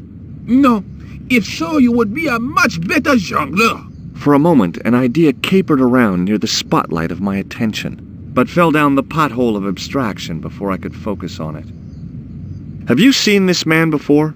No. Feast your eyes on this. Incroyable! Is it real? I think so. Some people believe that great gems always have curses upon them. Oh, that's garbage.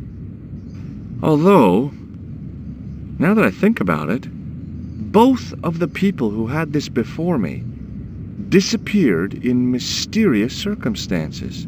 And the guy who was supposed to get this was shot and then murdered in his hospital bed. Do you want it? No, thank you. Does this lab pass mean anything to you?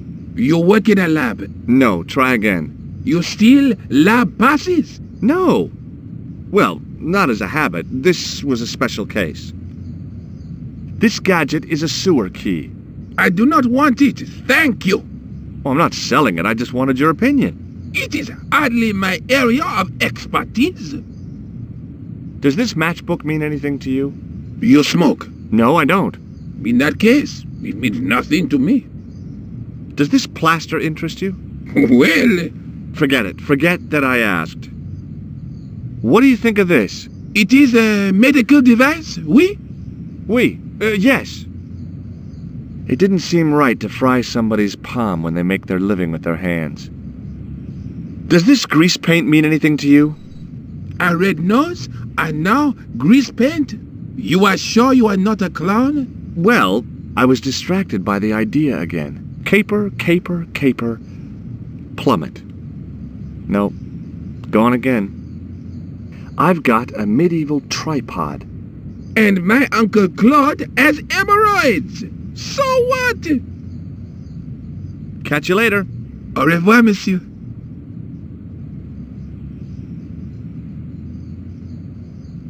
Hello again, officer. Hello again, monsieur. What do you think of the juggler? Ah, he is excellent, most watchable. But he's blocking the thoroughfare and obstructing traffic. So?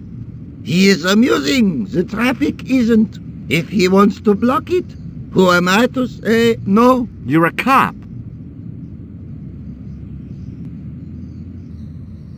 Ah, oui. So I am. Ah, well.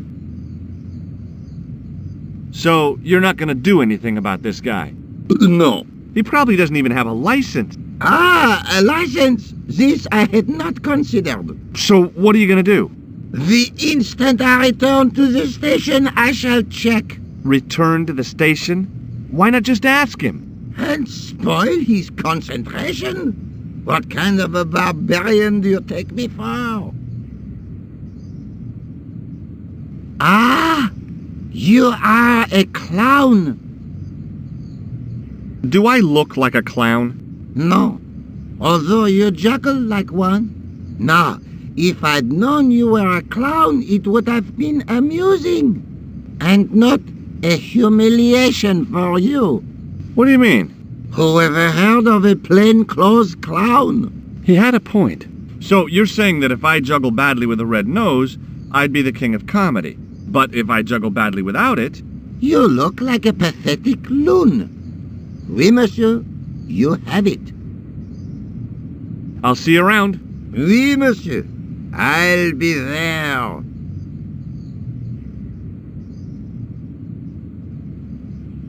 Hi again. Oui? What is it this time? I'd like to have another try at juggling, please. You have gone on a crash course, perhaps? No, I just had an insight into presentation. Huh? Allow me to demonstrate. The balls, please. If you insist on completing your humiliation, monsieur. Okay, now for my secret weapon.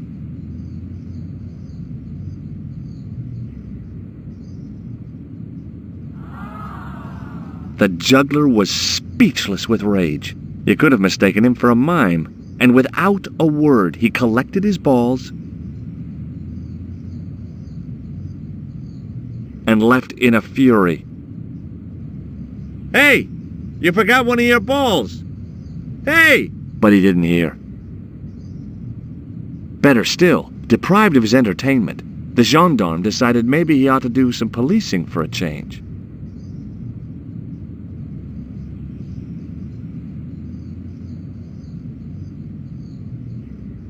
In the middle of the square was a manhole. I wondered if there might be something relevant beneath street level.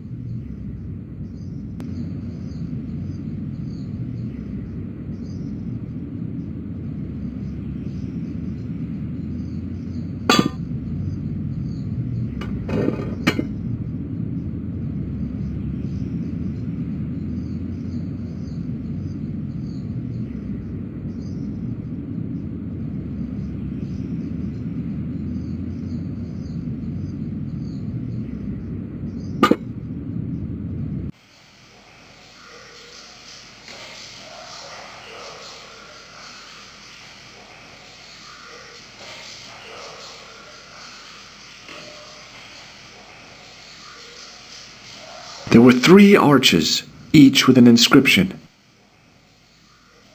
The wall had flaked, and anything once written on it had long since gone.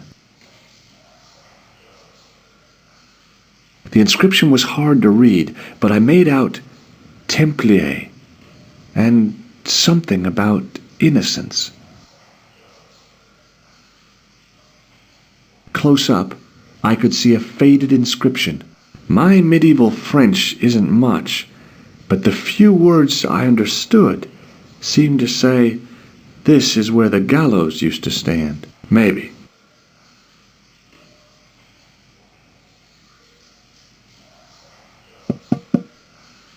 That sounded pretty solid.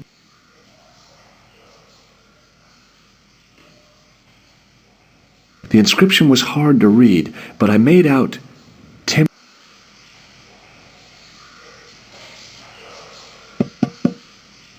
Nothing hollow there.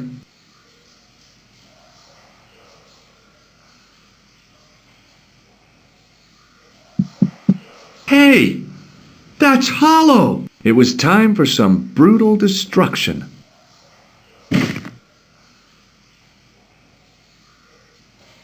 I'd poked a hole in an historical site. If any archaeologists came by, they'd lynch me for this. Close up, I could see the plaster was thinner where I'd broken through, and behind it were some cogs and a lever. Here goes. Hey, cool!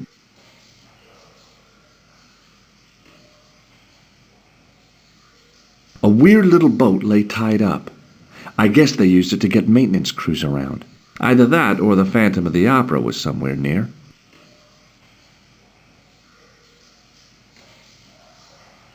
A hook dangled from the end of a heavy-duty chain.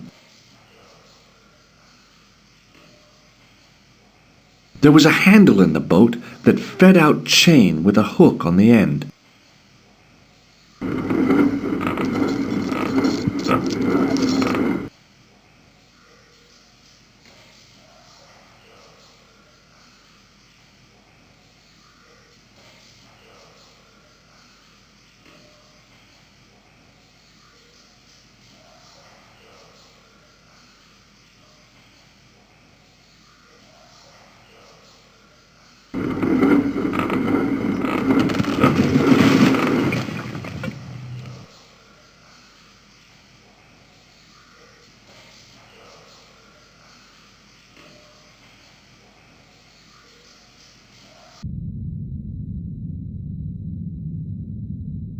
The door mechanism was trashed.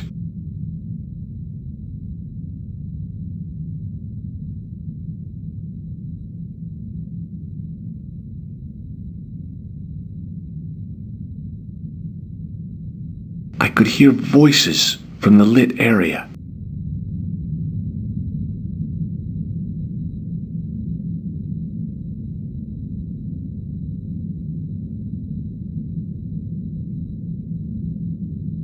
There was a crack in the wall.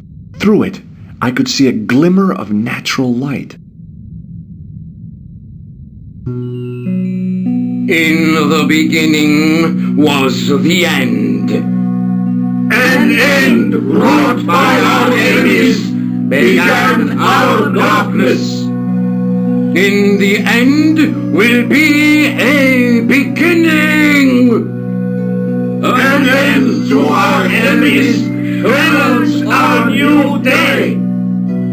Report. The military establishments are in flux. The end of the Cold War has left them with no clear goal and as obvious targets for budgetary cuts. We have successfully promoted a sense of betrayal in the upper echelons. They feel that the politicians have cast them adrift. The pattern is emerging. Our time is now. Good. Mademoiselle? Governments are giving the corporations more respect than their own citizens. A groundswell of dissatisfaction and dissidence is growing. The corporations are becoming too large and complex for their own executives to control them. A blind belief in market forces is accelerating this trend the world over. The pattern is emerging. Our time is now. The global population's belief in those that govern it has never been lower. We have inculcated a sense of immediacy and action over forethought and planning in all the major governments. They are acting on hasty decisions that cannot be completed or revoked without appearing foolish. The pattern is emerging. Our time is now. Excellent. The tired old governments are dying a slow death from their own incompetence and our machinations. The millennium is almost upon us, and everything is in place for the rise of our new order. Almost. Professor, where is the broken sword? As we discussed last time, with the loss of the manuscript, our sub-chief as a coroner hindered. And as discussed last time, you have been furnished with a dramatically increased budget. What have you been doing with our money, Professor? We are working on the principle that the Templars, that is to say our predecessors, Hold on. These are the Templars? must have left a trail when they were hiding the clues to the sword of Baphomet's location. I have a small army of historians and archaeologists ferreting out that trail. I trust these historians and archaeologists are more trustworthy than your friend Pegram. Pegram was loyal. He tried to protect the Lochmarn gem when the Hashashin came near. And failed. And don't call that Syrian maniac the Hashashin. He's an assassin. Plain and simple. That's not what he believes. He actually thinks. Silence! Do I have to remind you that we have a sacred duty? A trust? When Philippe attempted to destroy the order, we lost the sword and our power with it. Now we have the opportunity to reforge it. But time is short. We need results, not petty bickering, not excuses. Now, Professor Baphomet. Yes, of course, my apologies. We will find Baphomet and the sword, manuscript or no. We have already found another element actually within Paris. Excellent. What is it? Well, we're not exactly sure at present. Ha! But I have my best people working on it. You would do well not to criticize others, Eklund. At least I have not murdered one of our own. Of course. That guy was the bogus doctor in the hospital. Marquet was a liability. Eklund dealt with him on my orders. I beg your pardon, Grandmaster. I did not mean to. Have you any good news for us, Professor? We already know 3 of the elements. We know that Klausner had obtained the lens before he vanished. Where was he? Syria. We know that he arrived, but after that, nothing. The assassin. I fear so. It's a shame. Klausner was a good operative.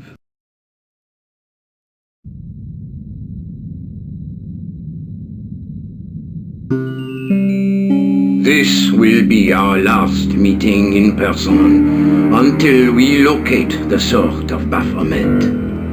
I hope that I don't need to emphasize the importance of finding it. Without it, our endeavors come to nothing.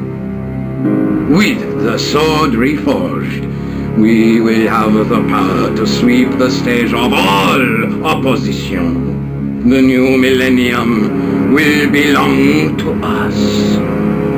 The next time that we meet, it will be to become the princes of this world!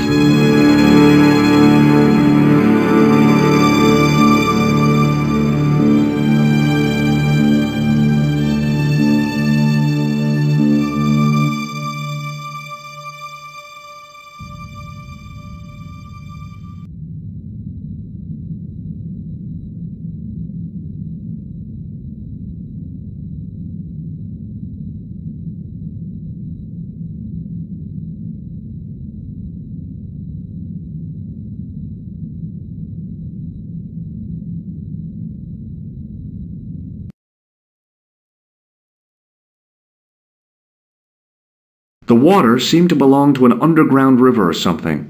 It was way too deep to belong to the catacombs. In the middle of the circle was a stump of stone, a shaft of daylight from the world above lancing down to touch it.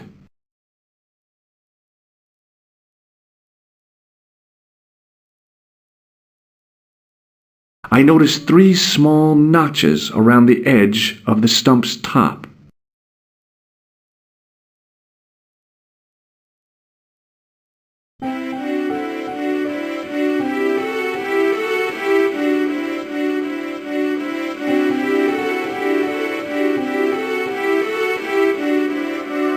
The light falling from above struck the gem and scattered in 5 neat rays, and each ray picked out a letter.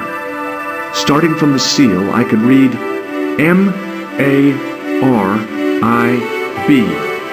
Marib. Now all I had to do was figure out what the heck that meant.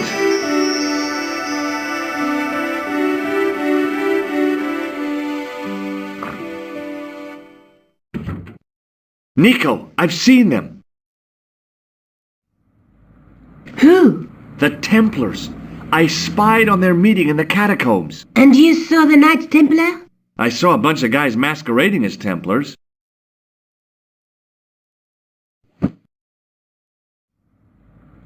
They're after something called the Sword of Baphomet. The bogus doctor was there, the guy who killed Marquet. The manuscript is the key, just as we thought. It shows the way to the broken sword, whatever that is. And how does the assassin fit into all this? He's out to stop them. These Neo-Templars, they're men and women in influential positions. Don't you see? Plantar was one of them. The assassin killed him for the manuscript, to stop them finding the sword. But now we have got the manuscript. Yes. So, how do they hope to find the sword? I don't know. They said something about a lens and a guy called Klausner who's gone to Syria. But they didn't seem to realize the significance of the very site of their meeting. You see, after they'd gone, I discovered a stone pedestal and a carved inscription. I set up the gem on the tripod, directly below a beam of light. The gem split the beam and lit the letters M-A-R-I-B.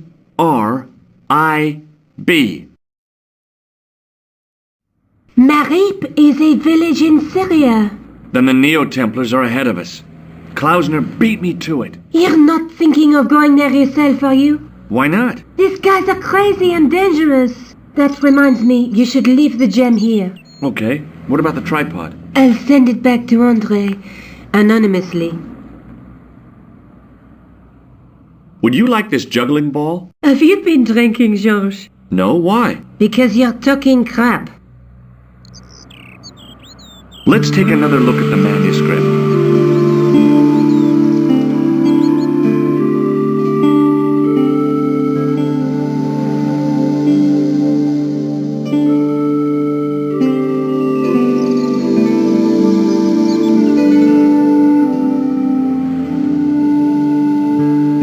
That's the tripod we borrowed from the museum.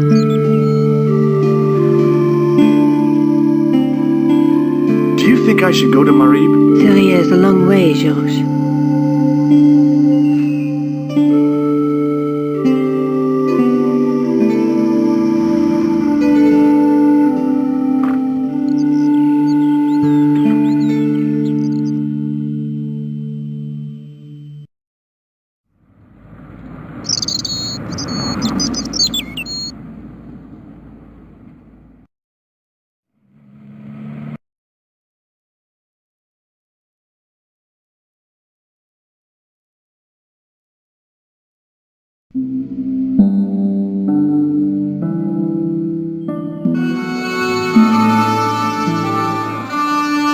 There were some great bargains on the shelf, providing you ran a junk museum. The cat was an ugly brute who looked like he owned the joint.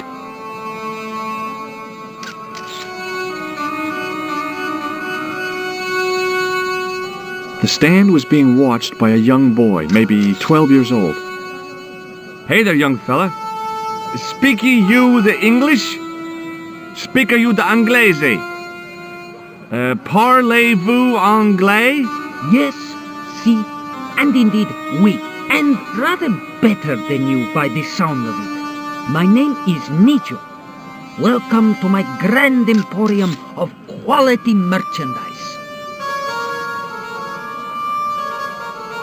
Does the word Templar mean anything to you? Templar. Templar. Templar! Why, yes, of course! It does? Yes! A splendid series of books by Mr. Leslie Chatteris, featuring the roguish Mr. Simon Templar. Great. That's a real help, Nijo. Anything else? The Saint television program, featuring Mr. Roger Moore of the quizzical eyebrow, and a stick man with a halo. Bing! So all Templar means to you is Roger Moore. I only watched it for the stick man with the halo. Bing! He was better animated. So I'm correct in saying that the word Templar doesn't mean much to you. Well, there was the Order of Knights who were wiped out in an Inquisition in 1312, I suppose. That's them. What else do you know? Just how much information do you think there is on a Trivial Pursuit card? A what? Remember the evil edition. We had it on the stand a couple of years ago. Ask me what a feuter is. Go on, I know all this stuff. Never mind. Okay, forget about the Templars for a minute. What do you know about knights? Like the Crusaders, they came to the East on an insane and pointless mission. They sacrificed thousands of lives, including their own, for insensate pride. How anyone can find them romantic confounds me. That's not a very friendly cat you got there, Nijo. No, sir. It is a very unfriendly cat. Why do you keep it? Oh, it's not mine. It just rests where it pleases. And today it pleases to rest there. As Kipling would say, it is a cat that walks by itself. Fiercely independent. And it smells. So, this is your stand? Oh, yes, sir. Though stand does not begin to do it justice. The finest in this bustling metropolis. This is a bustling metropolis? Well, not per se, no. You speak very good English. Thank you, sir. I learned from tapes that my uncle procured. Oh, a language course. No, sir. Jeeves and Wooster. Gussie, Fink, Noto, Aunt Agatha, Whoa! How much are those books there on the shelf? Have you any Syrian pounds? I think I might have a couple of Irish pund. Then they're too expensive for you, sir. What do you think of this, eh? Oh, sir, what a splendid plaything. One day, when I am rich, I am going to build a world-renowned collection of brightly colored balls. Are you serious? In deadly earnest. People will come from far and wide to see my yes collection. The Rockefellers and the Gettys can keep their hoards of so-called fine art. But answer me this. What good is a Picasso, I ask you, if you cannot bounce it off a wall? You may have a point. Oh, a comedian. No surprise there. Have you seen this man before? No, sir. I'm glad to say. Cold eyes. Do you know the name Merlin? I'm afraid not, old bean. Look at this. A lifting key as used by Parisian sewer workers. Calais, Calais, sir. I must remember this day for posterity. My grandchildren will be fascinated. What do you make of this? Well, beyond the obvious, very little. That pattern seems very familiar, though. This plaster was very useful in Ireland. Really? Your fund of traveller's tales never ceases to enthrall me. I didn't have you down as a doctor. I'm not. acquired it. I didn't have you down as a petty thief either. I'm not. Here, shake hands, Nijo. I'd rather not, sir. At least not while you've got that shake and shock buzzer clumsily concealed in your palms. Oh, you noticed. Outlawed in 3 separate arms limitation conventions, those are. What do you make of this? A man-sized double-ply tissue stained with Bestheimer's number 12 white pancake grease paint, apparently. So long, Nijo. Toodle peep, sir.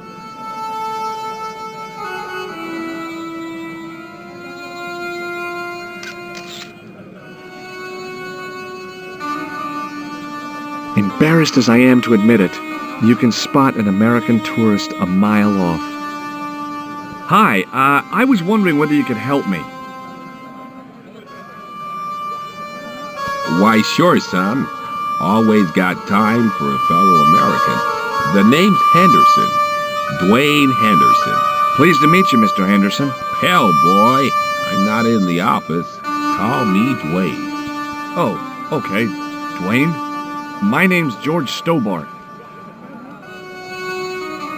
Have you talked to Nijo? Nijo? He's the youngster on that junk stand, right? Yeah, we've met him. He's a smart kid.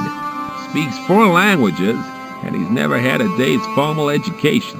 He should go far. Kept trying to peddle garbage on us, though. You're not going to find much worthwhile around here. I know that, and you know that. But try telling Pearl. She reckons there's antiquities in them there stands. Do you mind if I ask you an odd question? Okay, but I might not answer it. Do you know anything about the Templars? The Knights Templar? Yep. Nope. Nothing at all.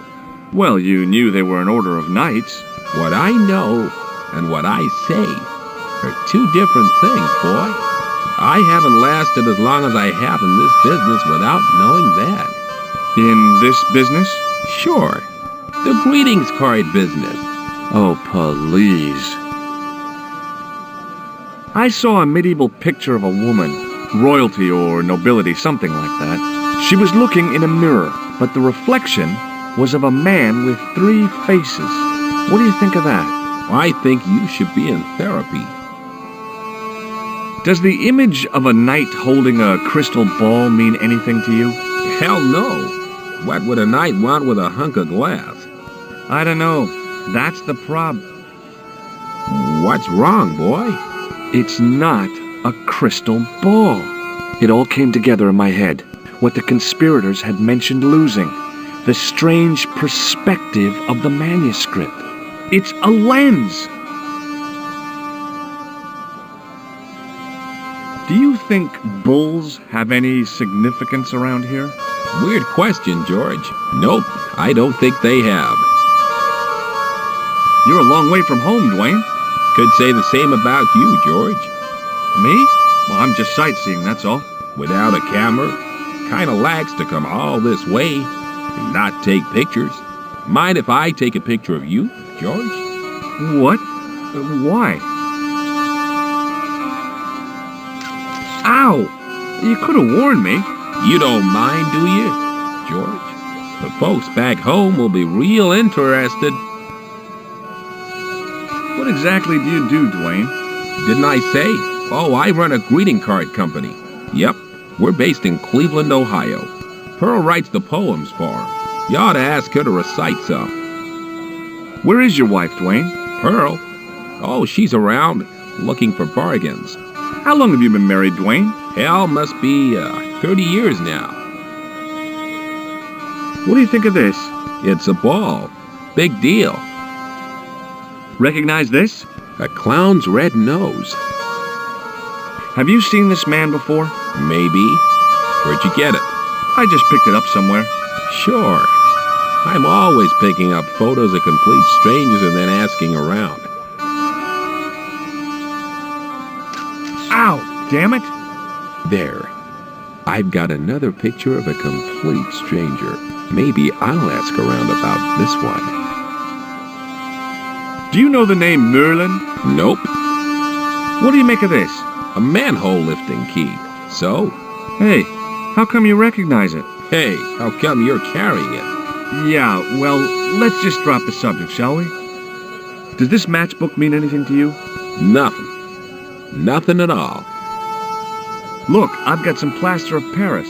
Yeah, and I've got a picture of me shaking hands with George Bush. Of course, that was back in '76. What do you think of this? A blood pressure gauge? Why in blue blazes are you carrying that? I'm carrying it for a friend. Shake hands, Dwayne. Why? I'm just being friendly. Let's just be friendly by keeping our hands to ourselves. Yeah? What do you think of this grease paint stained tissue? You've been hanging around with actors? Okay, well, I'll see you around, Dwayne. Count on it, George. The guy running the stand seemed pretty happy.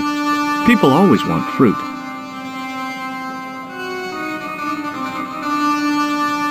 The stand was selling some fruit I didn't recognize. This is what travel is all about. Roam the world and discover strange fruit. I wasn't hungry and didn't want to buy fruit, so I didn't start a conversation. Mareeb looked pretty defendable with a high wall all around it. It was a guess, but I figured the woman to be an American tourist. Just call me Sherlock. How did this guy make a living selling useless old machine parts in the middle of nowhere?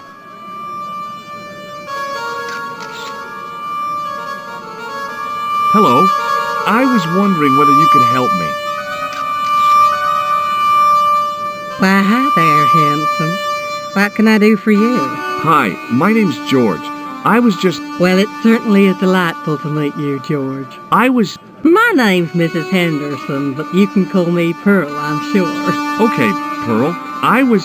So nice to meet a friendly American face so far from home. Pearl? Yes, dear? I was just wondering if you could help me. Why, sure, precious. Do you know anything about medieval weaving?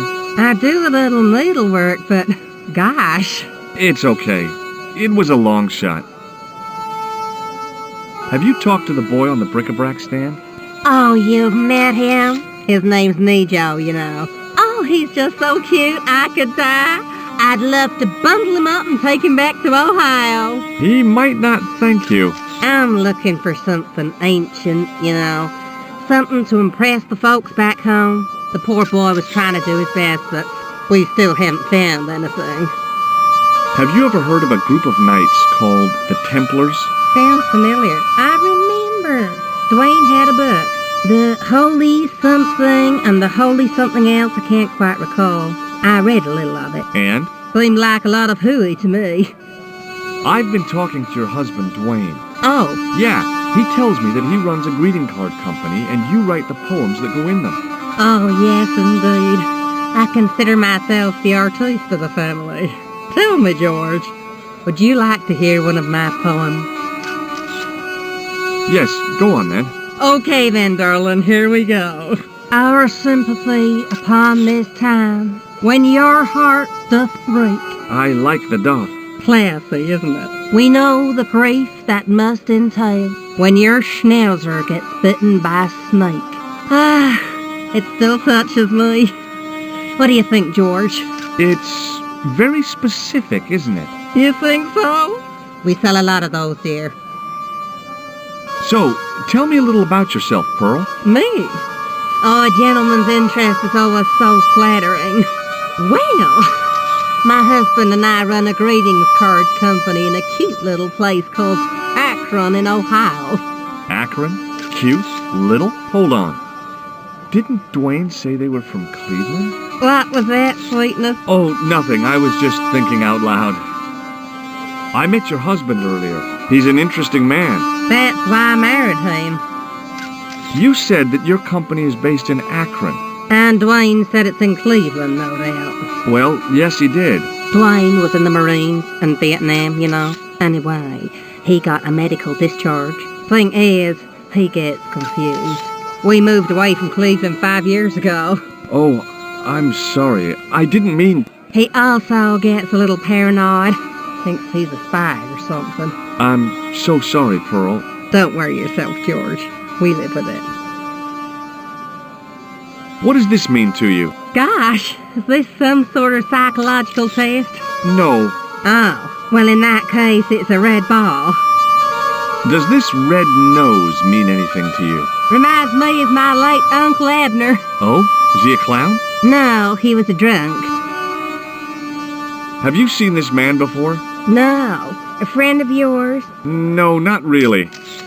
Have you ever heard of anybody calling himself Merlin? Merlin? No, Merlin. Merlin. There's an O in there. Moulin? You haven't, have you? No, darling. No Moulin.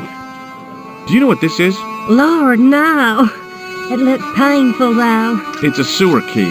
Who'd want to break into a sewer? Does this matchbook mean anything to you? You're a philommenist? Don't they have secret handshakes? Oh, George, now you're teasing. I've got some plaster of Paris. That's nice, dear. What do you think of this? Oh, looks scientific. It's a blood pressure thing, isn't it? I liked her too much to zap her with the buzzer. What do you make of this grease paint stained tissue? Oh, it's grease paint. I thought somebody had gaudy taste in makeup. I've got to go now, Pearl. It's been a pleasure, George. Don't be a stranger.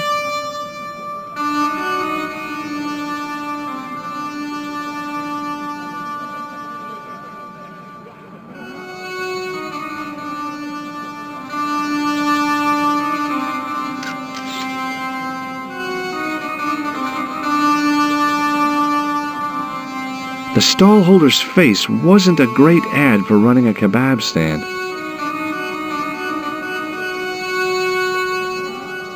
Close up, I could see flies love kebabs. The stand had kebabs dangling from the canopy. As a marketing device, it lacked something.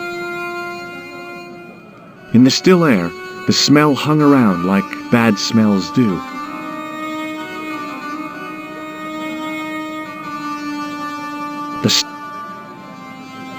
Hi, what's your name, sir? Hello, you buy kebab. Moscow. What do you make of this? Buy kebab. Most good. What do you think of this? Buy kebab.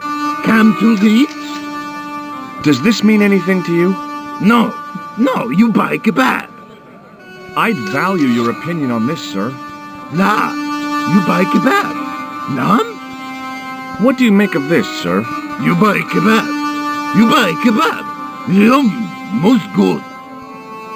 I'd value your opinion on this, sir. Nah, you buy kebab. None? What do you make of this, sir? You buy kebab. You buy kebab. Yum, most good. I'd value your opinion on this, sir. Nah, you buy kebab. None? What do you make of this, sir? You buy kebab. You buy kebab. Yum, most good. Well, goodbye. Have a nice day. Most good.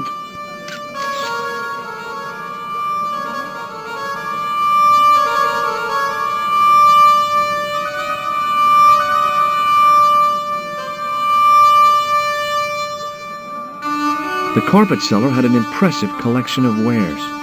If I had the time and the money, I might have bought a couple of rugs.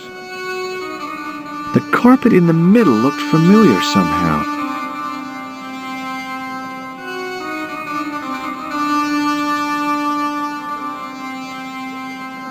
Hi. Hello, sir. Lovely carpet. Does this matchbook mean anything to you? Ah! Give to me! Give to me! A la mousse!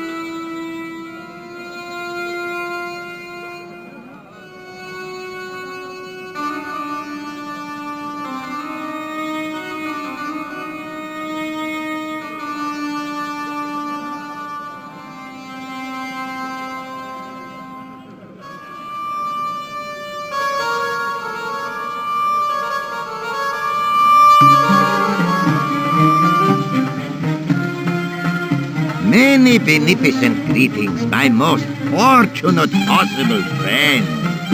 Huh? Do I know you, mister? No, no, and again I say, no.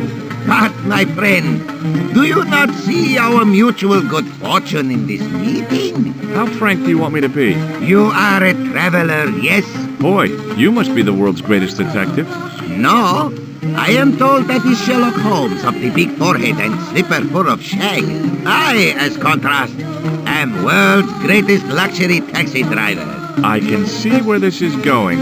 I am Ultar, taxi driver and luxury guide per excellence. Yes. This I had to hear. Where does your heart desire to go? Simply mention the name to your obedient servant and we shall fly there, swift as the eagle. Oh, well, I don't really want to leave Marib yet, but I'm sure that if I do, you'll be the first to know. Is good. You know where you want to go, you come to Ultar. Thanks. See you around, Ultar. Be having a pleasant day, full of shining experiences and happiness, my friend. I don't know why, but I felt like I could trust this guy. Hello again, Ultar. Great hellos, munificent foreigner, and possible future client. Well, you never know. Would you mind talking to me? Is most agreeable. This is how Ultar learned such splendid English, yes? Yes. Have you met the American couple? Have Ultar met them? Have Ultar met them? Yes, Ultar have met them. And? They most ungenerous. Ultar offer to show them wonders of countryside. They say, is there anything ancient? Ultar say, yes, of course. Nature is ancient. They say, no, anything ancient made by men. And Ultar say, have you seen taxi? Fan belt older than Ozymandias. Ha ha ha ha! But they gone. What do you know about the kebab seller? A most miserable man.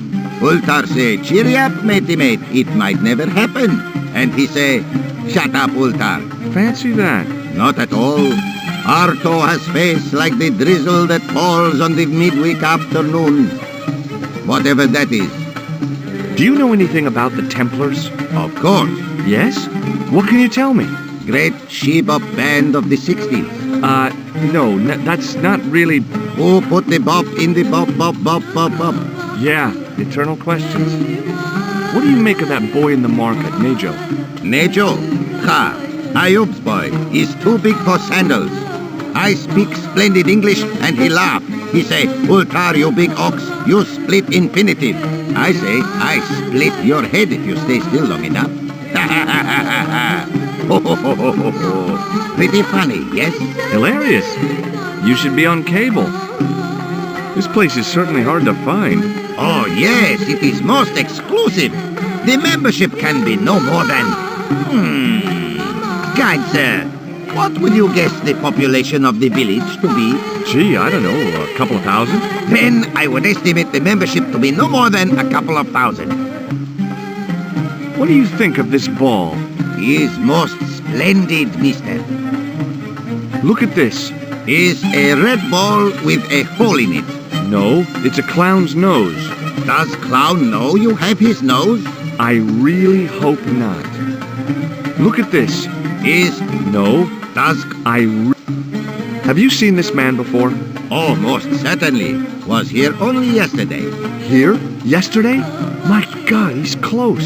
Yes, he was asking a lot of questions, just like you. What did he ask about? He asked about American called Stobby. Stobbart? Yes, Stobbart. You know him. The killer knew my name.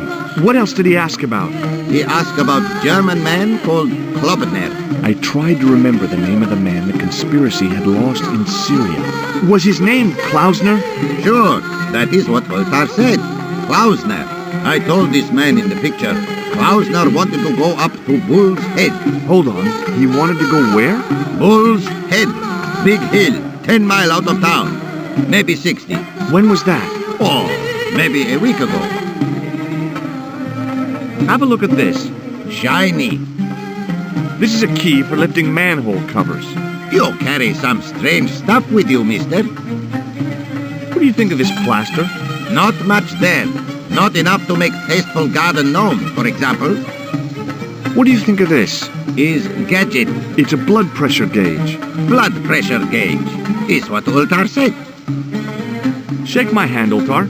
Ha ha. Remind me of things that happened months ago. Maybe 6. Man come up to Ultar, say, shake hands, Ultar. But man have electric buzz thing in his hand. Ha ha. How we laugh. Then I broke his arm. What does this grease paint stained tissue mean to you? Nothing. Why?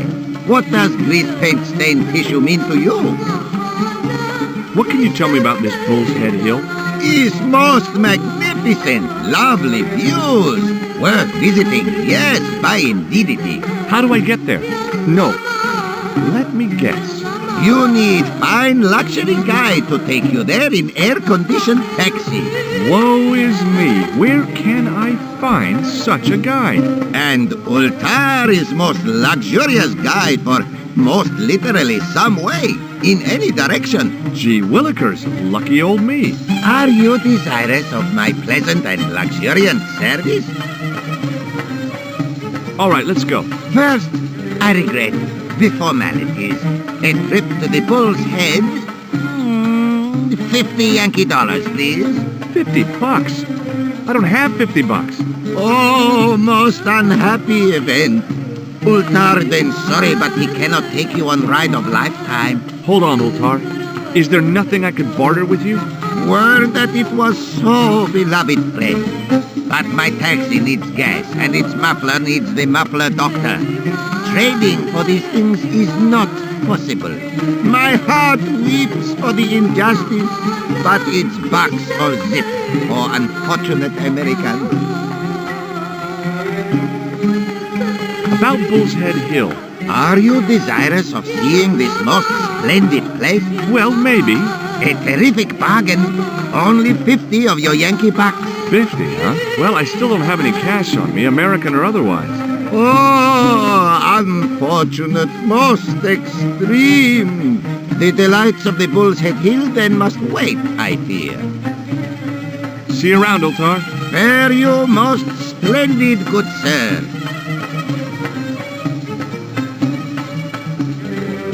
The spittoon was nearly full. What do they sell here? Drinks or expectorants? Even if I'd wanted to spit, my mouth was too dry.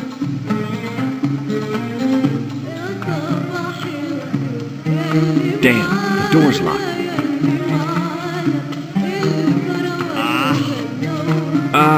I'm sorry?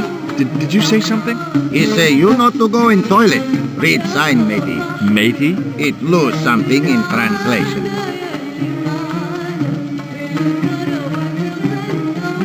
My Arabic, Russian, and Japanese have a lot in common.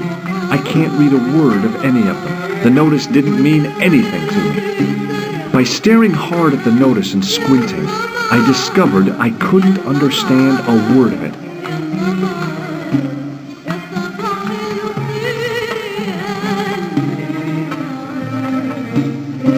The outside of the ornate spittoon was beautiful. The inside wasn't. Hi! Nice club you've got here. I was wondering if you could help me. What? I mean, I beg your pardon? I'm sorry, but I don't understand. No surprise there, alrighty. He says sorry, but he not speak English. But he didn't say anything. He not have tongue. No tongue? What happened? It was bet. And he lost. He won. You should see other chappie. Oh, yes. I hadn't felt the need to spit since I was 12.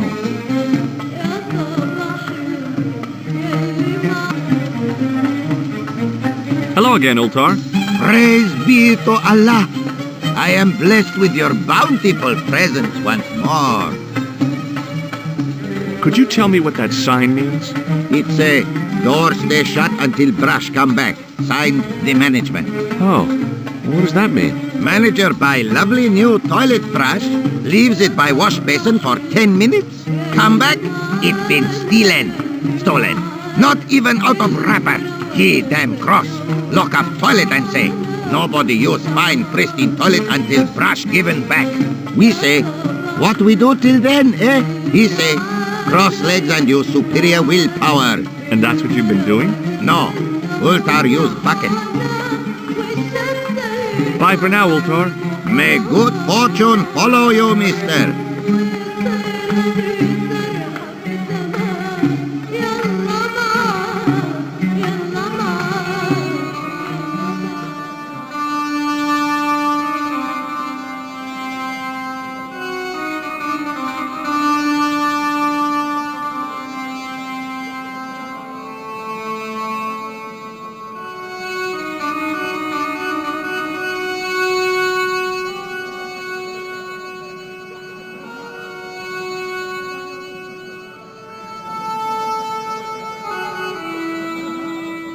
Suddenly, I realized the horrific truth. The guy was basting the kebabs with a toilet brush. It may never have seen the inside of a toilet bowl, but it was still hardly appetizing.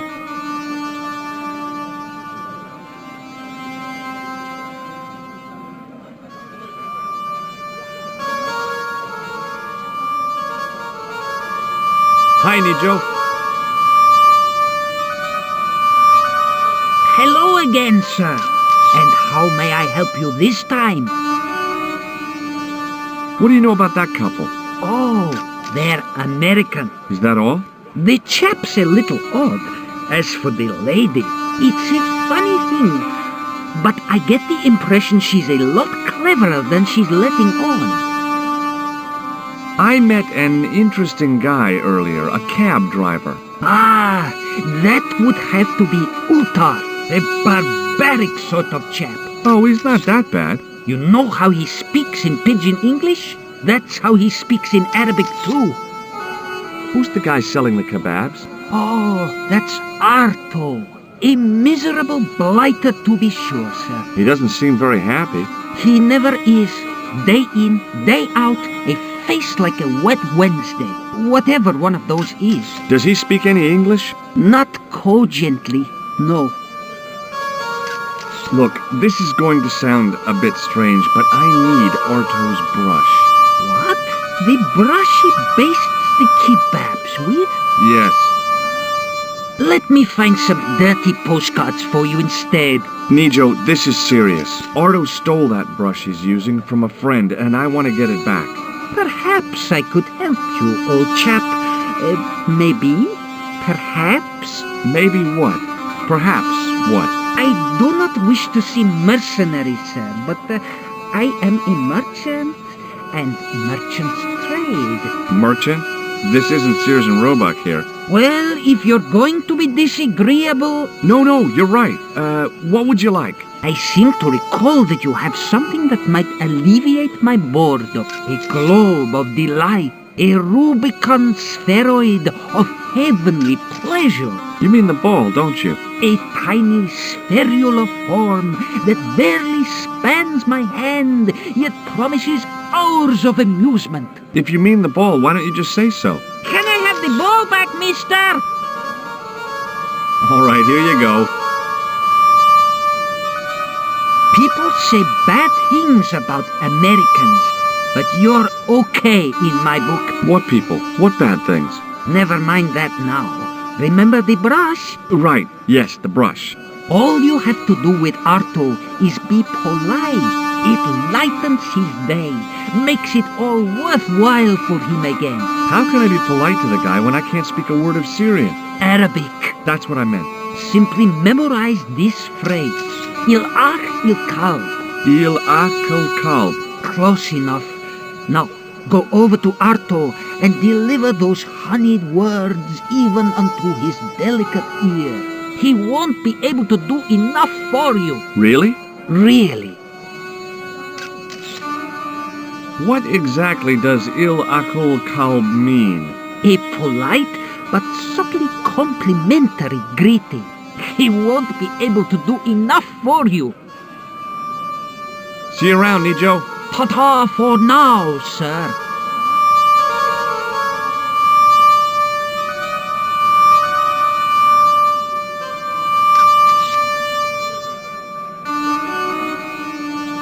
Hello again, Pearl. Why, hello, George.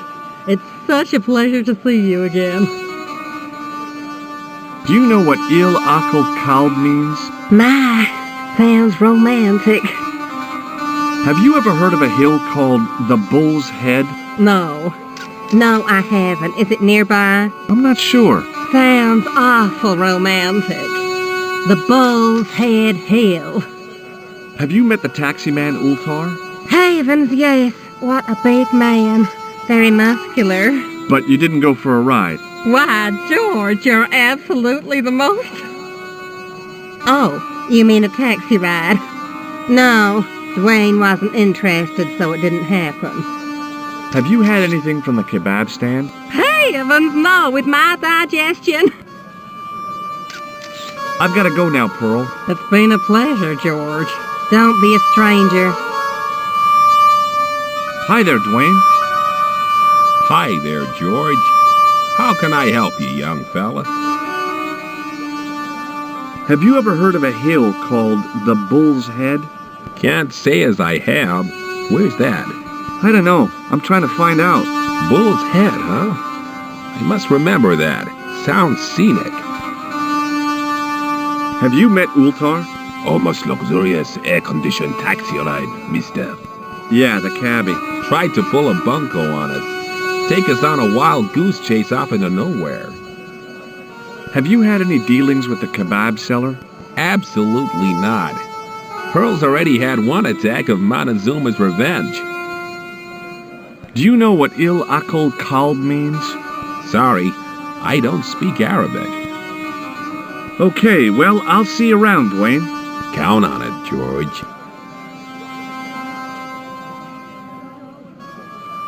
Hello again, sir. Hello. Kebab? Yes? Il Akal Kalb? Filthy! Bad! I'll kill you! Whoa! Calm down! I just... Feet, do your thing.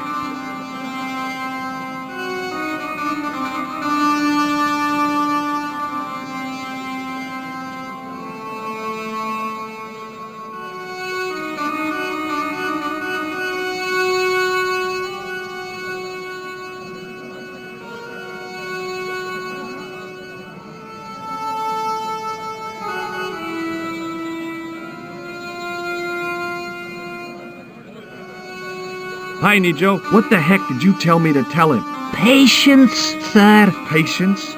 Patience? I've been chased by a homicidal kebab seller, and you expect me to be patient? But consider, sir, while you were running from the irate Arto wasn't using the brush. Hold on. Are you telling me that I've been used as a diversionary tactic? Your brush, sir. I can't believe that you put me on that kebab seller's death list for a toilet brush. The ends justify the means, sir. Yeah, but I noticed it wasn't your butt that was on the line, though. They also serve who only stand and wait, sir. Oh, spare me. Thanks for getting the brush and risking my life to do it. Anytime. Glad to be of service. So long, Nijo. Toodle pip, sir.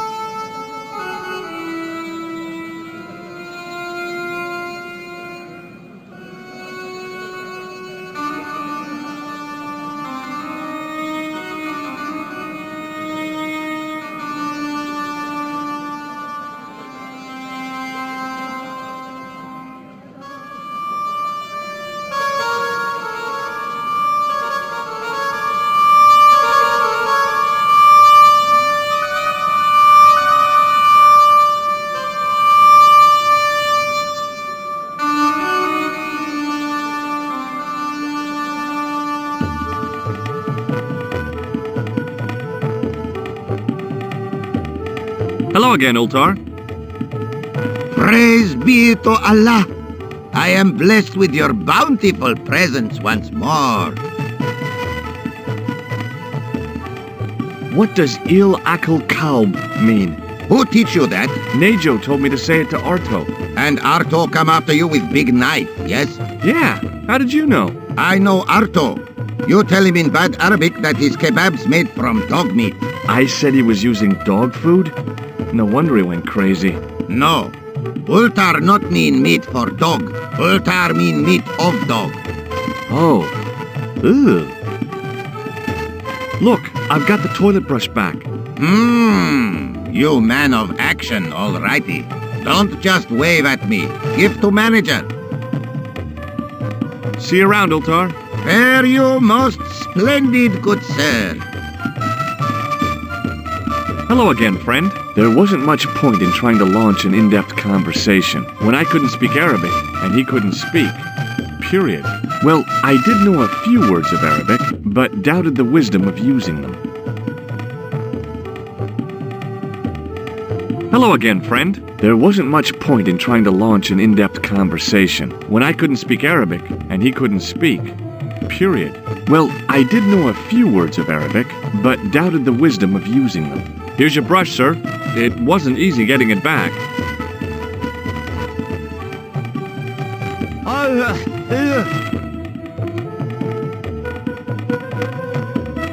The manager took the brush from me, gave me the toilet keys as my reward, and stomped off.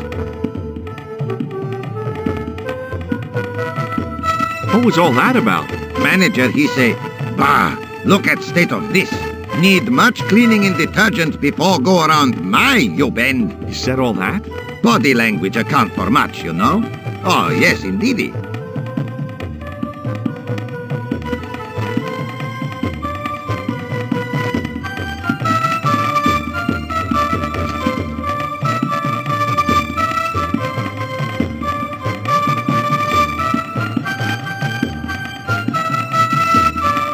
The mirror was as clean as anything else in there.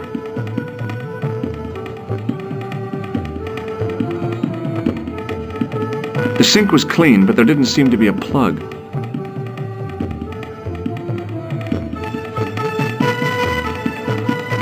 It was a roller towel dispenser.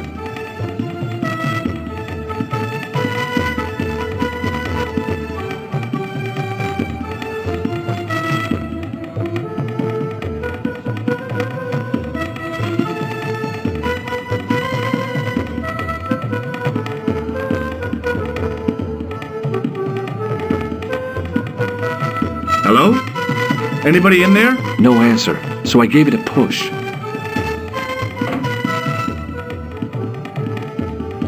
And I thought the French had strange toilets. I hadn't drunk anything since the morning, and I didn't need to use it. The design of the toilet was a little different from what I was used to, but a toilet chain is a toilet chain all over the world.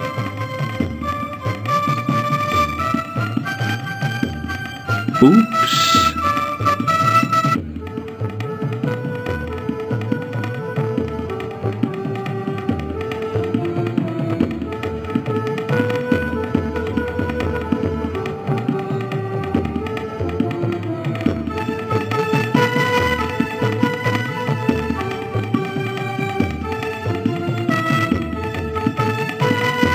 Hello again, Ultar. Praise be to Allah. I am blessed with your bountiful presence once more. Look what I've got. The towel from the toilet. What do you want with towel? Well, I don't know yet, do I?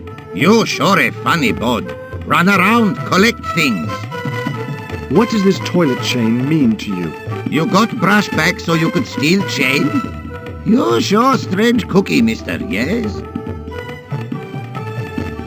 Bye for now, Ultar. May good fortune follow you, mister.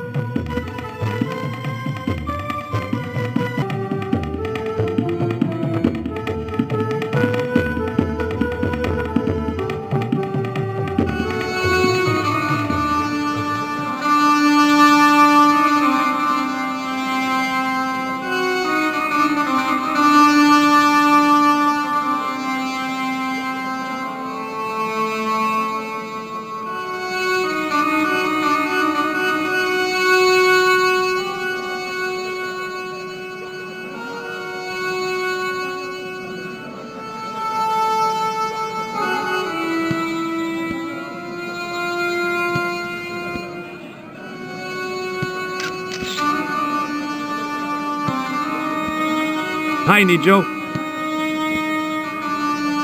Hello again, sir. And how may I help you this time?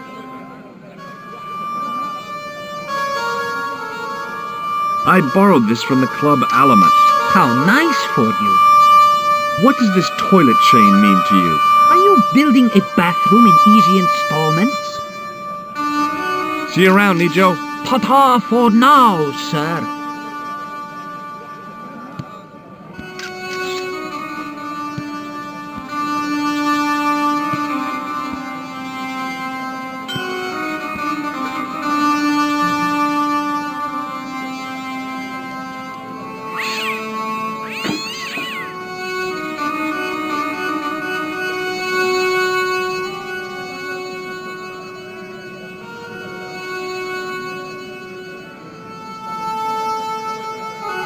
The statuette looked pretty sorry for itself after its fall, chipped with both arms broken off.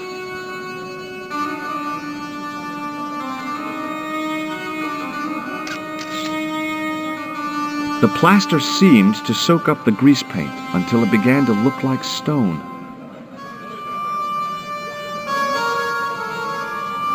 Hi there, Dwayne. Hi there, George. How can I help you, young fella? What do you think of this? Good gravy. Looks old. Yeah, I had to turn this town upside down. Boy, your luck's better than ours. Looks Roman. I wouldn't know. What'll they say back home? How much do you want, George? Oh, I couldn't. It's the find of a lifetime. I mean... $50. Take it or leave it. I'll take it. Here you go. And here you go.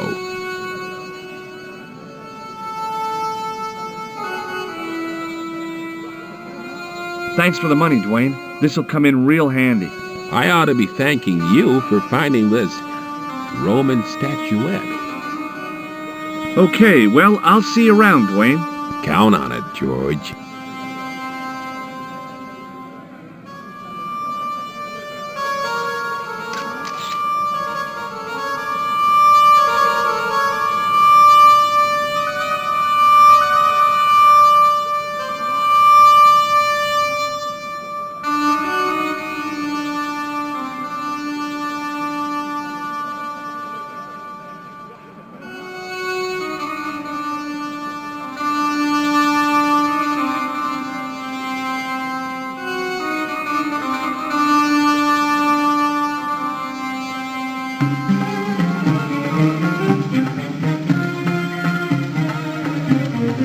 Hello again, Ultar.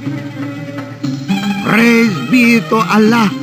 I am blessed with your bountiful presence once more. About Bull's Head Hill. Are you desirous of seeing this most splendid place? Well, maybe. A terrific bargain. Only 50 of your Yankee bucks. 50, huh? Okay, it's a deal. Here's the cash. Ah, most splendid. As you say, the cash price moolah is correct. Mister, we make with haste. Where exactly is your taxi? Because the only vehicle I can see around here is an aging army surplus truck. Yes? Ah, okay. I'll be along in a minute.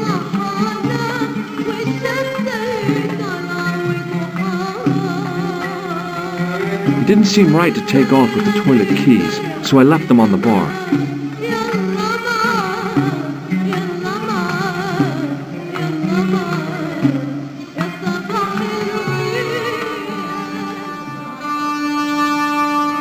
Hello again, Ultar. His most splendid and adventurous client. That's your taxi? Oh, yes, most assuredly. Most entirely splendid taxi in all Marib. It looks like an old army truck to me. Bah! You Americans with your checkerboard caps and your Judd Hershes. You have lost sight of what a taxi should truly be. About 4 tons by the look of it. There, you have hit the nail in the nutshell. Okay already, let's go. Regrettably not, most esteemed pair. There is a minor problem of a tiny nature. The fan belt has taken it upon itself to break. So, what are you gonna do? What can I do? I must wait for a ride to the garage for a replacement. How long is that going to take? 1 day, maybe 6. I can't wait that long. We got to get moving. But how, my friend? I'll think of something. Is this any use to you? My friend, the very thing, yes.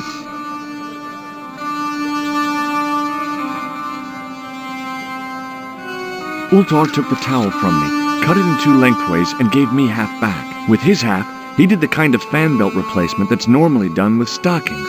Now, if I knot the ends together, so... Serviceable, yes?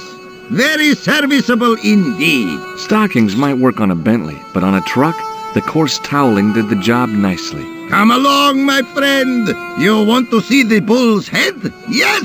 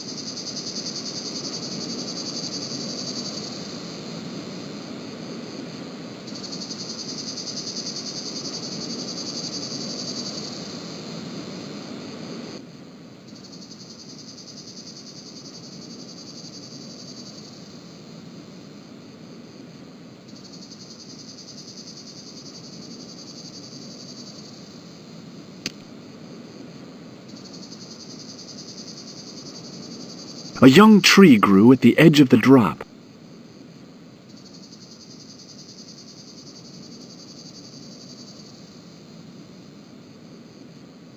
With a flourish, I tied the end of the towel to the stick with a textbook reef knot.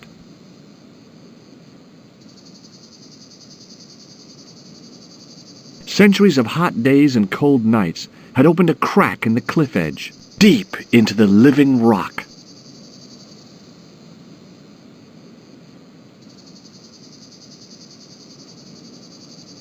I could see that crack would make a good anchor point.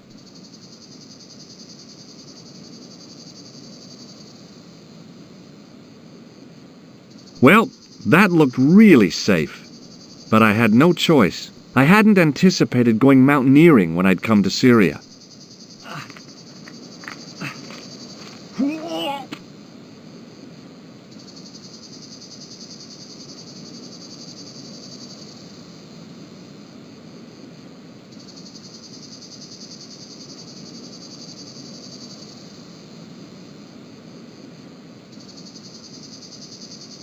Close up, the niche looked somehow artificial.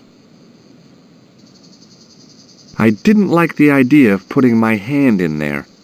But there was something in there. A metal ring, as wide as my hand.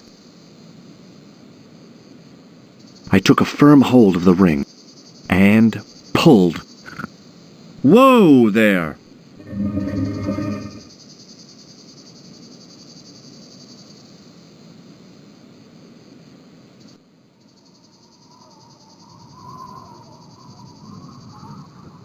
Around the corner, I found the corpse. Oh my God. Klausner? Large as life and twice as dead. I'd hardly had time to accept the fact when I heard the door mechanism start up again. Oh man, no! The door had slammed shut, trapping me. I had a bad feeling about how Klausner had died. A stone head, bearing 3 bearded faces. It was a strange image, but a powerful one. redolent with antiquity and ancient mysteries. Sure was an ugly one, though. Okay, all right. Hey, what's this? I'd found some kind of lens, a very old lens made from a very hard glass. That settled it. The knight on the manuscript had been holding a lens the whole time, not a crystal ball.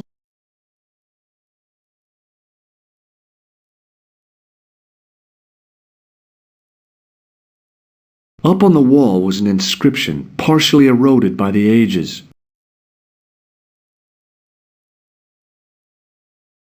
Something, something, in accidenta cita est, in ora mundi. The Latin was clear enough, but what did it mean? The mouth's opening. It must be Ultar. My God, if he comes in, we'll both be trapped. Ultar! Don't come in! It's a trap! Stay where you are! You! Hello, Mr. Stobbart. We meet in the most unusual places. Please, do not make any sudden moves. I have no desire to maim you. Did you say maim? I did. Dead men tell no tales, as you say. And I want to hear everything that you have to tell me. And what if I don't want to talk? Then I shall, most regrettably, have to kill you. Rest assured, however, that I am an excellent shot you would not suffer. Oh, that's good. Believe me, I'm really assured. It is rather dark in here. I think we should conduct our business outside. Why should I make myself an easier target? If I fire at you, Mr. Stobbart, I shall hit you even in here. But, unfortunately, my marksmanship will suffer. It could be the difference between hitting you in the leg or the groin. Boy, it sure is hot in here. No sudden moves, Mr. Stobbart.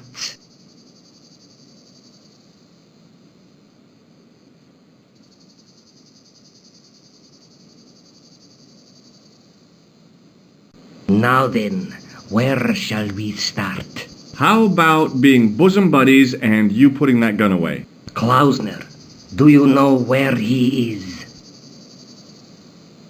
Yep, he's dead. Just around the corner of the cave. You want to look? I'll take your word for it. How did he die? Starvation or dehydration by the look of it. He was caught in this trap you were shouting about? Yes, I suspected as much. The Templars were not ones to give away their secrets lightly. Was he carrying anything of importance? Yeah, he was carrying some sort of lens. I've got it with me. Give it to me. I don't think so. Don't be a fool, Mr. Stobbart. If I give it to you, what's to stop you killing me? What is to stop me killing you anyway? You might hit the lens. Not if I shoot you in the head. When I fall, the lens might get broken. Yes. You plead convincingly, Mr. Stobbart. Perhaps you will live to see another day. Perhaps. Was there anything else? Well, there was something in Latin up on the wall. What did it say? In accidenta cita est, in ora mundi. Ah, the words of Caesar. Yes, that makes sense. Well, I know that roughly it means to the west, to the edge of the world. But what the heck is that about? It tells me where the sword of Baphomet lies. Mr. Stobbart, I am sure that you are just what you appear to be. A gifted amateur. Thanks, I think.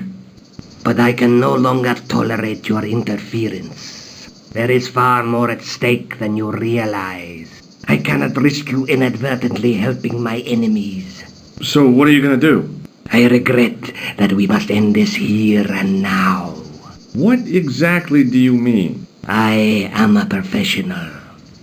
You will feel no pain. Oh, man.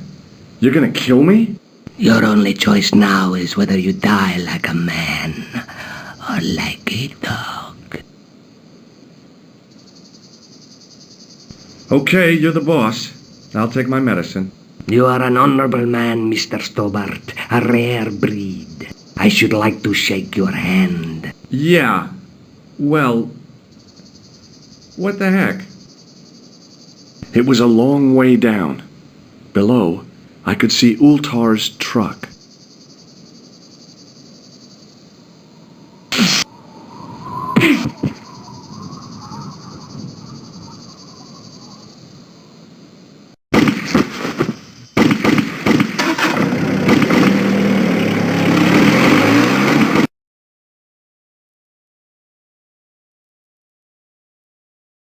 Luckily, the canopy on Ultar's truck broke my fall.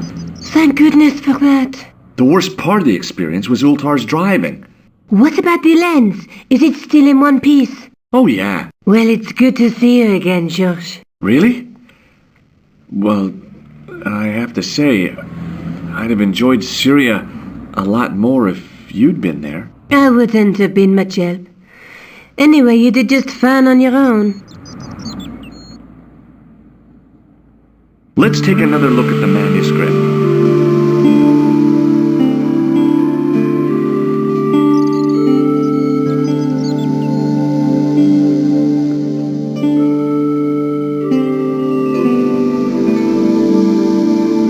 That's the face of the statue I saw at the bull's head.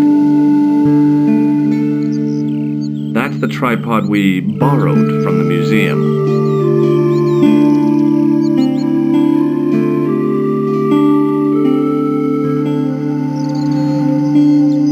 Have you any idea what this lens might be used for? As a magnifying glass, obviously. I'm sure you'll find it very useful. I'll be back as soon as I can. Okay.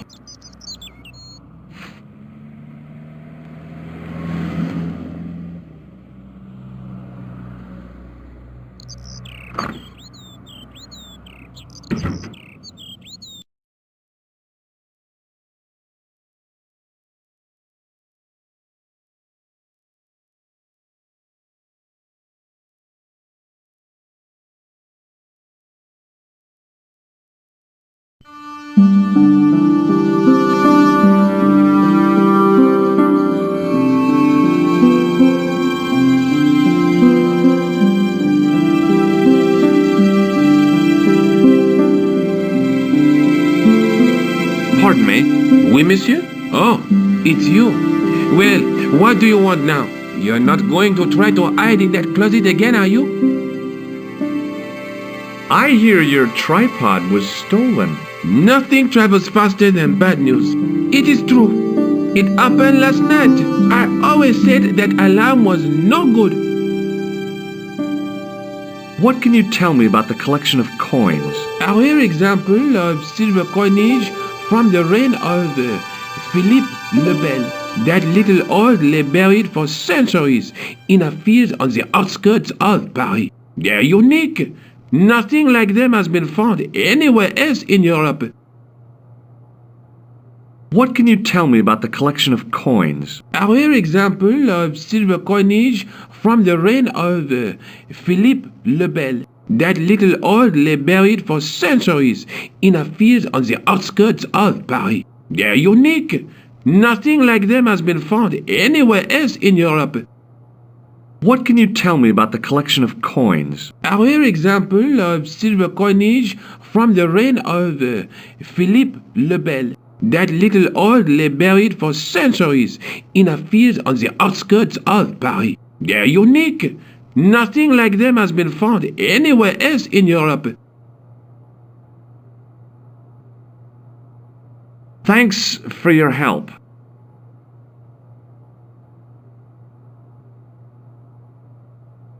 Hi, Andre. Hello, Georgie. What's with the long face? Haven't you heard? The tripod was stolen. No kidding. I just don't get it. So many other treasures, and the thieves choose the tripod. A modern-day alchemist, perhaps? Who knows? There's no shortage of crazies in Paris. Hey, I visited Nicole's apartment. Yeah, she told me you came by. Ooh, quite a fine Georgie boy. I didn't expect anything quite so sexy. I hope you're referring to the manuscript. Oui, of course. Where have you been? Nicole said you were away. I just returned from Syria. Syria? On the trail of the Templars? It's a long story, but I found the bull's head. It was referred to on the manuscript, remember? Yes, what is it? A secret cave built into a high cliff face. In the cave, I discovered a map bearing a phrase in Latin. In accidenta cita est in ora mundi.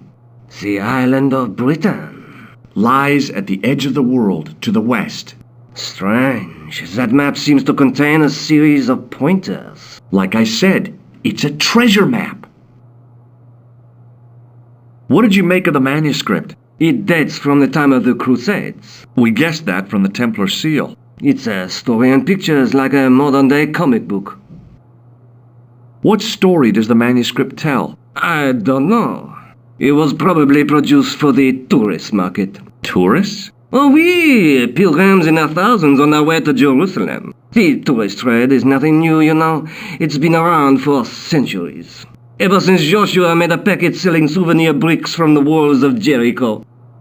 Have you deciphered any of the images on the manuscript? There's very little I can be sure about. The slang of the bull could be a reference to Mithras. Who's he? A Persian god, almost as popular as Christ at one time. The only thing I can be sure of is the knight. He's Spanish. How can you tell that? The writing on the shield, the reference to Ave Maria. No self-respecting knight from Northern Europe would have borne a coat of arms like that. Can you identify the knight's coat of arms? I already did, Georgie. He's a member of the De Vasconcelos family from the Costa Calida. Were they famous? No, they're not mentioned after the 15th century. Oh. The spotlight of history moved on. They're probably long dead. Do you think the manuscript could be the map to the Templar treasure? Frankly, no. That's too far-fetched. The manuscript is interesting enough and a rare find, but that's all. Wouldn't it be terrific if it was a map, though? The treasure of the Knights Templar. A romantic notion, Georgie, but extremely improbable. Does this lens mean anything to you? Nothing. Thanks for your help, Andre. You're welcome.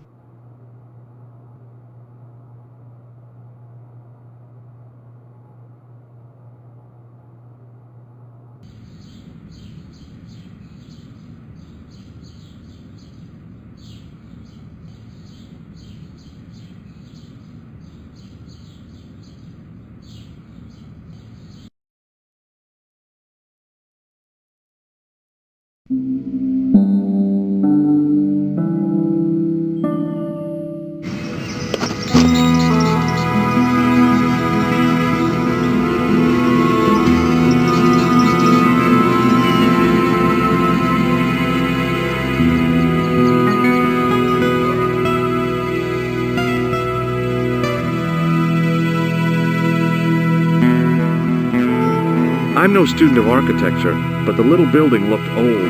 I wondered if it was some sort of summer house.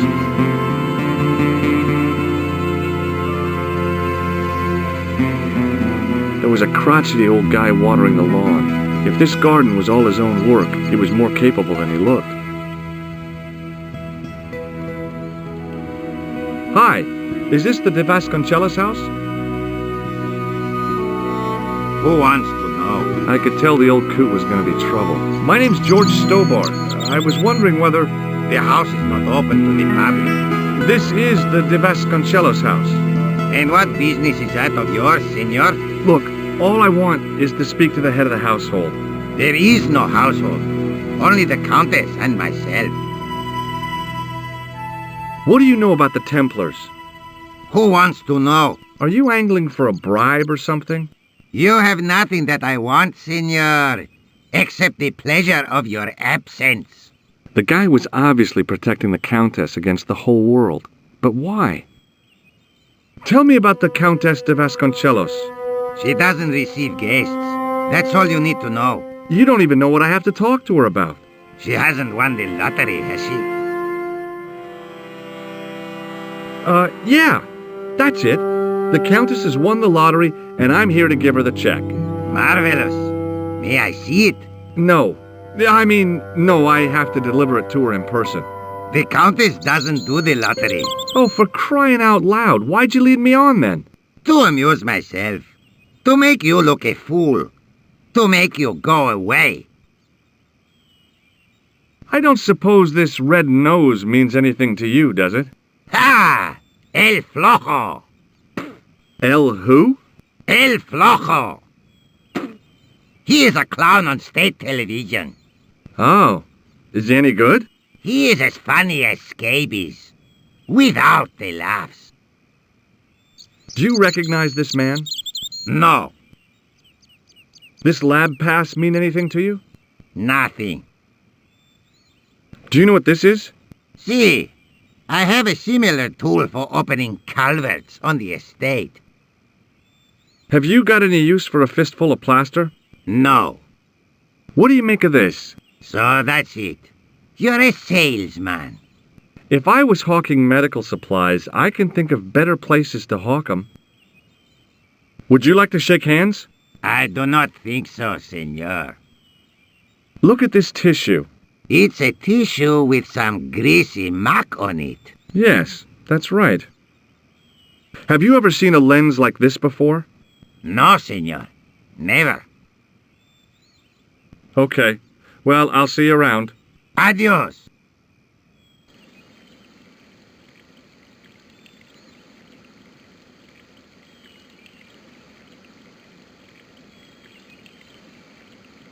The main part of the house was old, but nowhere near as old as the gatehouse section. It was then I realized I'd left home without my pocket siege engine.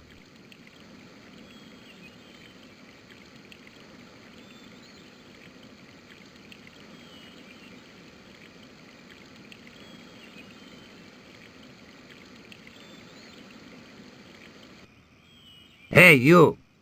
Yeah? What is it? You would not like it if people just wandered into your home, would you? Well, no, I guess not. Then show a little consideration. Okay. Sorry.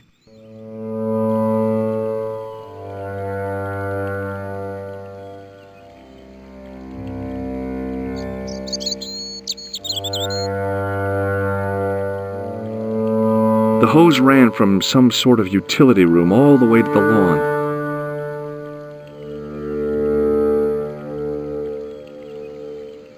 I didn't like the idea of carrying 30 yards of hose around me, so I left it alone.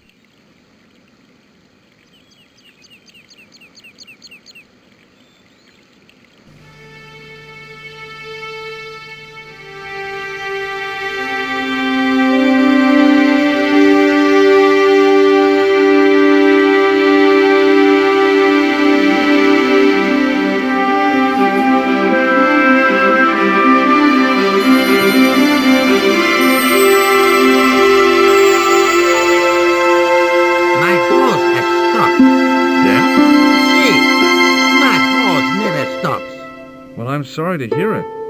It's always sad when an old tradition comes to an end. Did you have anything to do with it? See, you. Well, I'm shocked. I'm mortified. How could you think such a thing? Very easily, senor. Very easily. I'm going to find out why my hose has stopped. And that means going into the house. You are not, absolutely not, to go in the house. If you do go in the house, I will set the dogs on you.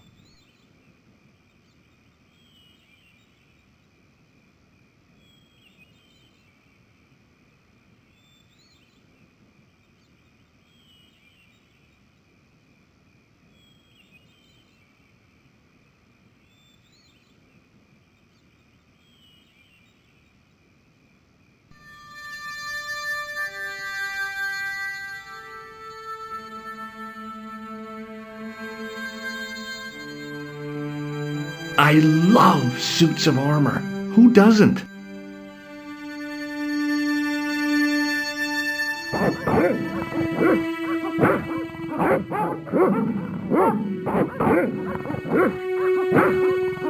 I hid behind the armor and waited for developments. Hey, you! I know you are there, American. All right, you dogs, I'm coming.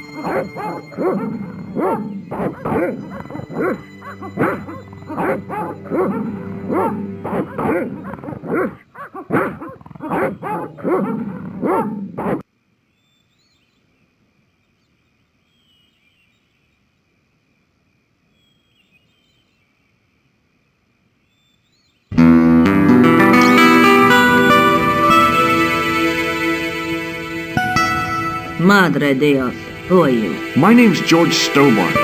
I'm sorry to burst in like this. You must leave at once. You're not wanted here. Please, if you'd just listen a minute. Very well. State your business, Senor Stobbart. There's been a series of murders, part of some conspiracy. Anyway, the trail led me here. Here? There is nothing for the outside world here. Over 600 years ago there was. What do you mean? This whole thing ties in somehow with the Knights Templar. The Knights Templar are dust. They had a secret that was so important, they went to a lot of trouble to hide it.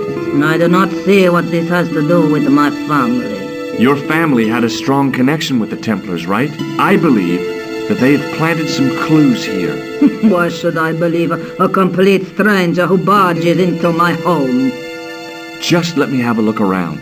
If I find nothing... You'll be spending the night at the police station. Very well. Please, sit down. Thank you.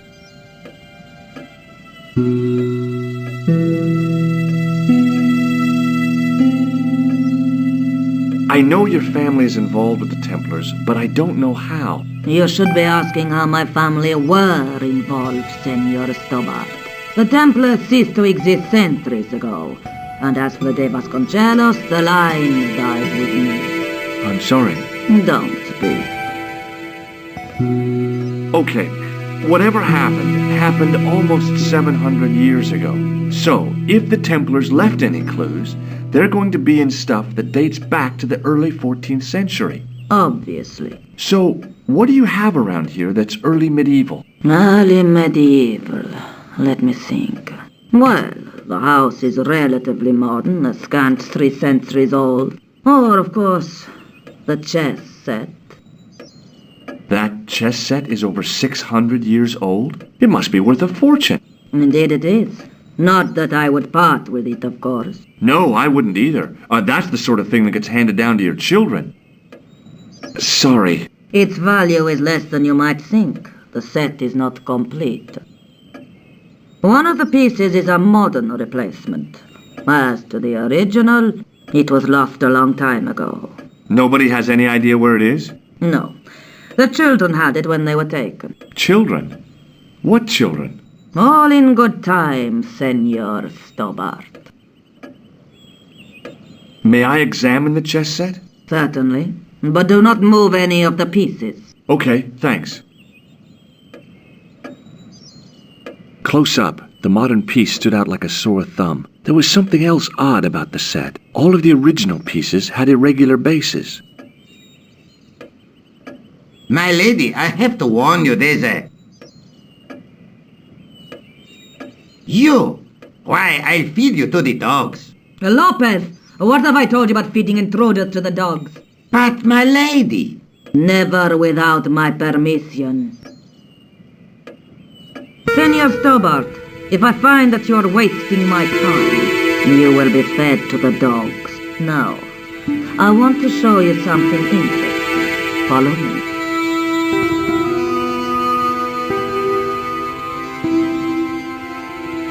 Lopez, unlock the door, por favor.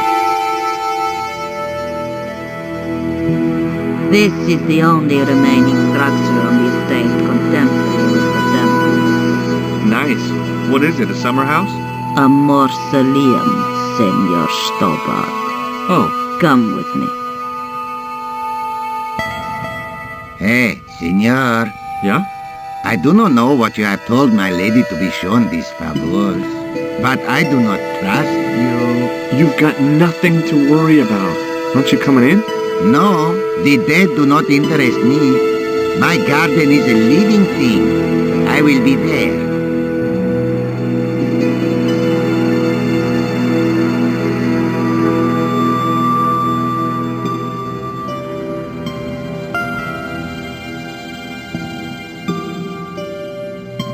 Wow, this is old. It was constructed in the 13th century as the final resting place for the De Vasconcelos Templars. It's well maintained. These are my ancestors, and they deserve respect. I come here at least once a week to say a prayer for them. Mind if I have a look around? By all means. The mausoleum contained 5 tombs for 5 of the Knights Templar, man-size in marble. High up in the dome were windows. I guess they might open them to make it less stuffy in there. I couldn't climb up there without breaking something. It was a rod with a cone and a hook on the end. I guessed it was for snuffing out the big candle in the chandelier. Now what? There was nothing to snuff. Feeling like an idiot, I put it down again. In front of the shrine was a lectern with a Bible on it. On removing the Bible, I found a pattern on the lectern top. Hey! It's a checkerboard! Close up, I could see that the pattern was made up of glass squares over a checkerboard pattern. Some of the squares had little jagged holes in the middle.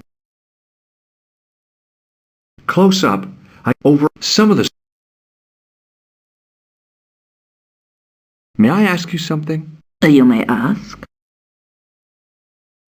You certainly know your history. What's your opinion of the Templars, Senor Stobbart?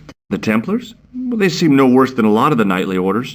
You are mistaken. Compared to the simpering politicians of the Hospitallers or the brutish Teutonics, the Knights Templar were the embodiment of chivalry. The filthy, money-grabbing French king and his pet pope did a great wrong. A bane settled upon my family at the whim of that self-seeking tyrant. It was all a long time ago. Some things don't die. Injustice is one of them. Who exactly are these people? My ancestors. These 5 men were all members of the Templars. 5 ancestors in the order. You must be very proud. Not 5, 6. Where's the 6th knight? He was lost to us. You lost an ancestor? It is a family matter. It can have no relevance. Well, it's connected with the curse of the De Vasconcelos, isn't it? Yes, it is. I hope you will honor my desire not to talk about it. Okay, well, I'll leave it for now. What's the story with the glass chessboard? Glass chessboard? Oh, the pattern on the lectern, purely decorative, I'm sure. There are pieces of glass missing from it. Oh, it has been like that since I was a girl. The gaps in the glass chessboard look awfully deliberate. No, it is ridiculous. What possible significance can it have? It's part of a chessboard, and the gaps are for... Senor Stobbart, you cannot mean... This place was built for the Templars. Your chess set is as old as the Templars. It's kind of suggestive, isn't it? I think this must be it. This is what the manuscript is pointing to. This is extraordinary.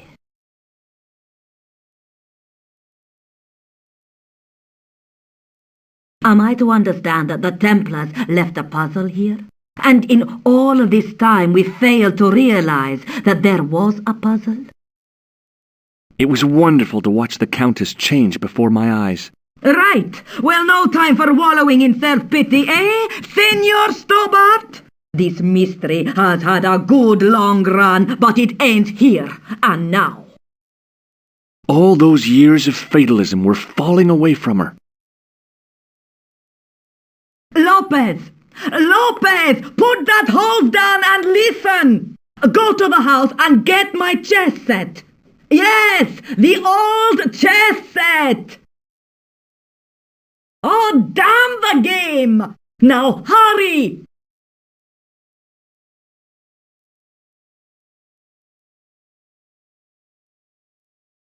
My, this is exciting, is it not? Don't get too excited. This could be a blind alley. Oh, I do not believe that for a moment. It's good to see you happy. Happy? You know, I think I am. While we're waiting, I'd really like to know what happened here. I mean, the curse and everything? It all began at the time of the dissolution of the Templars. Don Carlos had already left their ranks to become a scholar. Don Carlos? Is he the guy who went missing? Si, but he had reckoned without the local bishop. Their bishop envied our lands and determined to use the papal edict as an excuse to destroy us. Don Carlos was on one of his scholarly journeys when the Inquisition arrived. When Don Carlos returned, it was to find his loyal manservant slain and his children gone. They took the kids? But why? Oh, we will never know. The bishop denied all knowledge of the children's disappearance. But witnesses had seen his men kill the servant who had been charged to protect them. What happened to Don Carlos? He swore he'd find his children if he had to go to the edge of the world. He put on his armor and took up his sword and shield and rode out alone. He was never seen again. Lopez, you have the pieces. Si, my lady, as you asked. Por favor, Senor Stobbart, would you be so kind? My lady. Calm yourself, Lopez. I believe Senor Stobbart's motives are pure. Very well, my lady. My lady seems to trust you. But you don't. No, senor.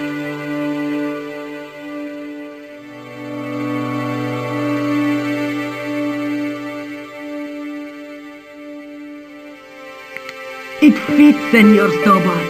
It fits. Working quickly, I found which pieces went into which holes.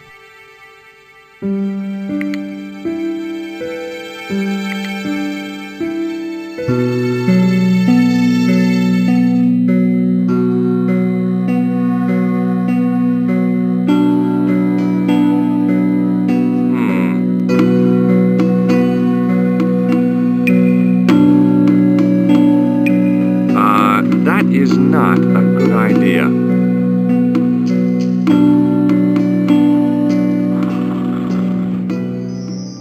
Senor Stobbart, look! What is that? It's not the Holy Grail, is it? No, Senor Stobbart. It is the communion chalice of the De Vasconcelos, missing for almost 700 years. Wow! Well, go on. I cannot. I can hardly believe it is real. Go ahead. Live a little. I'm sure. This is your moment of triumph, Senor Stobbart. Sure, I'm sure. The possibility of death traps only occurred to me a few days later.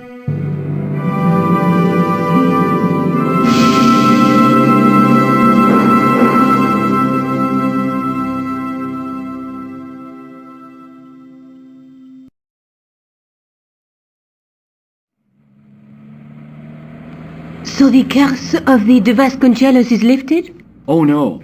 The Countess was thrilled to find the lost chalice. But there's still the riddle of the missing knight. Well, you can forget about that now and get back to finding the Templar's secret. Actually, I promised the Countess I'd find Don Carlos. You what? I can explain everything. You have got the odds for a withered old Spanish aristocrat? The Countess entrusted me with the chalice and the quest for her ancestor's tomb. You're as crazy as she is. Haven't you got enough problems? Khan and the Templars? It's all part of the same thing. The chalice is important, I'm sure. The manuscript pointed us to the knight, and I have to find him. What then? I don't know. But when the knight and the chalice are reunited, maybe I will. This is the chalice I discovered in Spain. I still can't figure out why the Countess gave it to you. After losing it for all those years, she simply gave it away to a total stranger? She's one prawn short of a paella. The Countess is a fine lady. You shouldn't compare her with seafood. I wouldn't be surprised if there's something going on between you and that Countess. Are you serious? She's old enough to be my grandmother. I'll be back as soon as I can. Okay.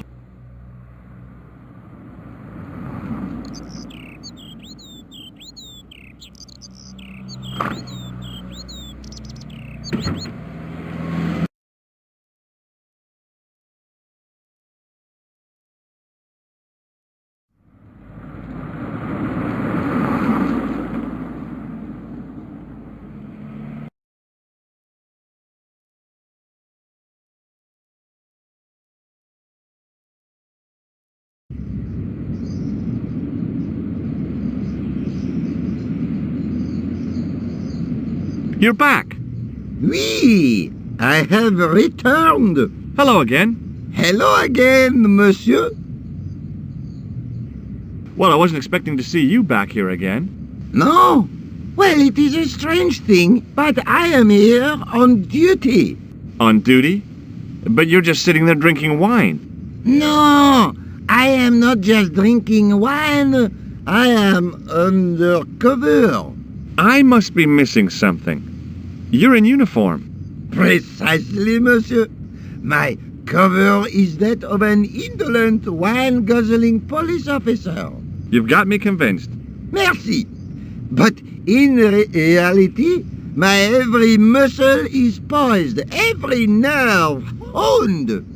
I am drawn tight, ready to pounce. Pajang! Who or what were you planning to pizzang on? You must have heard, monsieur, of the terror that is gripping Paris. You mean the killings? Oh, at last, someone's taken action. People die every day. No, I am on the trail of Sieur Jacques. Who? Sieur Jacques, the terror of the subterranean city. He pops up here, he pops up there. The cops, they seek him everywhere. Is he so hush or beneath the neck? That damned elusive Sieur Jacques. Bravo, that's very good. Merci. I was up half the night writing that. Who is this Sieur Jacques character anyway? Ah, if we but knew that, we could have him in custody in an hour. But he is cunning. To despoil the sewers of our fair city, he has committed many deceptions. He has pretended to be a police officer and deluded a poor war veteran. Uh-oh. He has pretended to be a jongleur. Wow, is that the time? And an American tourist. What nationality are you, monsieur? Canadian. Well, gotta go now. See ya. Well, it's not everyone who can say they started an urban myth.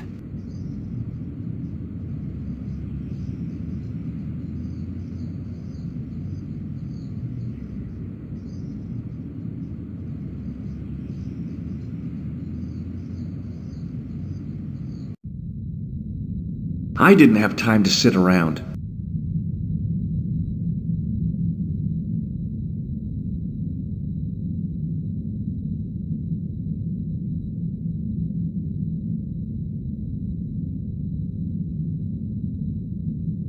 A priest stood by the pews, energetically polishing something. Excuse me, Father? Pardon? Do you mind if I ask you a few questions? Not at all, monsieur. It will be my pleasure to help you. What do you know about the Knights Templar? You have come to the right place, if that is your interest. Many of them were executed in the square outside. It was a disgrace to France. Well, the Pope was right behind it, though. Clement V was a man of mammon, not of God. That's kind of forthright for a priest, isn't it? You think so? It is hard to be sure what happened. It is so long ago. How long have you worked here? Hardly work, monsieur. This is a calling. I have been helping Father Flambert for nearly 6 months now. I guess you don't know much about the history of this church, then. Just a little. You've got quite a shine on that candlestick. Ah, oui. Anything less than best would be an insult to the Almighty. I guess so. I never thought of it like that. What do you make of this chalice? It certainly looks very old. About as old as this church, I think. There seems to be an engraving on it. Yeah? What does it say? I do not know. It is very tarnished. With your permission, I could try polishing it. I promise I will be very careful. That'd be very good of you. This shouldn't take very long. Feel free to look around. Okay, thanks.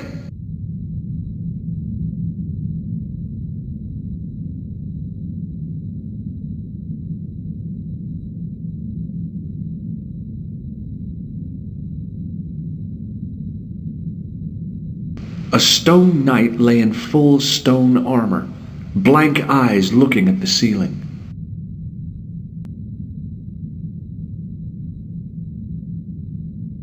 A huge stained glass window formed a magnificent centerpiece for its neighbors. I didn't recognize the biblical story in it. I was a Sunday school dropout.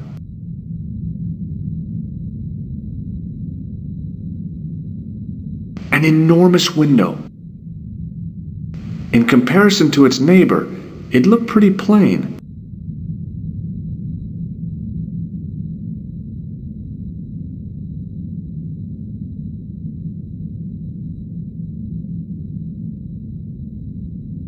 Biblical references engraved into the tomb edge to guide his way to the next world, I guess.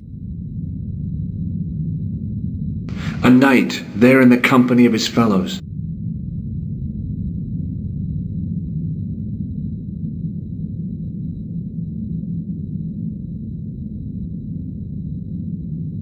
The statue had any secrets. It was concealing them pretty well. A statue of a knight holding a staff and a scroll. A scroll was a symbol of scholarship. I knew that much. A scholarly knight. That rang a bell. A very Spanish bell. Per disciplinum meum lux videbis. A bit of a stained glass window. Wow! Hoping for a big insight while squinting through a hunk of statuary had been pretty optimistic, I guess.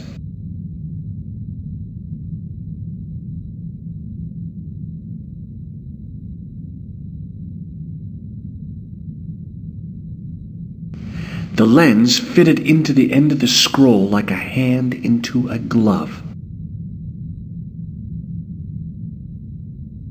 Hey! A Knight Templar burning at the stake, and a date. Let me see.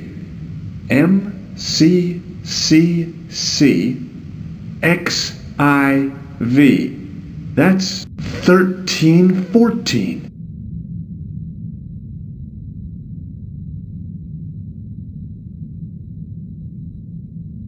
Hello again, Father. Hey, thanks. It is my pleasure, monsieur. What was the writing on the chalice? It was not writing, my mistake. It was a coat of arms. The remarkable thing is that it seems very familiar. Yeah? Oui, I think I have seen it on that wall tomb in the far corner. That winged horse is quite distinctive. Is the right-hand window original? Oui, monsieur. Did you know that the center window conceals an image of a man burning at the stake? The burning man? What, you knew? That there was a hidden image? No. But the church has a reputation for being haunted. Many times, people have claimed to have seen a burning man in the window. But when others they look, there is nothing. Perhaps the light has to be just so for the figure to appear. Yeah, or maybe you need a special lens. You must be proud to have such an incredible collection of stained glass. Pride is a sin, monsieur, but it is hard not to marvel when the light shines through them. It is a fine example of the artisan's genius. I've got a red nose. Oui, so you have. Boy, what a shine you got on this. Merci. It is all in the wrist action. Have you seen this man before? No, I have never seen him before. Have you ever heard of this guy? No, monsieur. I'm afraid not. Is he a friend? Not really. More of an acquaintance. I have here a sewer key. Ah, oui? I don't know why I'm showing you this. Neither do I. I was in Ireland recently and I brought back this plaster. My sister brought back a shillelagh. I thought about using the shake and shock on him, but I couldn't do that to a priest.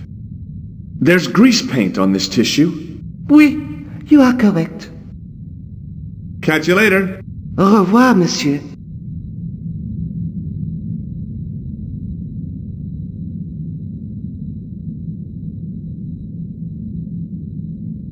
I wondered if this guy had died in combat. A stone knight lay at the end of a row of 4.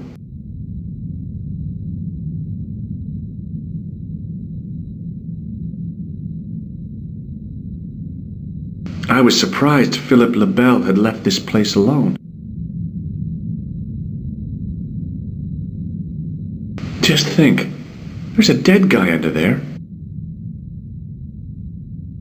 No, it couldn't be. Could it?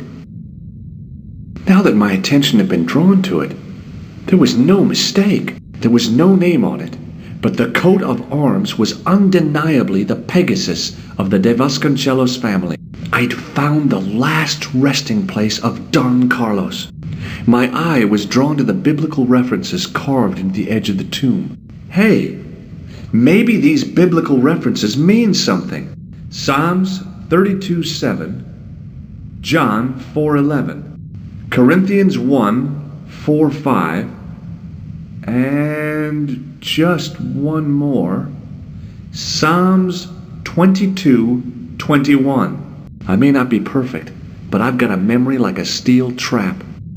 The chalice had led me to these inscriptions, but it looked like a happy coincidence to me. After all, the de Vasconcelos arms were already on the manuscript. Nope, I was still convinced that the chalice had some significance all of its own.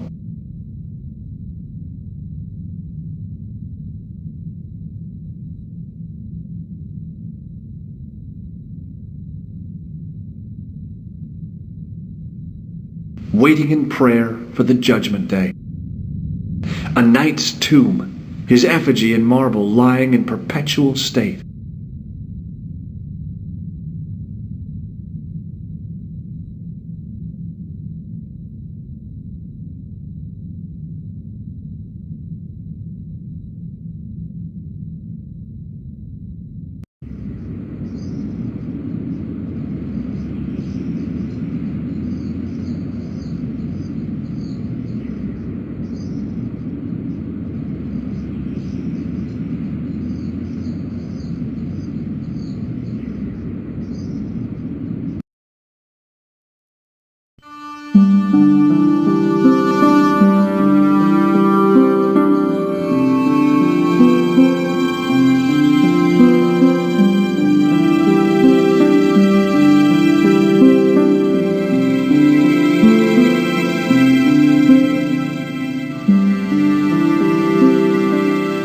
Hi, André.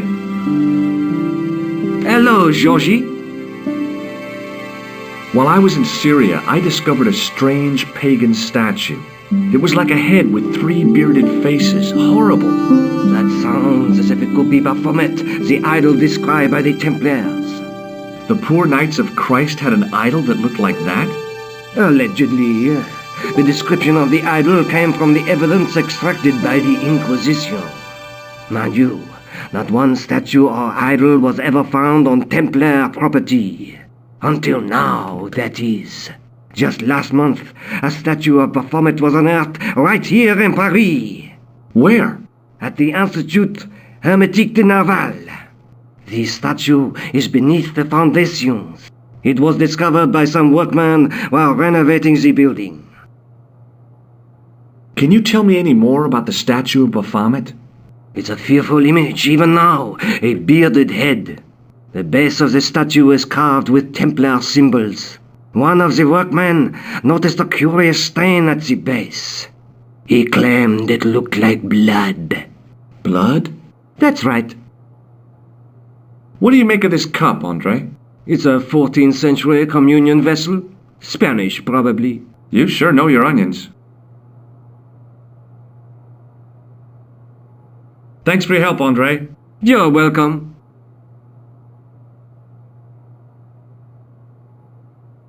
Pardon me? Oui, monsieur? Does this old cup mean anything to you? Nothing, monsieur.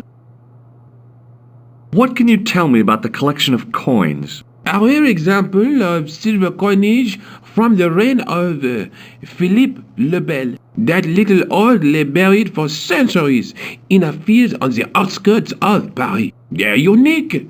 Nothing like them has been found anywhere else in Europe. Thanks for your help.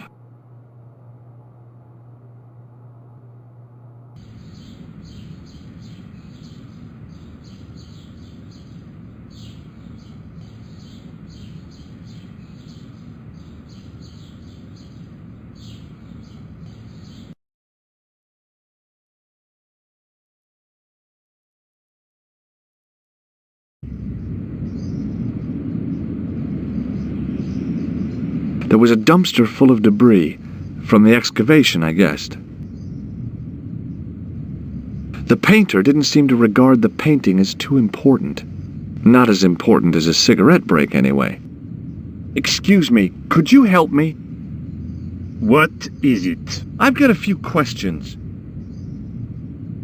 What does the word Templar suggest to you? Templar? Nothing. Nothing. You're doing a fine job. Merci. I have my professional pride. I don't think I've ever seen a Gauloise smoked so stylishly. It's a natural talent. I'm being sarcastic. I'm being indifferent. You're very good at that as well. Merci. Vive l'indifférence. So, what are you doing here? I am having my break. Yeah, I mean when you finish your break. When I finish my break? An interesting concept, monsieur. You'll probably need to think about it. I could have another cigarette while I consider. Perhaps tomorrow too? Okay, let me put things differently. What were you hired to do here? I was hired to keep the archaeological dig in the basement of this building clear of debris, and to touch up damage to the door frames with my little pot of paint. It's a very responsible job. Unfortunately, I'm not a very responsible person. So what do you know about the excavation? I know they won't let me in to do my job. I would complain to my union, but You couldn't be bothered to join. Right. Tell you what, though. I'm surprised at the sort of people interested in this excavation. What's unusual about the visitors to the excavation?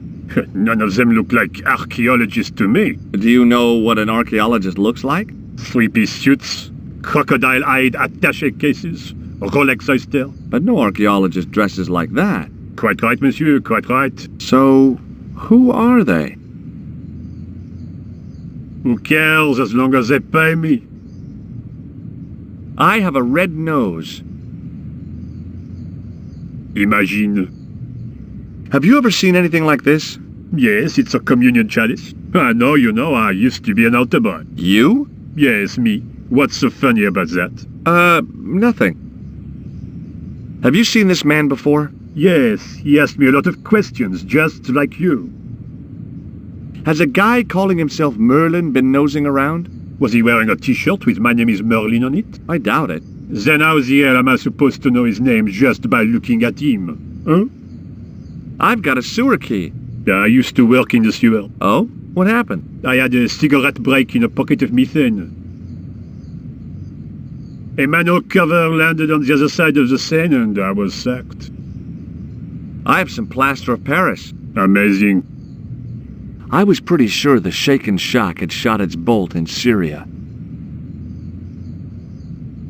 A greasy tissue.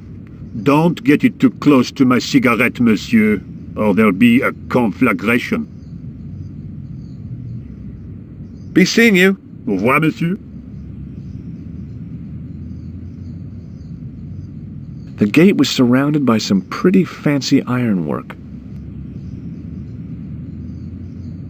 I couldn't climb over.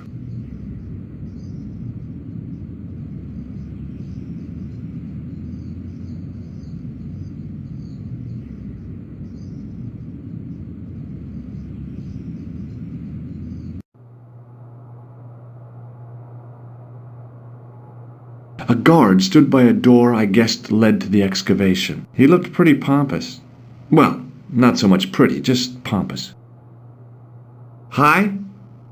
Excuse me? Oui? What do you know about the Knights Templar?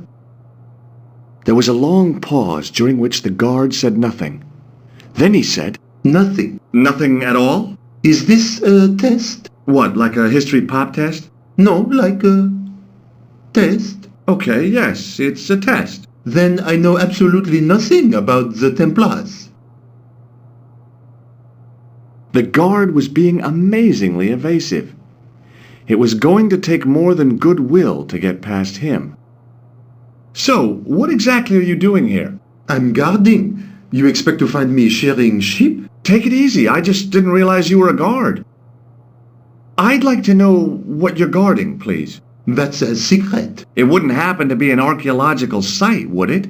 Are you asking me or telling me? I'm telling you. Then why ask? I had a feeling this was no normal hole in the ground.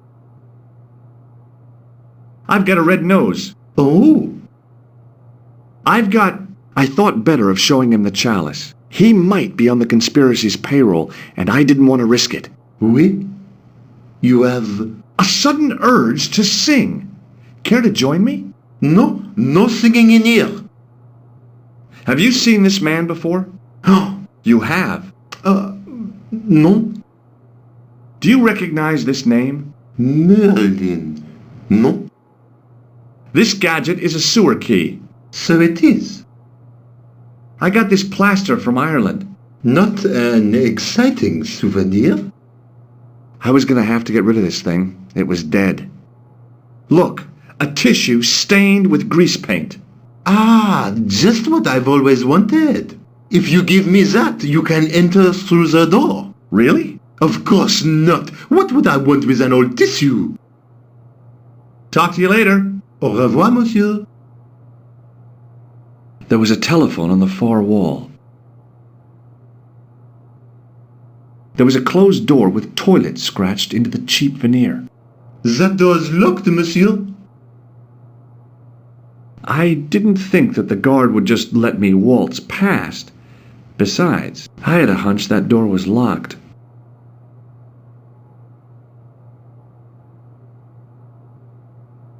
The doorway led to an old utility closet that had lost its door. There was nothing interesting in there. Hi again. What is it? Trying to get into a locked washroom. I had the strongest feeling of déjà vu. I'd like to use the washroom, but the door's locked. Oh, that's no problem. You can have the key. Thanks. Talk to you later. Au revoir, monsieur.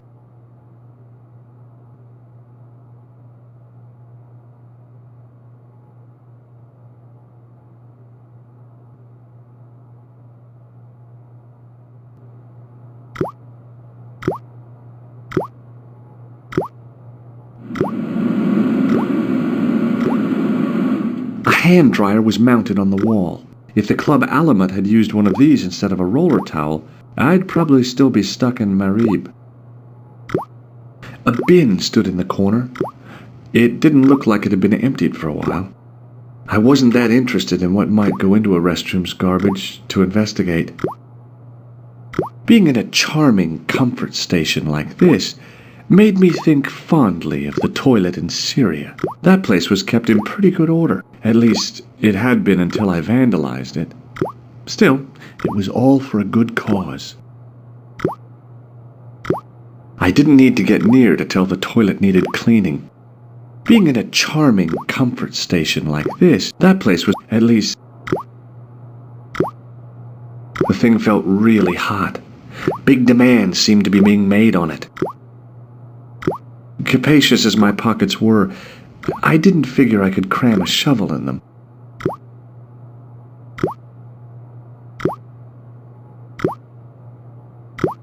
I didn't want to use that unless I really had to. Oh boy! Dirty soap! How do they do that?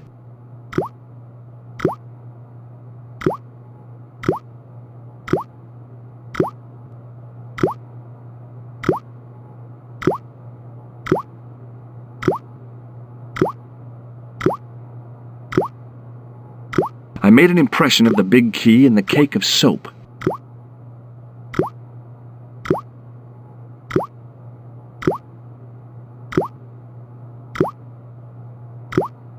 I carefully sprinkled the plaster into the soap mold I'd made of the key.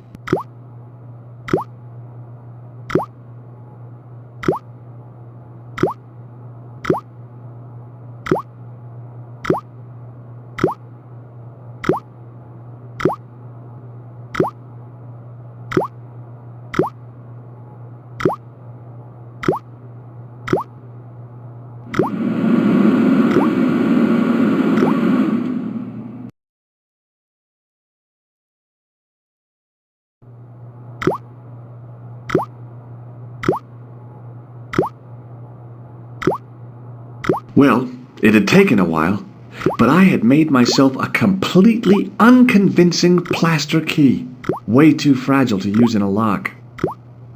I'd have to substitute it for the real one. Trouble was, it looked like plaster and not metal. Then again, that plaster statue in Syria hadn't looked like stone until I'd been a bit artful with it. Maybe I could improve the key as well.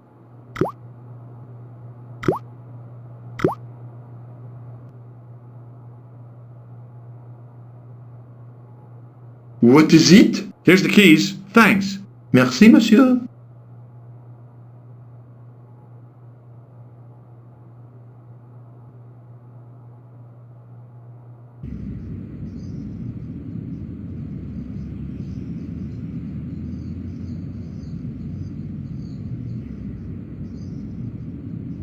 Hey, monsieur! Get away from my paint pot! Okay. I should think so. Meddling with a man's paint pot. Puh!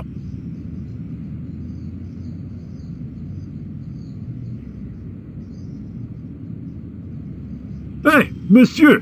Get away from my paint pot! Okay. I should think so. Meddling with a man's paint pot. Puh!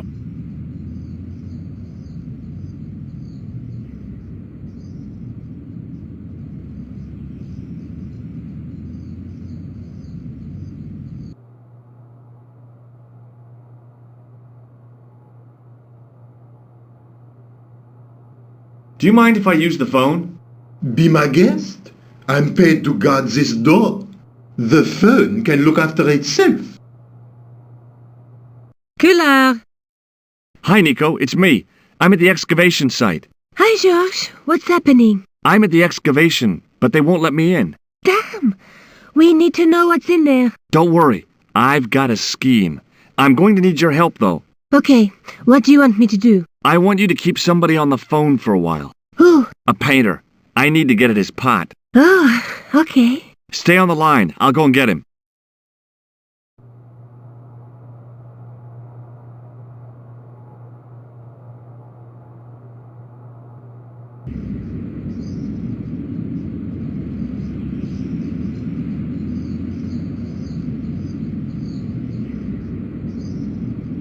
Hi, it's me again. What now? You've got a phone call. For me? Are you certain? It's a woman. She sounded hot. What woman? You must be mistaken, monsieur. Well, she asked for that hunk of a man with the nicotine fingers and his ass hanging out of his pants. Certainly sounds like me. Stand back. It wouldn't do to keep the lady from her hunk.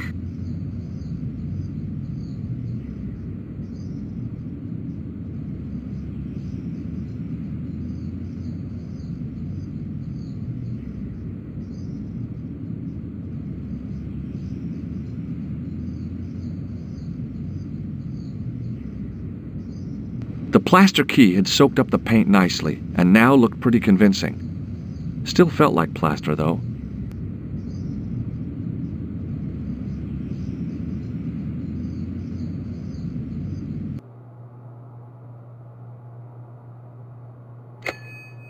Well, monsieur, what a strange woman. She was all over me, and then suddenly, nothing but abuse. Really? Why, abuse?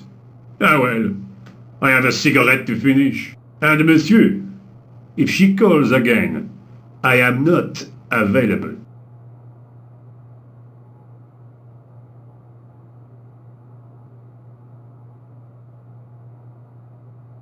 Hi again. What is it?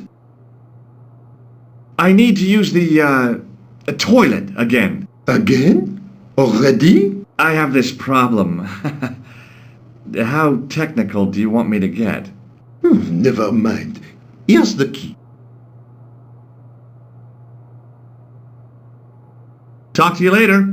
Au revoir, monsieur.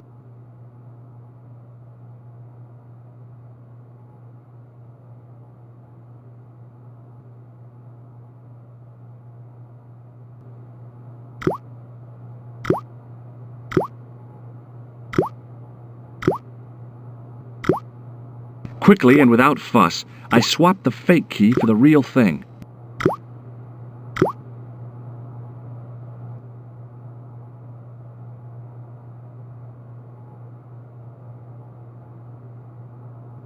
A thermostat was mounted over a radiator. The radiator was pumping out heat as the thermostat was cranked right over to full. No wonder it was warm in here, even with the door open to the chill of fall. Hi again. What is it? It sure is hot in here. I have to have the door open to allow the workmen access, so why not? I turn the heat up. You could wrap up warm. I have my gloves if it gets cold, but why bother when it's warm anyway? Talk to you later. Au revoir, monsieur.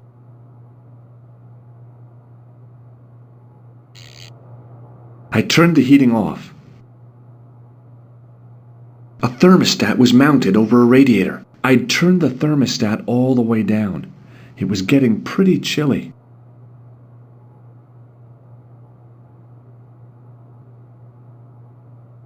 What is it? I held my breath and hoped that he wouldn't notice the substitution. Here's the keys. Thanks. Merci, monsieur.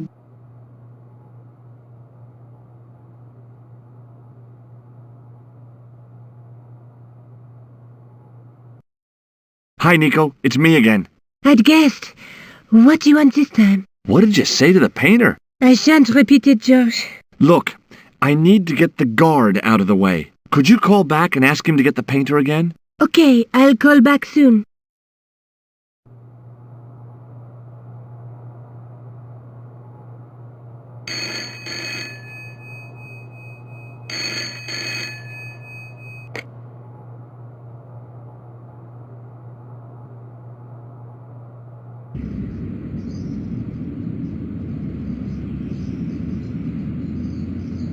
This looked like a good place to watch things develop.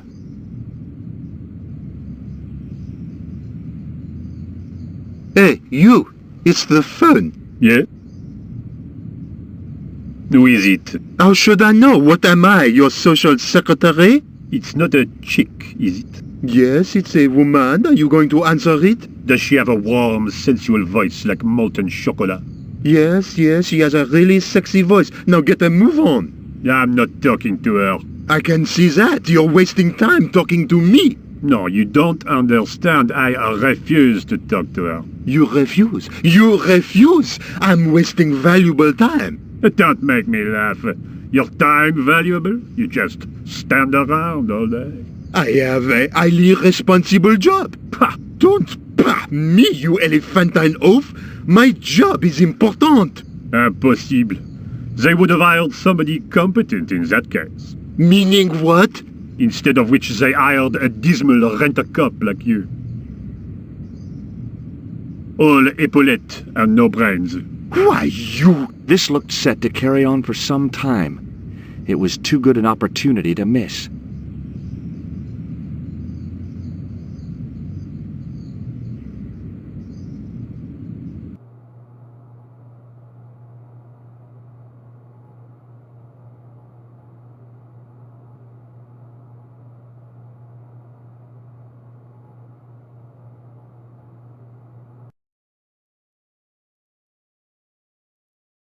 I couldn't see anything useful to do with the planks.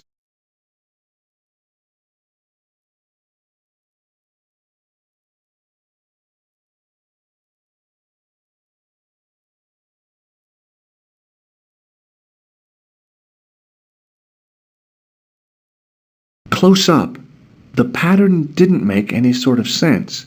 It fanned out around an axis point, a kind of focus to one side.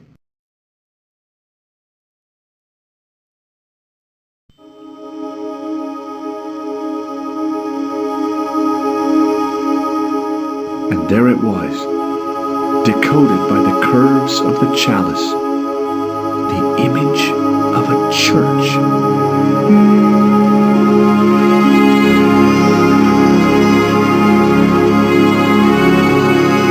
I found out what the chalice was for. You've solved the puzzle? Yeah, there was a distorted picture at the Baphomet site. When I viewed it in the polished surface of the chalice, it changed. What did it show? A picture of a church with a square tower. Let's take another look at the manuscript.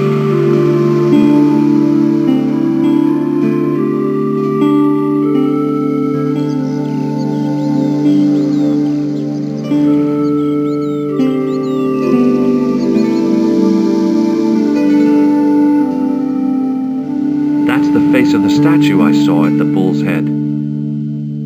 That's the lens I found on Klausner's body in the bull's head.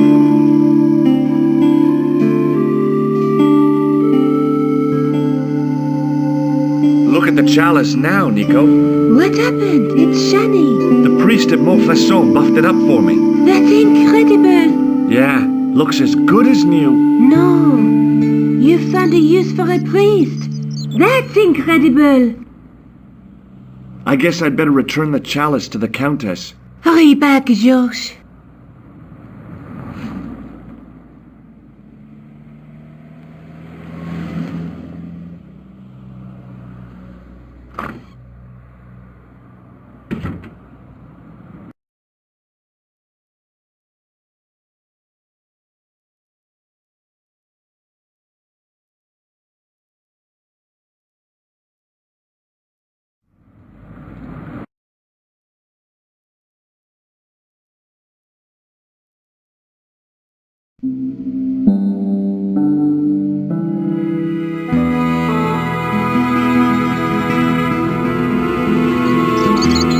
I'd been planning to return the chalice anyway, but I hadn't expected the trail to bring me here.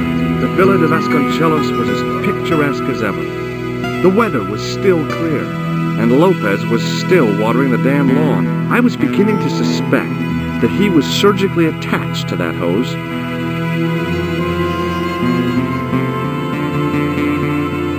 Hi there, Lopez. How's tricks? Senor Stobbart, how pleasant to see you. You are well. Fine, thanks. Is the Countess in? She is waiting for you. I will show you up. It's okay, I know the way. Senor Stobbart, I feel I owe you an apology. No, you don't. I was impolite on our first meeting. Look, Lopez, just forget about it. I came on like a snake oil merchant. I wouldn't have trusted me in your shoes. You do not understand. Finding the chalice has given my lady a new lease of life. It's a marvel. She smiles, she laughs. The tradesmen are saying that she is on Prozac. Hi, Lopez. Got a minute? Certainly, senor. How can I help you? What's the story behind the chalice vanishing? When the Inquisition raided, in the absence of Don Carlos, it was believed that they had taken it. Naturally, they denied the charge as they denied taking the children. And naturally, nobody believed them. But they were telling the truth. The chalice was hidden from them. You don't suppose they were telling the truth about the children as well, do you? Madre de Dios! I had not thought of that. But then what happened to them? I don't know. If the Inquisition didn't take them, then who did? You must speak to my lady of these. Count on it. So the Countess feels that the curse is lifted. I would not put it so strongly. Your discovery of the chalice was proof that the Templars never abandoned the de Vasconcelos. It counts for a great deal with my lady. I've had the chalice polished. Oh, it is magnificent. Catch you later, Lopez. Adios, Senor Stobbart.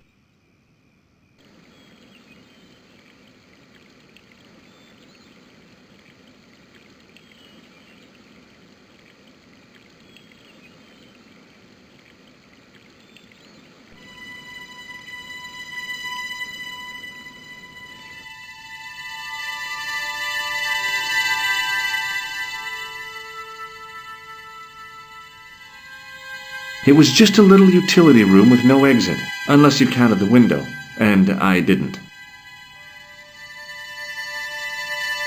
It was a small mirror hanging over the sink. From the scum in the sink, it looked like he shaved there.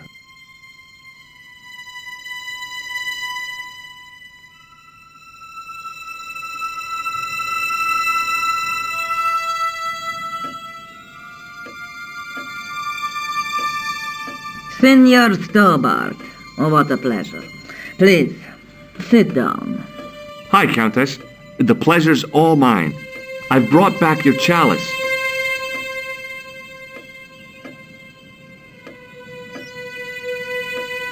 Why? You've had it cleaned. Yeah, I met an obliging priest with a soft cloth. Have you resolved the Templar mystery? No, not yet. I don't even know what it is I'm after.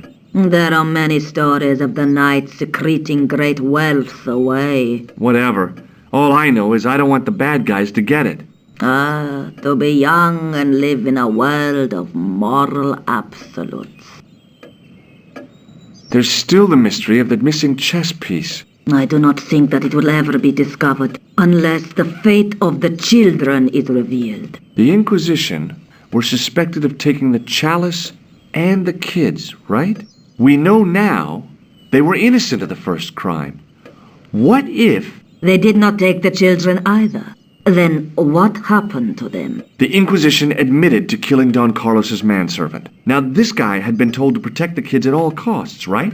That is correct. I think he hid them and the chalice when he got wind that the Inquisition was coming. With him dead, and Don Carlos driven mad with grief, there was nobody left who knew the secret. You know what this means, don't you? I fear so. The children are still here somewhere. If this is so, then it is small wonder that the de Vasconcelos are cursed. There's something else that I discovered, carved on Don Carlos's tomb. Biblical references. What are the references, Senor Stobbart? Psalms 32:7, Corinthians... I am not a good enough scholar to know the Bible chapter and verse. I meant, what are the quotations? You know, I forgot to ask the priest. I discovered something amazing with that chalice. In Paris, I found a church where they recognized the coat of arms. I found the tomb of Don Carlos de Vasconcelos. You are sure? There can be no mistake? The coat of arms on the chalice matches the one on the tomb. Incredible. You have my most profound thanks. I must go there as soon as possible. Yeah? Well, I'd be happy to show you the city. Does this mean anything to you?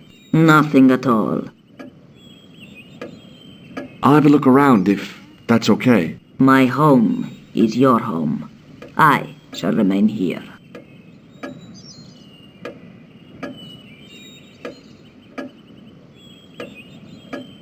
I doubted the Templars had hidden anything in there. An old grandfather clock stood against the wall. I didn't recognize any of the titles, apart from an ancient edition of Don Quixote. There was a bookcase, bureau kind of affair. It was a large window with shutters. There was a boar's head over the fire. It didn't look very happy. Must be hard to look happy when you're wearing a chimney breast. The fire was made up and ready, waiting for the year to turn cold. Military hardware, medieval style.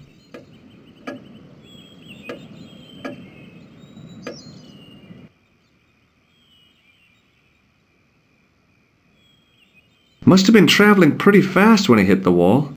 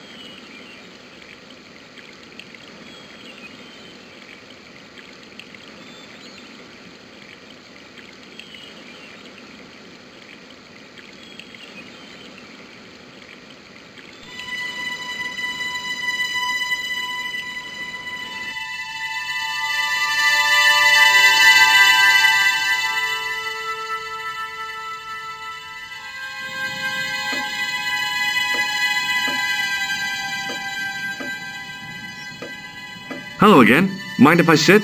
Please, be my guest. Here's the Bible from the mausoleum.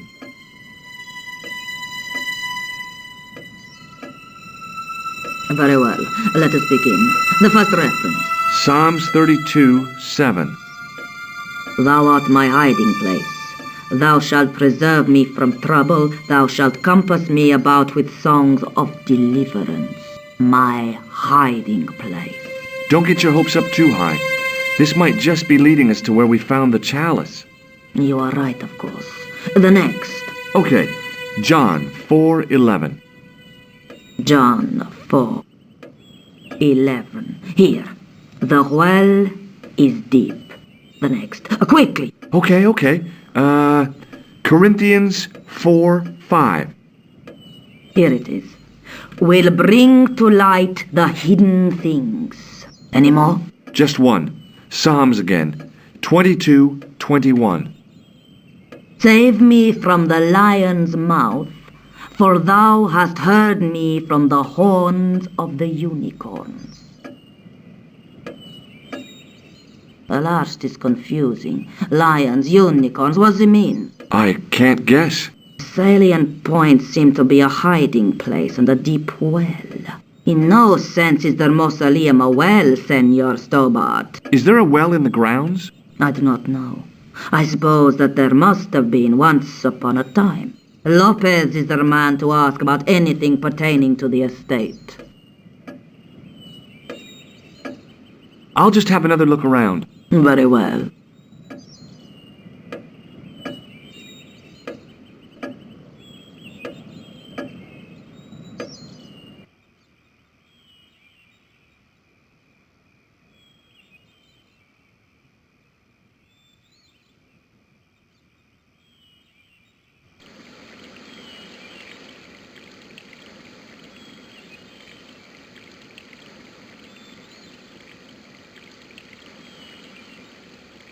Lopez, one man and his hose. Hi, Lopez. Got a minute? Certainly, senor. How can I help you? You must know just about everything that there is to know about this place. See, I have lived my whole life here in the service of the De Vasconcelos. Do you know of a well anywhere around here? A well? Si, senor. This used to be a fortified villa. How can you last a siege without water? Great! So where is it? How should I know? The well was covered over in the last century. It was dangerous, you see. And you have no idea where it was? None. It was hidden even before my grandfather's time. Well, you must have a vague idea of where the well is. It must have been in the old house's courtyard, so that would put it around here. Here? Okay. Now, how do we find it? There might be a way. Let me think about it. Any ideas yet? Not as yet, Senor Stobbart. I shall give it more thought. I borrowed your mirror. I hope you don't mind. No, senor. If you think it will be of help. Catch you later, Lopez. Adios, Senor Stobbart.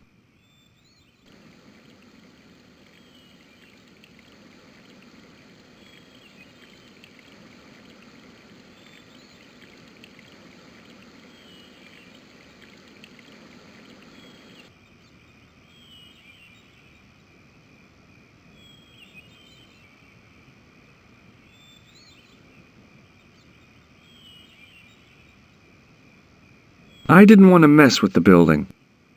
The De Vasconcelos Mausoleum, where 5 Templars lie.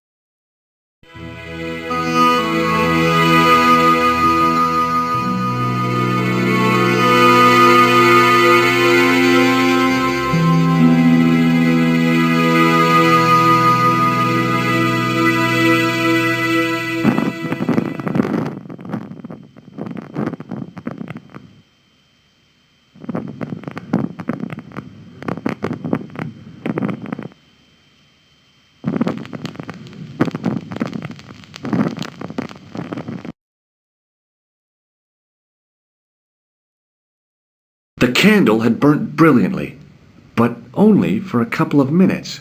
Some kind of special formulation, I guess. And had yielded up this. A complex shape expertly cut in stone. I figured it was some kind of key.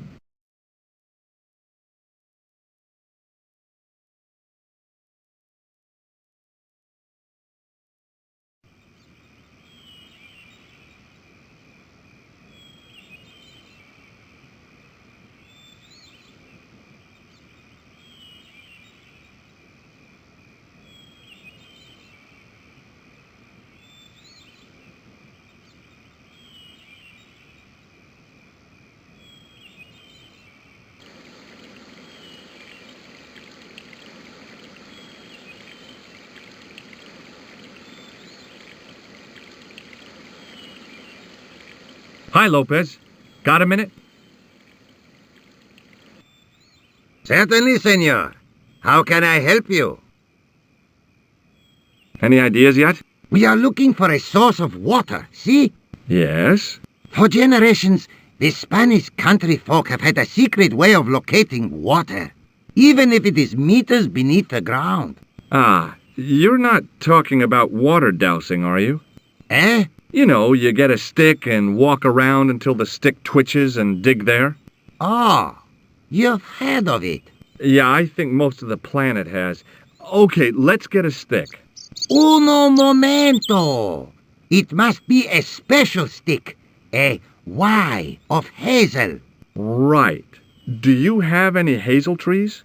See? Here. That is hazel. Do you know what this is? No, senor. Is it some kind of key? Yeah, I think it probably is. Where did you get it? It was hidden inside the big candle in the mausoleum.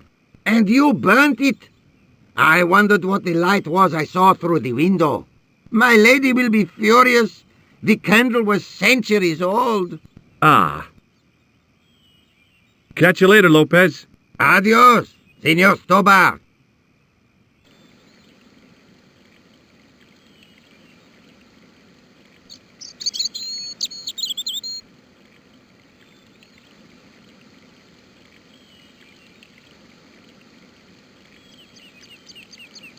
I went over to find a suitable stick.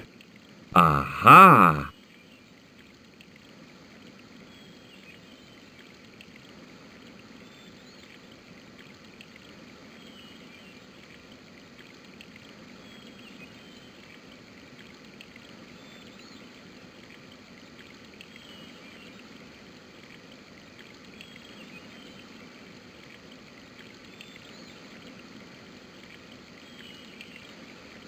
Hi, Lopez. Got a minute? Certainly, senor. How can I help you? Well, I got my divining rod. Now what? Simplicity itself, senor. Hold the wand at the upper ends of the Y. Apply a little tension with your wrists so that the slightest movement of the wand's tip is clear, and walk slowly and steadily over the area. Sounds easy enough. We'll find this well in no time.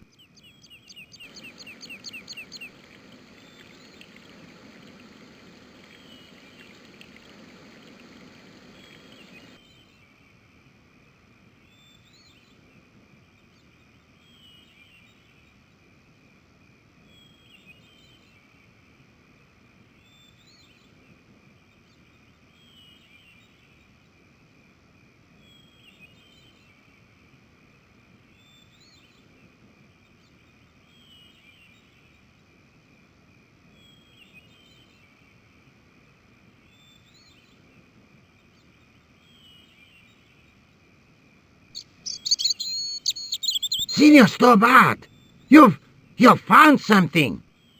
This is it. This is where we find the secret of the Templars. Hidden here for hundreds of years. Lost from the sight of man until now. The mystery is revealed.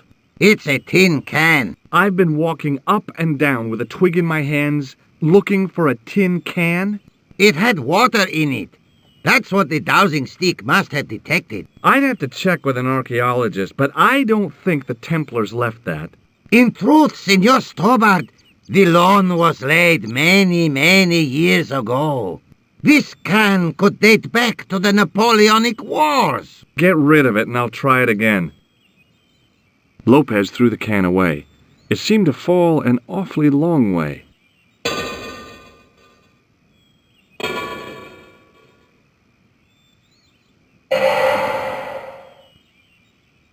The splash at the end confirmed what we both suspected. Well, I'll be a monkey's uncle. It has been here all the time. All those years and nobody found it. Stood in awe for a moment, marveling at the secrets all around us. I could have fallen down that.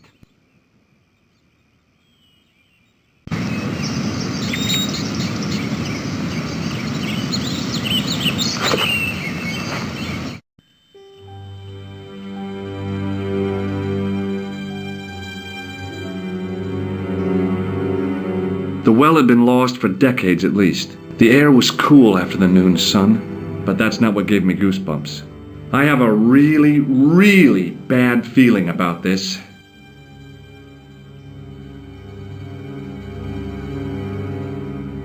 Sometime in antiquity, there'd been a rock slide. Big ones. I wished I'd had a hard hat. I'd need tools to move all that stuff. Heavy equipment that just wasn't available.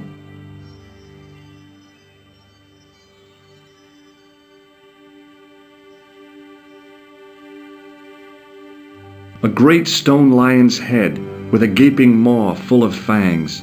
As far as I knew, nobody had cast eyes upon it for centuries as it stood, waiting in the cool shadows. The words of the psalm kept running through my head, "Save me from the lion's mouth." From a distance, the lion's head had been impressive. Close up, it was frightening. Hey, one of the fangs is a separate piece.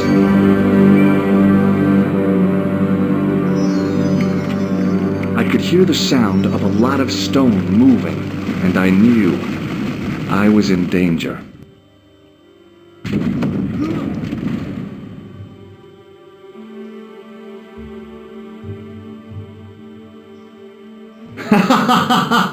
Oh, very funny, you psychos!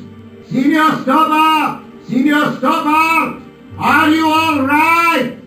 It's okay, Lopez, I'm fine! Que susto me has dado! You gave me a scare! Nice try, Templars.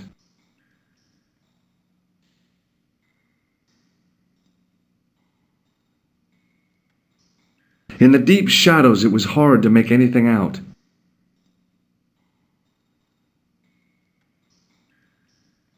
I wished that I had Leary's flashlight now. It just felt like a pitted stone wall. I'd almost been killed for the sake of a red herring.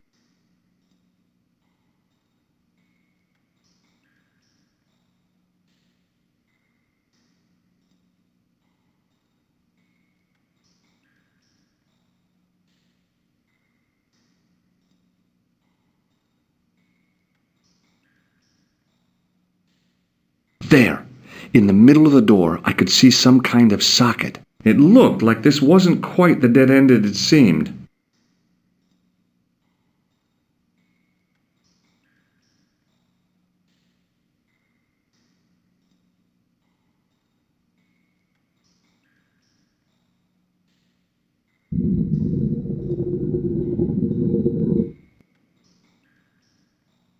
Open sesame! Another secret door!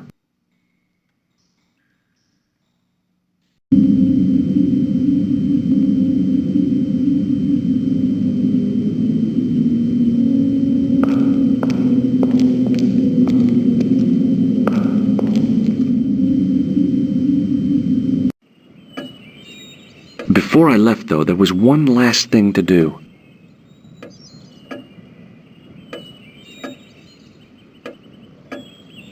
You won't be needing that replacement piece anymore, Countess. I found it with the children.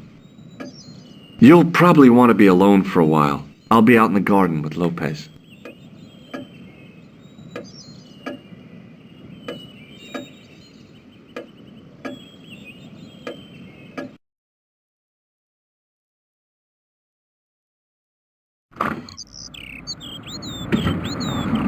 George, welcome back. Come in, George. It's good to see you again. Is it? Sure. What did you find in Spain? Without Andre, we wouldn't have got this far, George. Yeah, I know.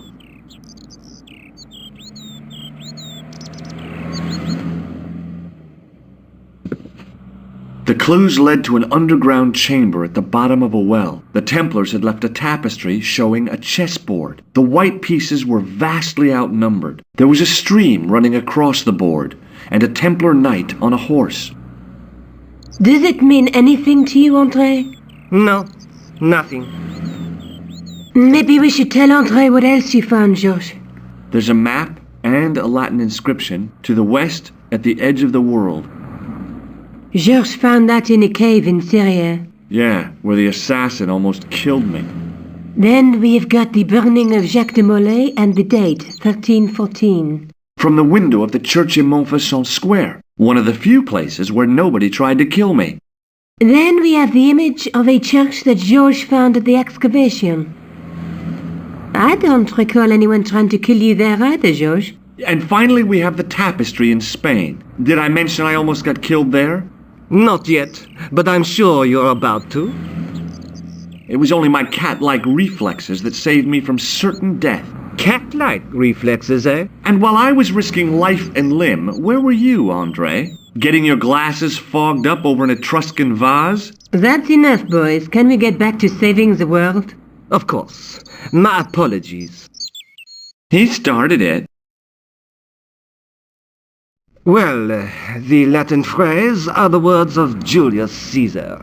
He was describing the island of Britain. Are you sure? The map didn't look much like Britain. How come Caesar described Britain as being at the edge of the world? To the Romans, the Mediterranean was the center of the universe. Britain was a remote, unfriendly place, inhabited by blue-painted savages. It hasn't changed much. They've stopped painting themselves blue. Except when they go to a football match. They used an extract from a plant called woad, Icetis tinctoria. The Scots were using it until fairly recently in the wars with the English. Fairly recently?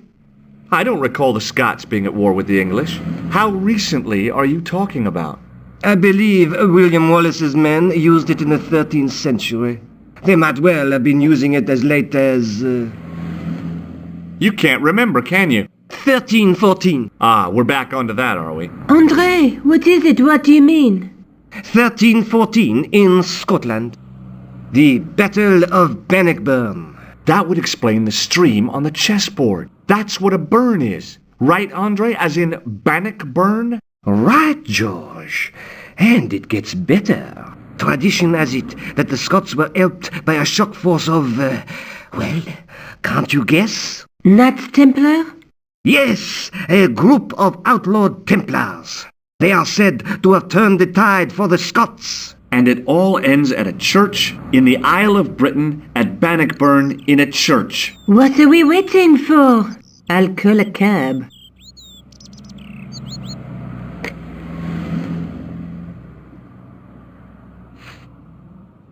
I can't go.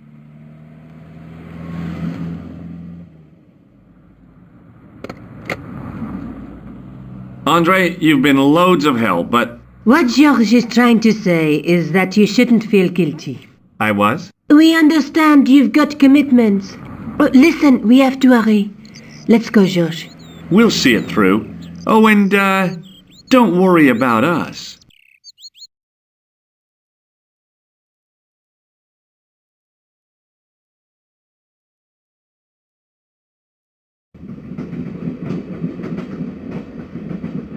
Oh, it must be dawn. Oh, I guess so. And we must be nearly there. Somewhere, out there in the dark, is Scotland. We've come a long way together to get here. Yeah. Let's hope it was worth it. There's something I've been meaning to say to you, Nico. Is this the right time and place, George? There might not be another time. I don't want to waste this chance. You don't need to say anything. I wouldn't want to be anywhere else. But here, with you. Now. You're exhausted. Why don't you get some sleep? Sleep? At a time like this? Excited, huh? Would you like something to help you sleep, dearie? I've got some tablets in my bag. Oh, no. Thank you. Thanks all the same, ma'am. I've still got the clown's nose. So I see. You should throw it away, George.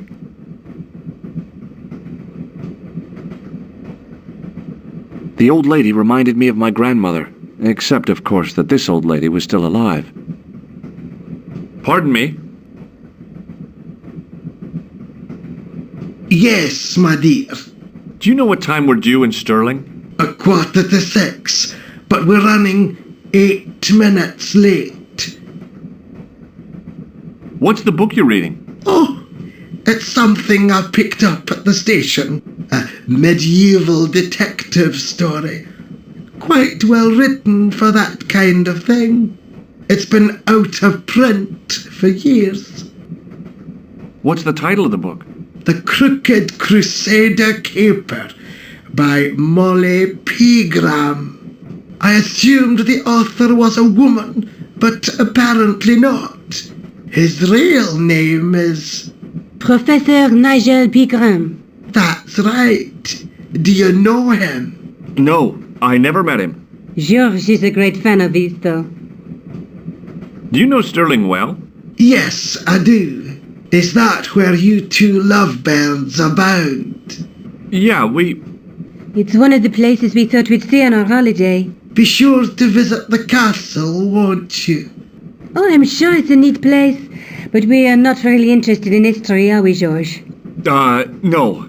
I suppose espresso bars and boogie-woogie are more your cup of tea. That's right. There's nothing George enjoys more than a good boogie. Is there a church called St. Ninian's at Stirling? Yes, there is, and I know why you're going there. You do? Of course I do. It's obvious you're in love. You're eloping, and they say romance is dead.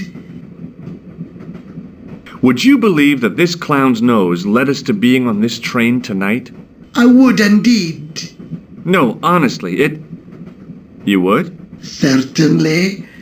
You have an honest face.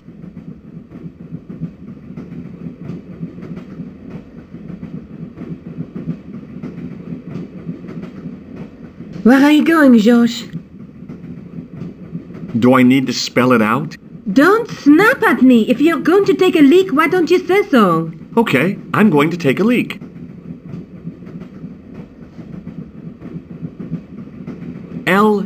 L-E-A-K. Tickets, please. Oh, hi. That's a standard full-price peak return. Don't you have a senior citizen's rail card? I rarely travel by train. My ticket is perfectly valid, is it not? Well, yeah, but you could have saved up to a third of the cost. I do not need to indulge in puffling thriftiness. Blimey, you're a funny old bird and no mistake. Tickets, please, sir. Here.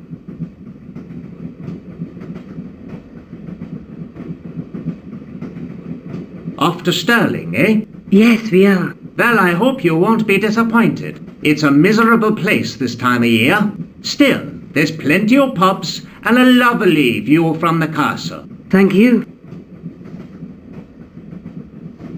I don't want to worry you, but there was something familiar about that guy. Are you sure? You're tired. Perhaps you're mistaken.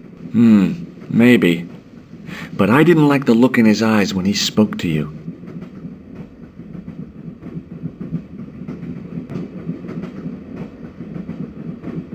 Can't you sit still, George? I need to go to the John. While you're there, check out the buffet car, George. Unthinkable though it is, I am hungry enough to eat English food. Okay.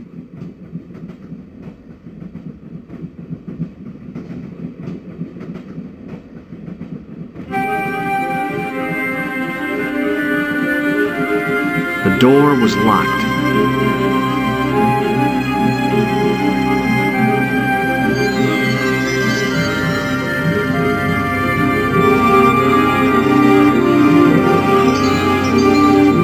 It was the door to a sleeping compartment. The door was locked. The door was locked. Oh, no. That gangster creep from the hotel, Guido. Well, he didn't scare me. Hey, Buster. This is a no-smoking car. Okay, maybe he did scare me. It got worse. I suddenly realized who the conductor had reminded me of. Ankle. Marquez Murray. I really didn't want to shoot the breeze with this guy. still looking pretty menacing.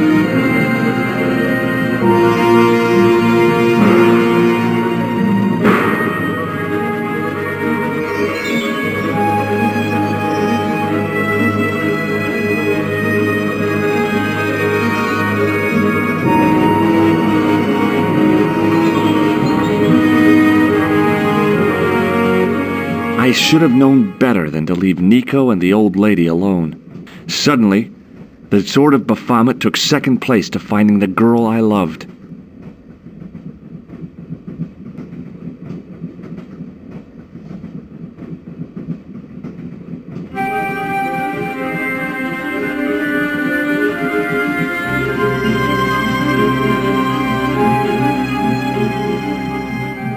The man's face was blotched and unshaven. I guess he'd been traveling all night. Red-rimmed eyes stared fish-like above his broken nose. Hi! Having a party? No, this is breakfast. Come on, join us, man. Where, Basha, wake up, man. What's company? His breath was like the outlet from a chemical factory. Excuse my mate, he's taking a nap. Sleeping like a bobby. I'll wake him up when we get to Newcastle. We passed through Newcastle half an hour ago. And I never noticed. Did you see what happened to the young woman in the next compartment? No, Paula, Divin, have you lost her, like? She's disappeared. The old lady, too. I think they're in trouble. Oh, yeah, man, an old lady, too? Yeah. You gotta help me. Maybe they went to the toilet, like? I don't think so. They never go on their own. Always in pairs, you know? No, she's been abducted, I'm sure. I've got to go look for her. What's stopping you, pal? The conductor. He's not what he seems. You want to avoid him, like? That's about it, yeah. No problem. Listen, I need your help. What's the matter? There's a guy on this train who's trying to kill me. Relax, man. He wouldn't try nothing with us in Basharia. We are veterans, like, so action at Brightlingsea. I don't recall the British Army being involved in a conflict at anywhere called Brightlingsea. Well, you just take it from me, pal. You're in safe hands. What is that stuff you're drinking? It smells like gasoline. Aye, I'll put hairs in your chest, like. And your eyeballs, too, by the looks of you.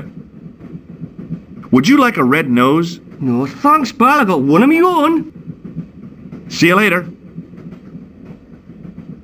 All I could see of the man's face was a massive purple bruise around his eye. It was a strange contrast with his flaming red hair, which stuck out in stiff, greasy tufts. I didn't want to wake him. To be frank, without a cold water hose, I didn't think I could wake him. Don't do it, pal. Don't jump. I don't intend to jump. I'm going to climb on top of the train. You're kidding, aren't you? Just watch me.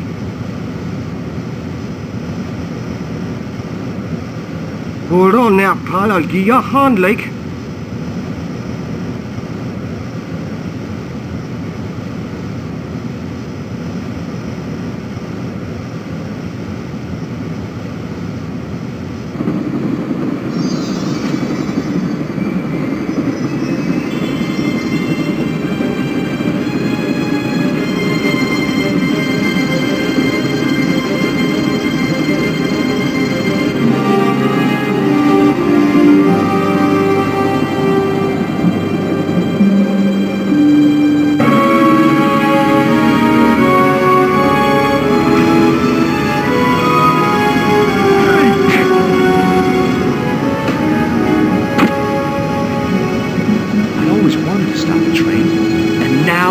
My chance.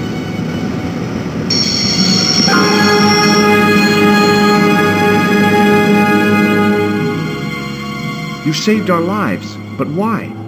We were always on the same side, Stobbart. Different causes, but a common enemy. The Knights Templar? Don't call them that. The real Templars were a noble foe. These barbarians have no right to that name. These men are no better than dogs. What are the Neo-Templars after? What is the Sword of Baphomet? Not what you think, my friend. It is a weapon, yes, but one which our enemies will find difficult to wield. A double-edged sword. A power older than Dimolay, older than Solomon. We'll stop them. You and me together. And Nico. No, George. My journey ends soon at the Garden of Paradise. You're talking in riddles. Can't you tell me straight what they're after? The sword symbolizes a colossal energy caused by the alignment of the Earth's natural power fields, which are focused at St. Ninian's. The energy endowed the Templars with the power which made them great, a power which made them charismatic to such an extent they could control the will of all around them. How did you escape from the bull's head? It is a long walk from the cliff of the bull to the village Stobbart. Fortunately, I know the ways of the wilderness. Also, I have a sister who keeps a garage just around the corner. Maybe not. May Allah guide you to our enemies. Thanks. One last thing. What? What is it? He's dead. Underneath that heap of tumbled crates was Eklund. I wasn't about to help him out. Underneath that heap... Nico looked good, even in robes. Nico looked good, even in robes. The head of the axe glinted invitingly. I could hack Eklund into tiny pieces and feed him to the wolves. Where do you think you're going? Don't worry, I hadn't forgotten about you. Answer me this instant, George Stobbart. I will, when I'm ready.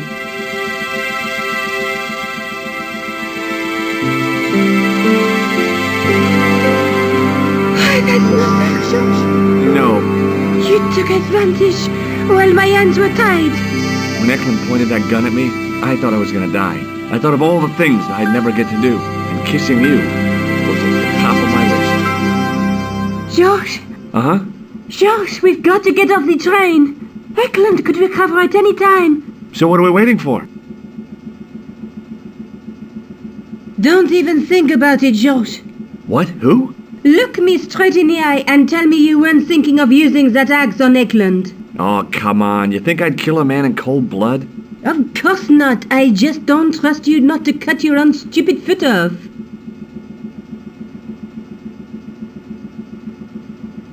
What are you doing? I'm out of here. Not that door. Do you want to end up like Flap? Not especially. What remains of him is well on his way back to London. I hope he was traveling on a return ticket.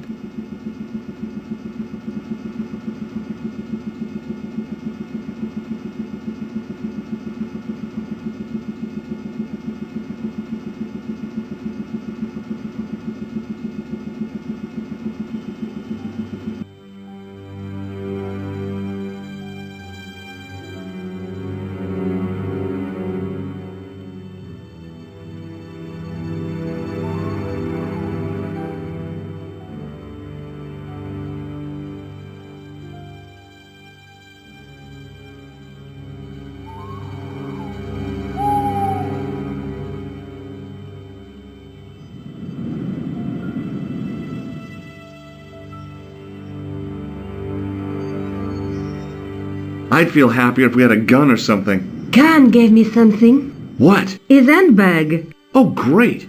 If we run into any killers, we can give them a good buffeting. Didn't he have any weapons? You don't know the half of it. This bag's full of C4. Wow. Why didn't you say so? Boy, we'll show him now. What's C4? Plastic, George. We're going to shop our way to victory? 2 kilos of plastic explosive. The detonator's broken now. No problem. We'll buy a box of matches somewhere. It doesn't work that way. It takes a small explosion to start the big explosion. Well, that's not much use then. What does that sign say? Apparently during the English Civil War in the mid-17th century, this place was used as an arms dump. Yeah? What happened? Look at the state of this place, George. You work it out. Oh, stray spark? You got it. The tower was the only thing to survive the blast. I hope the explosion didn't destroy the Sword of Baphomet. Do you? I rather hope it did. It was just about recognizable as the church I'd seen reflected in the chalice. Templars, Roundheads and Cavaliers. This place has seen a lot of history.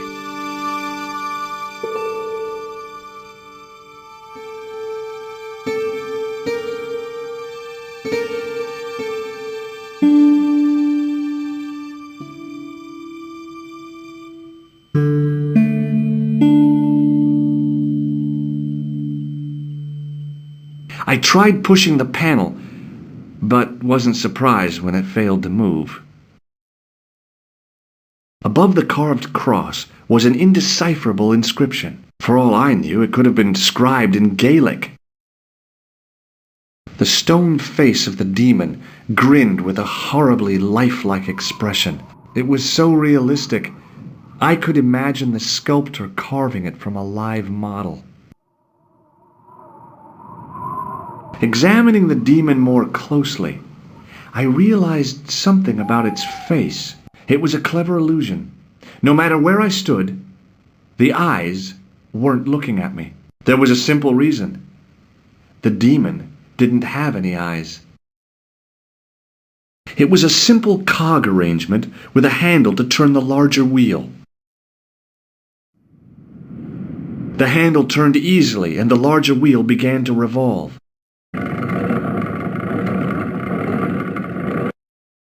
Damn! Then the handle came off in my hand. Now that the handle was gone, it was easy to remove the cog and spindle. It was a heap of stones and stuff which had tumbled down from the rafters.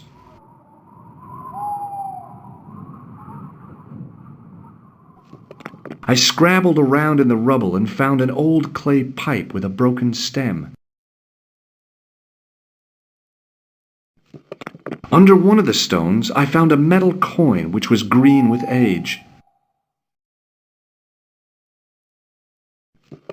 It was caked with soil, but what I'd found was a small cog and spindle. With mounting excitement, I felt something between my fingers. It was short, hard, and black. Something I hadn't expected to find here. It was a plastic pen top. I didn't find anything.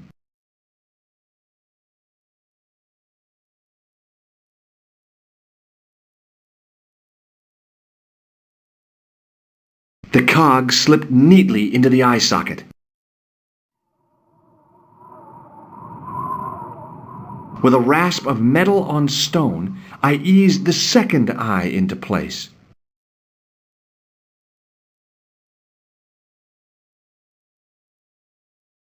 I pushed the handle into the demon's mouth. The cogs all meshed. I began to turn.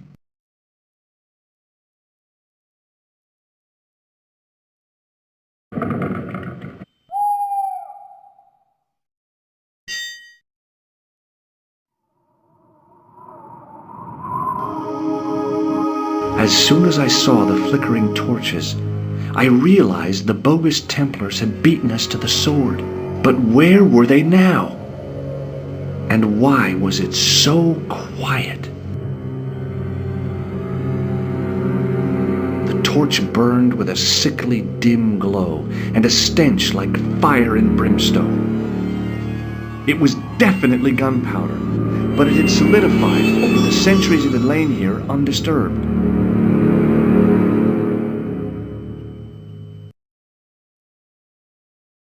Listen, I can definitely hear chanting. You're right. I hear it too. What do you suppose they're doing? It wouldn't surprise me if they were holding some kind of satanic sex ritual. So, what are we waiting for?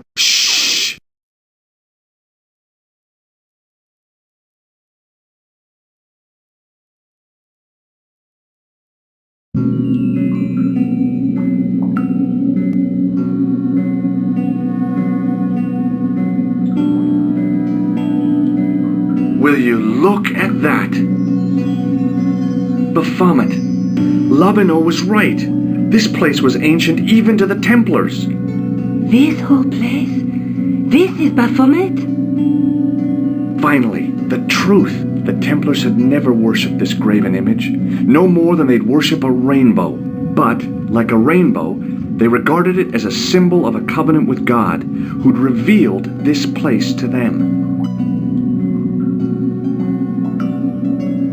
Rosso! Why is the double-dealing treacherous? On the contrary, Inspector Rosso has been the model of obedience, an important quality in a true Templar. Now be quiet and watch if you wish to live much longer.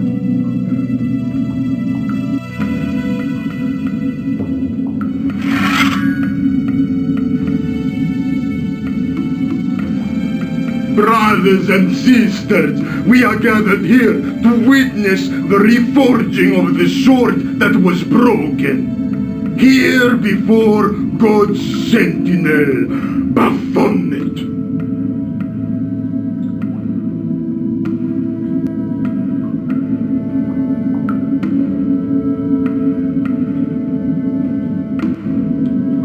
Grand Master and Knight of Baphomet, we salute and pledge our obedience to you!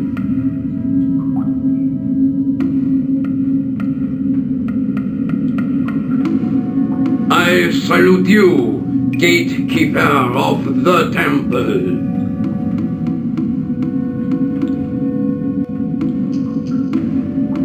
Seven centuries ago, our greatest weapon, the sword of Baphomet, was lost to us.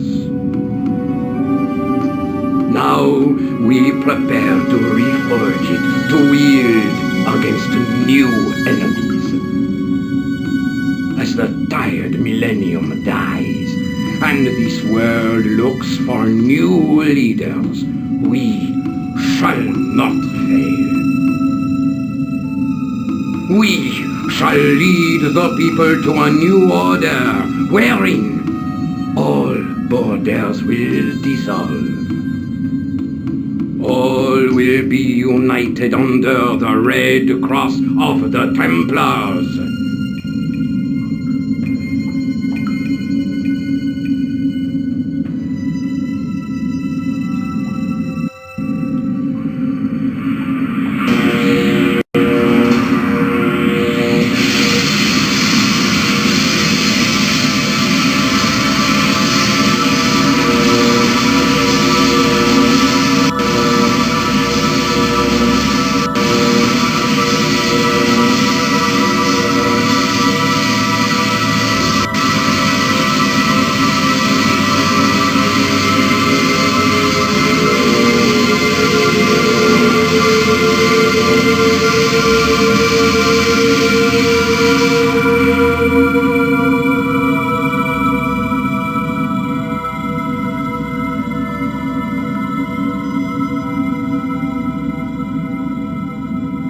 George, we have watched your efforts to stop us with respect. But surely you realize that you have been misled by our enemies. Both of us want a better world. Fortunately, no harm has been done. We need determined, resourceful men like you. Join us, George. Join us in true brotherhood. Yeah, true. Wait, brothers? What about Marquet? What about Pegram and Klausner? You didn't look on them as brothers, only as failures. 3 men dead, and you don't give a damn. George, you know that sacrifices are necessary. Every great undertaking. Join you. I'll see you in hell first. Oh, George, I had great hopes for you. C'est la guerre. Eklund, kill him.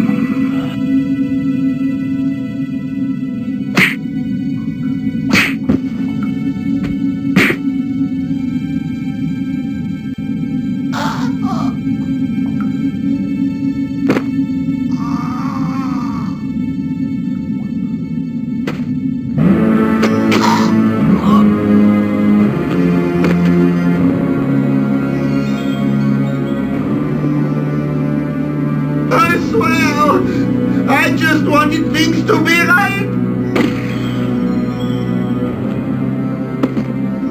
Take them. Kill them.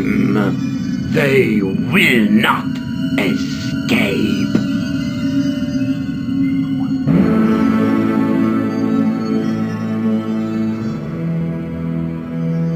Well, well.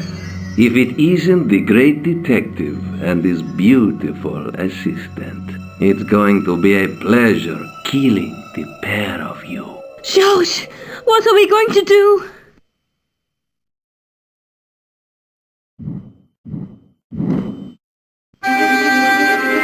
Come on, Nico. We're leaving.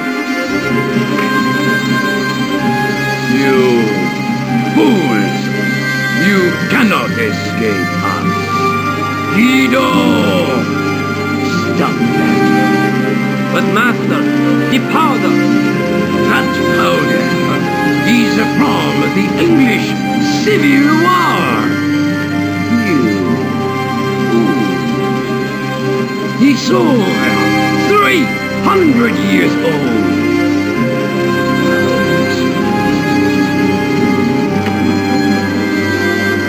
I thought it was all over, but Nico had one last trick up her sleeve. Or in her handbag, to be exact. A handbag full of plastic explosives.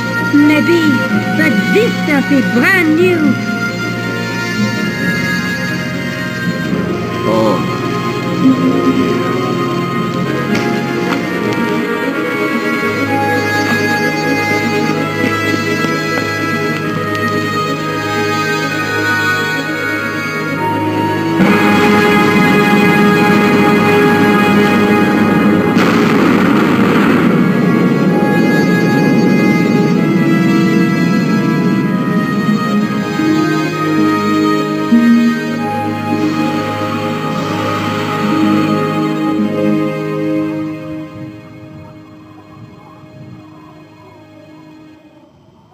You know, you'll never be able to write your story now.